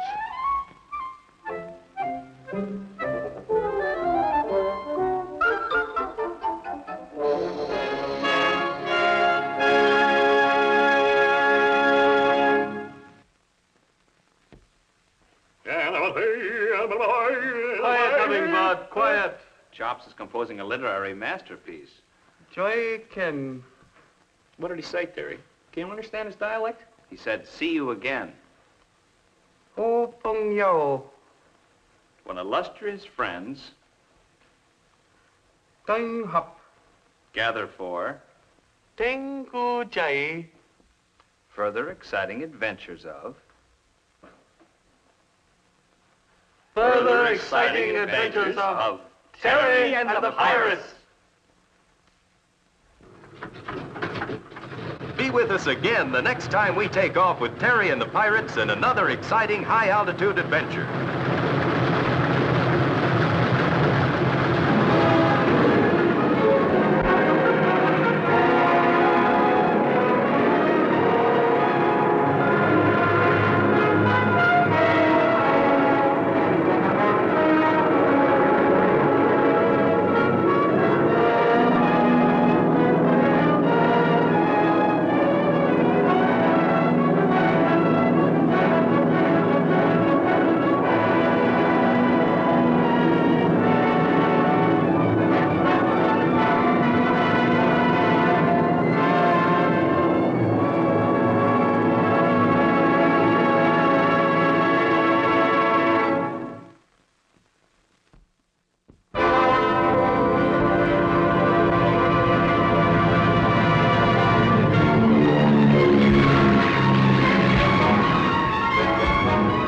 Terry and the Pirates.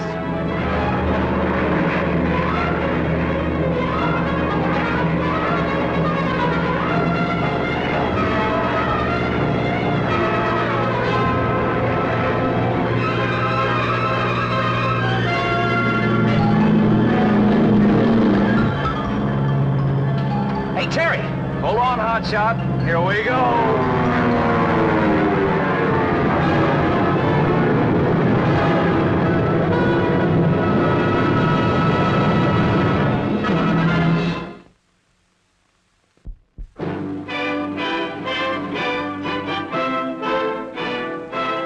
When? Any time since last night? Well, listen, if he comes in, tell him to get his carcass over here to the field. We're supposed to be taking off with the mail. Thanks. You try the Busy Bird Man's Club? Tried it half an hour ago. What's the number for Wang Wang's gambling joint? 4-1. 4-1. Say, Angel Face, do you have any idea where Chaz might be? He got paid yesterday. Could be any place where one spends money. Hello, Wang Wangs? Is Hotshot Charlie there? Hotshot. Charles C. Charles, pilot for Air Cathay Lines. Has been in all night, huh? Okay, thanks. Why so anxious about Charles? I tell you, Chopstick won't care if you fly the mail alone. Hey, by the way, where is Blubber Boy? He's gone in the city to see a lady. A beautiful lady. So, my friend Chopstick Joe needs money again. You wish to do business with me? When Chopstick Joe and the Dragon Lady have business dealings, the word business sounds positively delicious.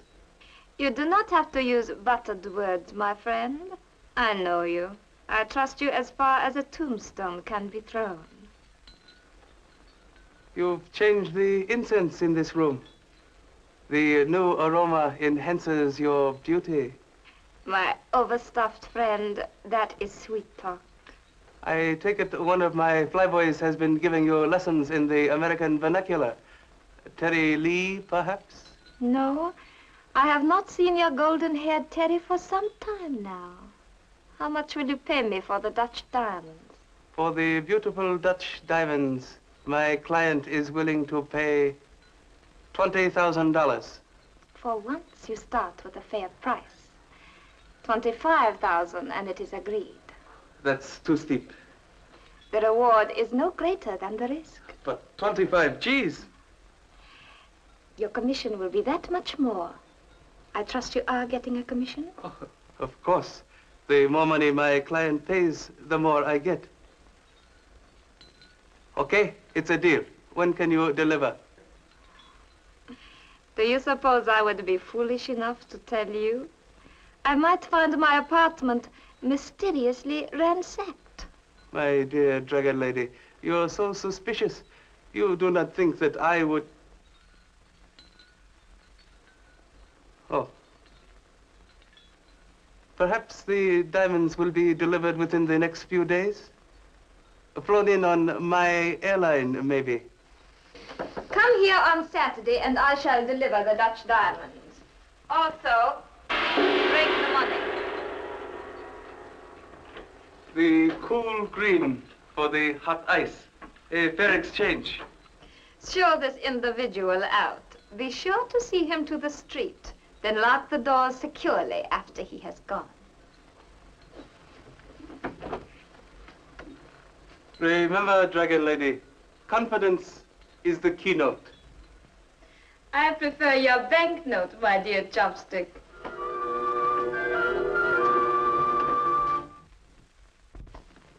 Celestial Tea Shop? Charles C. Charles doesn't happen to be there, does he? I thought not. Thanks. You can fly the mail to Haiphong alone. Regulations say the mail must be accompanied by 2 men. You know that. You know, I know. Chopstick, he don't know. Oh, I wonder where that romping Romeo could be. Hello, 2-6.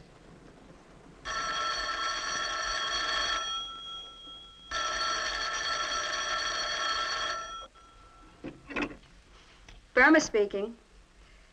Hello, Terry. Hotshot? Why, no, darling, I haven't seen him. Will do. Oh, for that I could kiss you. That's not why I did it. Now, why did you come knocking at my door? Trouble? Up to here. I spent all night at Wang Wang's. Win, lose, or draw? My luck was even. All bad. I mortgaged myself into the next generation. 1 lump or 2?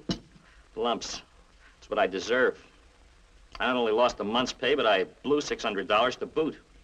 Maybe you're lucky at that if it kills your credit. Please, no flippancy. Guys have been rubbed out for less. Wang Wang intimated that if I didn't pay up... I know, you'd never live it down. Live, period. Exclamation point. Well, you can cry on Burma's shoulders, but that's all I can do for you. Well, I was hoping maybe you could help me out temporarily. I'm sorry, pilot. This month, I eat off this wrist.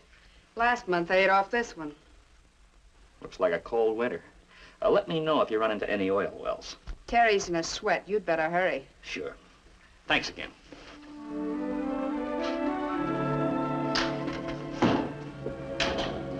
Chops, why do you pay your flyers off all at the same time? When I get, they got. There's not one of them in condition to fly the morning after payday.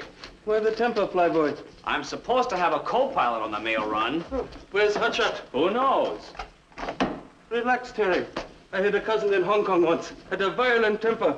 He died from sheer anger. Is there any place in China you don't have a cousin? They pop up like weeds all over the place. We're a very large family. I had a widely traveled grandparent. Terry, don't worry about not having co-pilot. No one will notice slight bend in regulations. Now listen, you pirate. If you fracture regulations on any hop, skip, and jump flight I happen to be on, I'll bounce a mailbag off your head.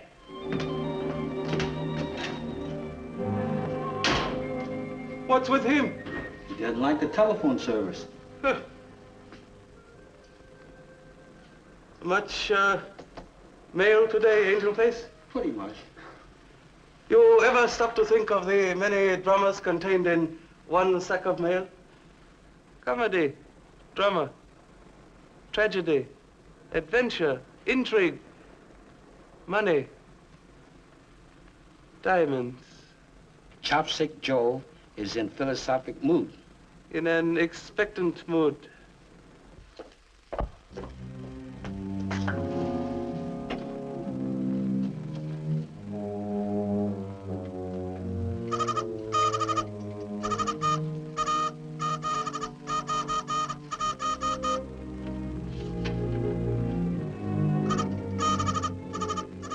From the Dragon Lady. Looks like it's in code number 8.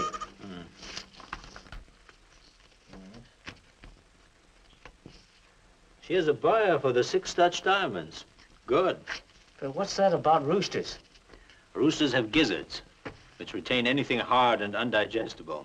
And she wants 2 fighting roosters, addressed to her in the mails. We feed the 6 Dutch diamonds to the roosters, which they will carry safely in their gizzards to the Dragon Lady. Uh-huh. But aren't we taking chances with hijackers in such a procedure? No one will suspect the feathered fowl. Come, we will locate them at once. This tube is loose. It'll take a moment to repair. I'll join you downstairs. Not be long.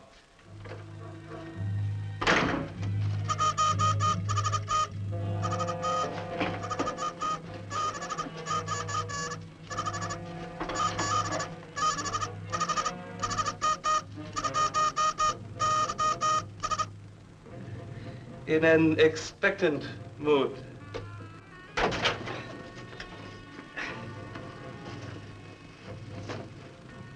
Oh, hi, Terry. Better late than never.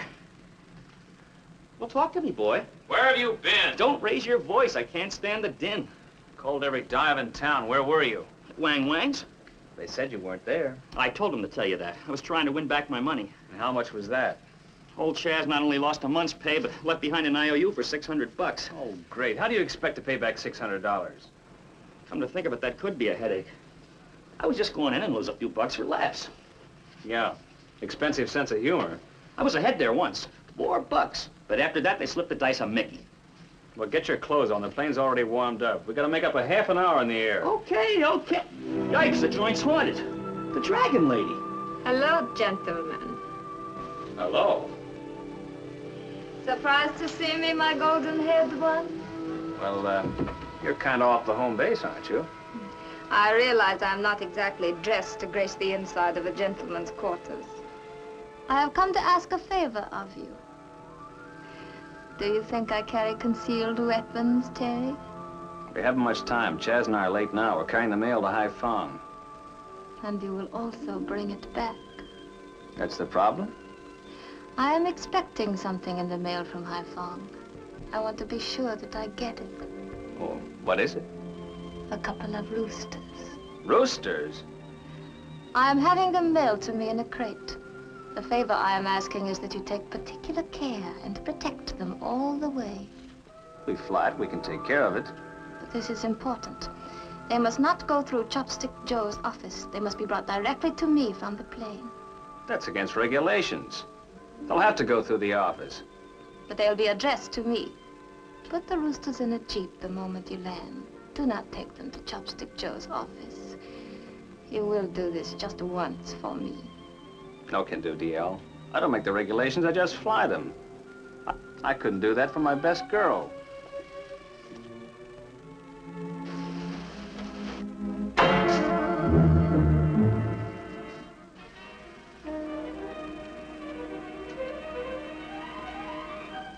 I get the point, lady. You don't have to throw it at me. I am dreadfully sorry, my golden-haired one. I was carried away. Forgive me. Oh, sure. Some night we must get together and throw darts at each other. Very well. I shall make you a business proposition. $500 if you do what I ask. $500 just to deliver 2 roosters? This is my latest whim.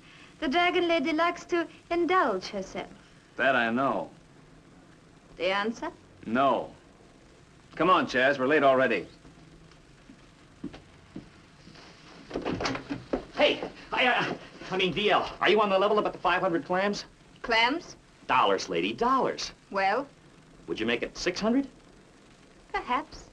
You will see that Mr. Lee delivers them to me. I'll do it. Guard them with extreme caution and have them delivered to me immediately upon your landing. Lady, for $600, I'll fly him into your arms.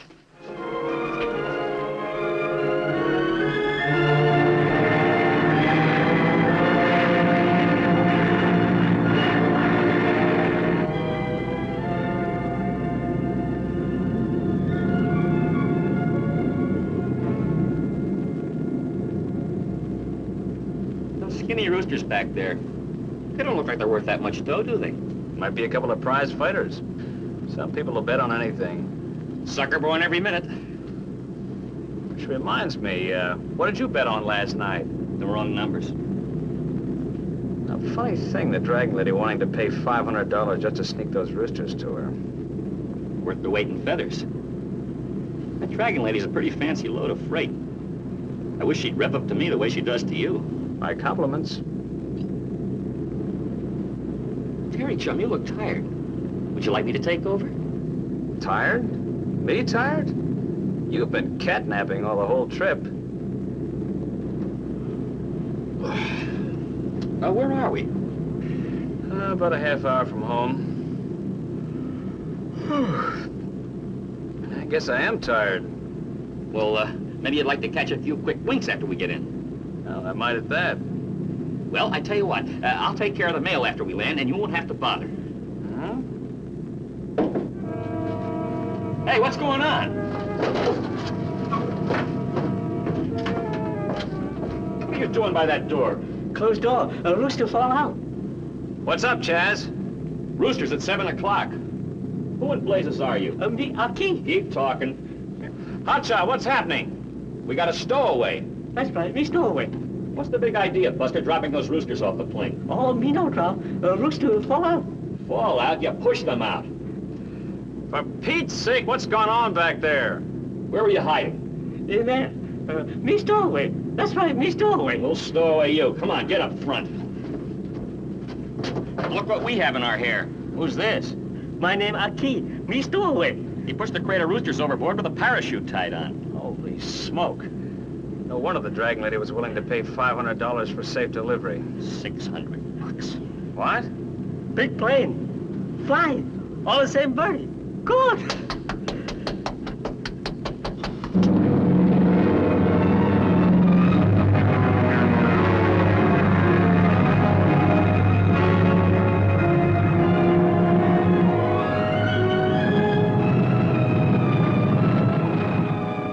Then we heard a noise, and this character appears and pushes the crate off the plane. Me not push. Roosters fall out. With a parachute tied on. Me stowaway. And it's against government regulations for passengers or stowaways to ride the mail run. Right, Terry. You broke regulations. You know that? Stowing away, not paying your passenger fare, tampering with the mails. You should be ashamed of yourself. You're a disgrace to your ancestors. You're a dope. Good work, Terry, apprehending this criminal. I'll turn him over to the gendarmes. But what about the roosters? Oh, I'll reimburse the Dragon Lady for them. Only a couple bucks apiece. You flyboys might as well go. I'll take care of this hoodlum. Well, he certainly went to a lot of trouble just to push 2 roosters off the plane. Don't worry, Terry. The gendarmes will take care of him. No one must break regulations. What do you make of it, Terry? Chopstick Joe. That old bandit's probably behind this. Alkey's probably one of his cousins. Look, Terry, I've got to make a phone call. Will you get our bags off the plane? Sure. See you at the quarters. My cousin Aki. But you did a bad thing. You got caught. Well, not exactly, DL. I mean, the crate was pushed off the plane by a stowaway, and I...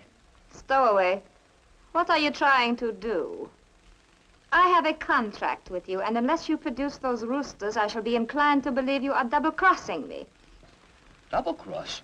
What? Who? I shall be at the field immediately. You had better produce those birds, or I shall see that you never fly again.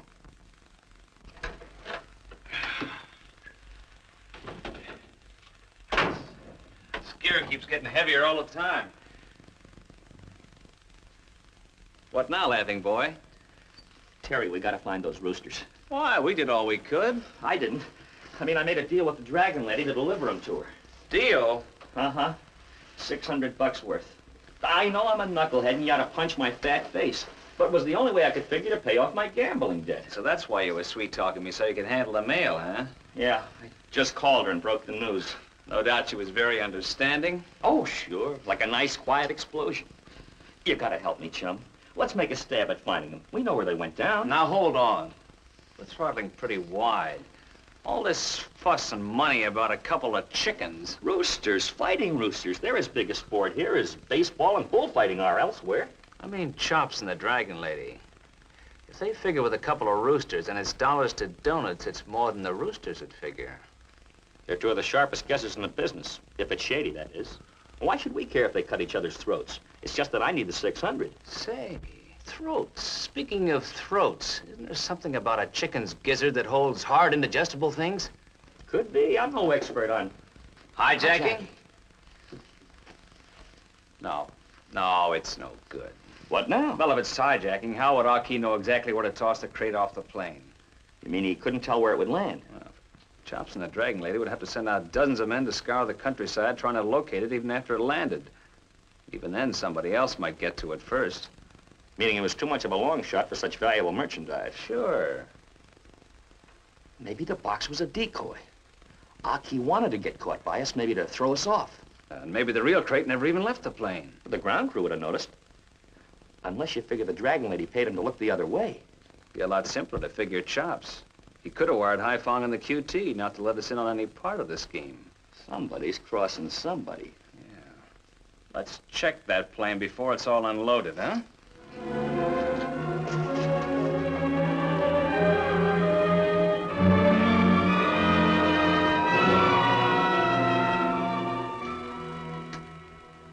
Did you find what you're looking for, Angel Face? Chopstick asked me to look for some roosters. He knew they were dumped off the plane by Aki. He says find Birdie, they're on board. Guess you were right, Terry. It was a decoy crate. But they're not in the plane, are they? I looked plain over, top to bottom, no Birdie. Chops must know something, so they must be in something. 6 pair of eyes better than 2. Yeah, you're right. Let's take a look.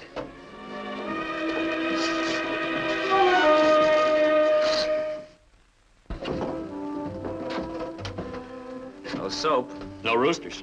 No Angel Face. Boss man gonna be very angry if I come back empty-handed. If the Dragon Lady's sore because I didn't bring them in, and Chops expects them in, but they're not here, where are they and who has them? Who's on first, huh? Let's go back to quarters. When I'm gonna tell Chop? Next time, tell him to fly elephants. Nobody ever hijacked one yet.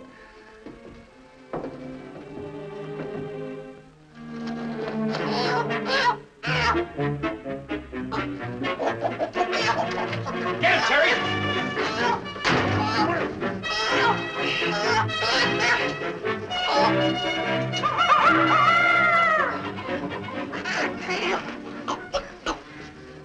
Aki, he must have planted the roosters in our duffel bags. All right, Aki, talk. No simple Simon act this trip. I wanted the roosters. We have ascertained that astounding fact. I was employed by the Dragon Lady to get a certain commodity. Then I contacted Chopstick, who offered me more to deliver directly to him. Then you double-crossed him and put the roosters in our bags, huh? Yes.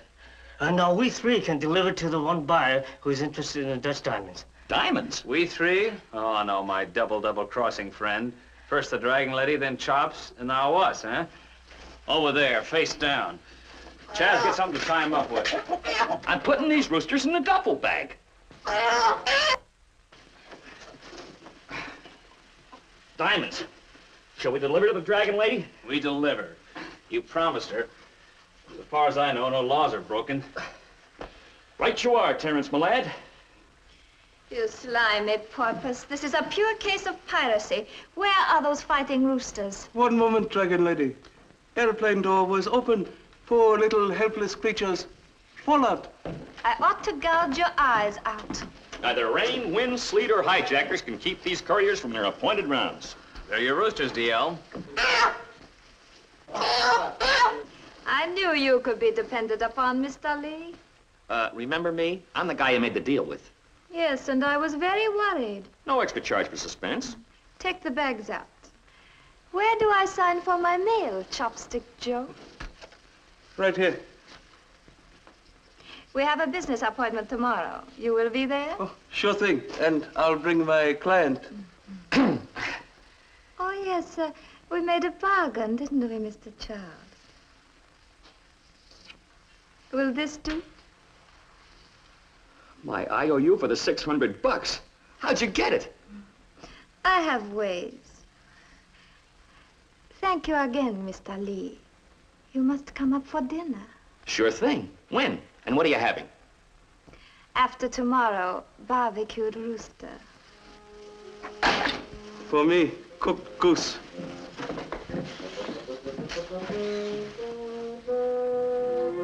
leave it to you guys to come busting in. Next time, don't be so cagey and cut us in. Cut you in? Cut you up, you mean? Hey, what happened to our key? Where is he? Oh, I called the gendarmes. He's safely locked up. In our barracks. You heard right, Chopsy. You didn't call the cops because you two are in cahoots. Aki was crossing you while you two were crossing the Dragon Lady. He hid the roosters in our duffel bags. And when it's pitch black, roosters keep their mouths shut. Aki would not. He would. He did? Of all the... Wait, I'll cut off his ears. I'll pull out his tongue. I'll jab him with needles. Of all the low-down double-crossing... Chopstick, you're speaking about a relative. A relative? Yes, we have a great mutual aunt in Sing-Fu section. We? Yes. Our Key's mother's mother and my mother's mothers were cousins. Chopstick, cousin to my mother and our Key's mother. We three are cousins, twice removed. You see, chums, family tree extremely simple. On honorable mother's side, elder brother married to distant relative by marriage of second cousin to distant relative's husband's uncle. Therefore, on honorable father's side, the branch of tree bends to point... Very simple.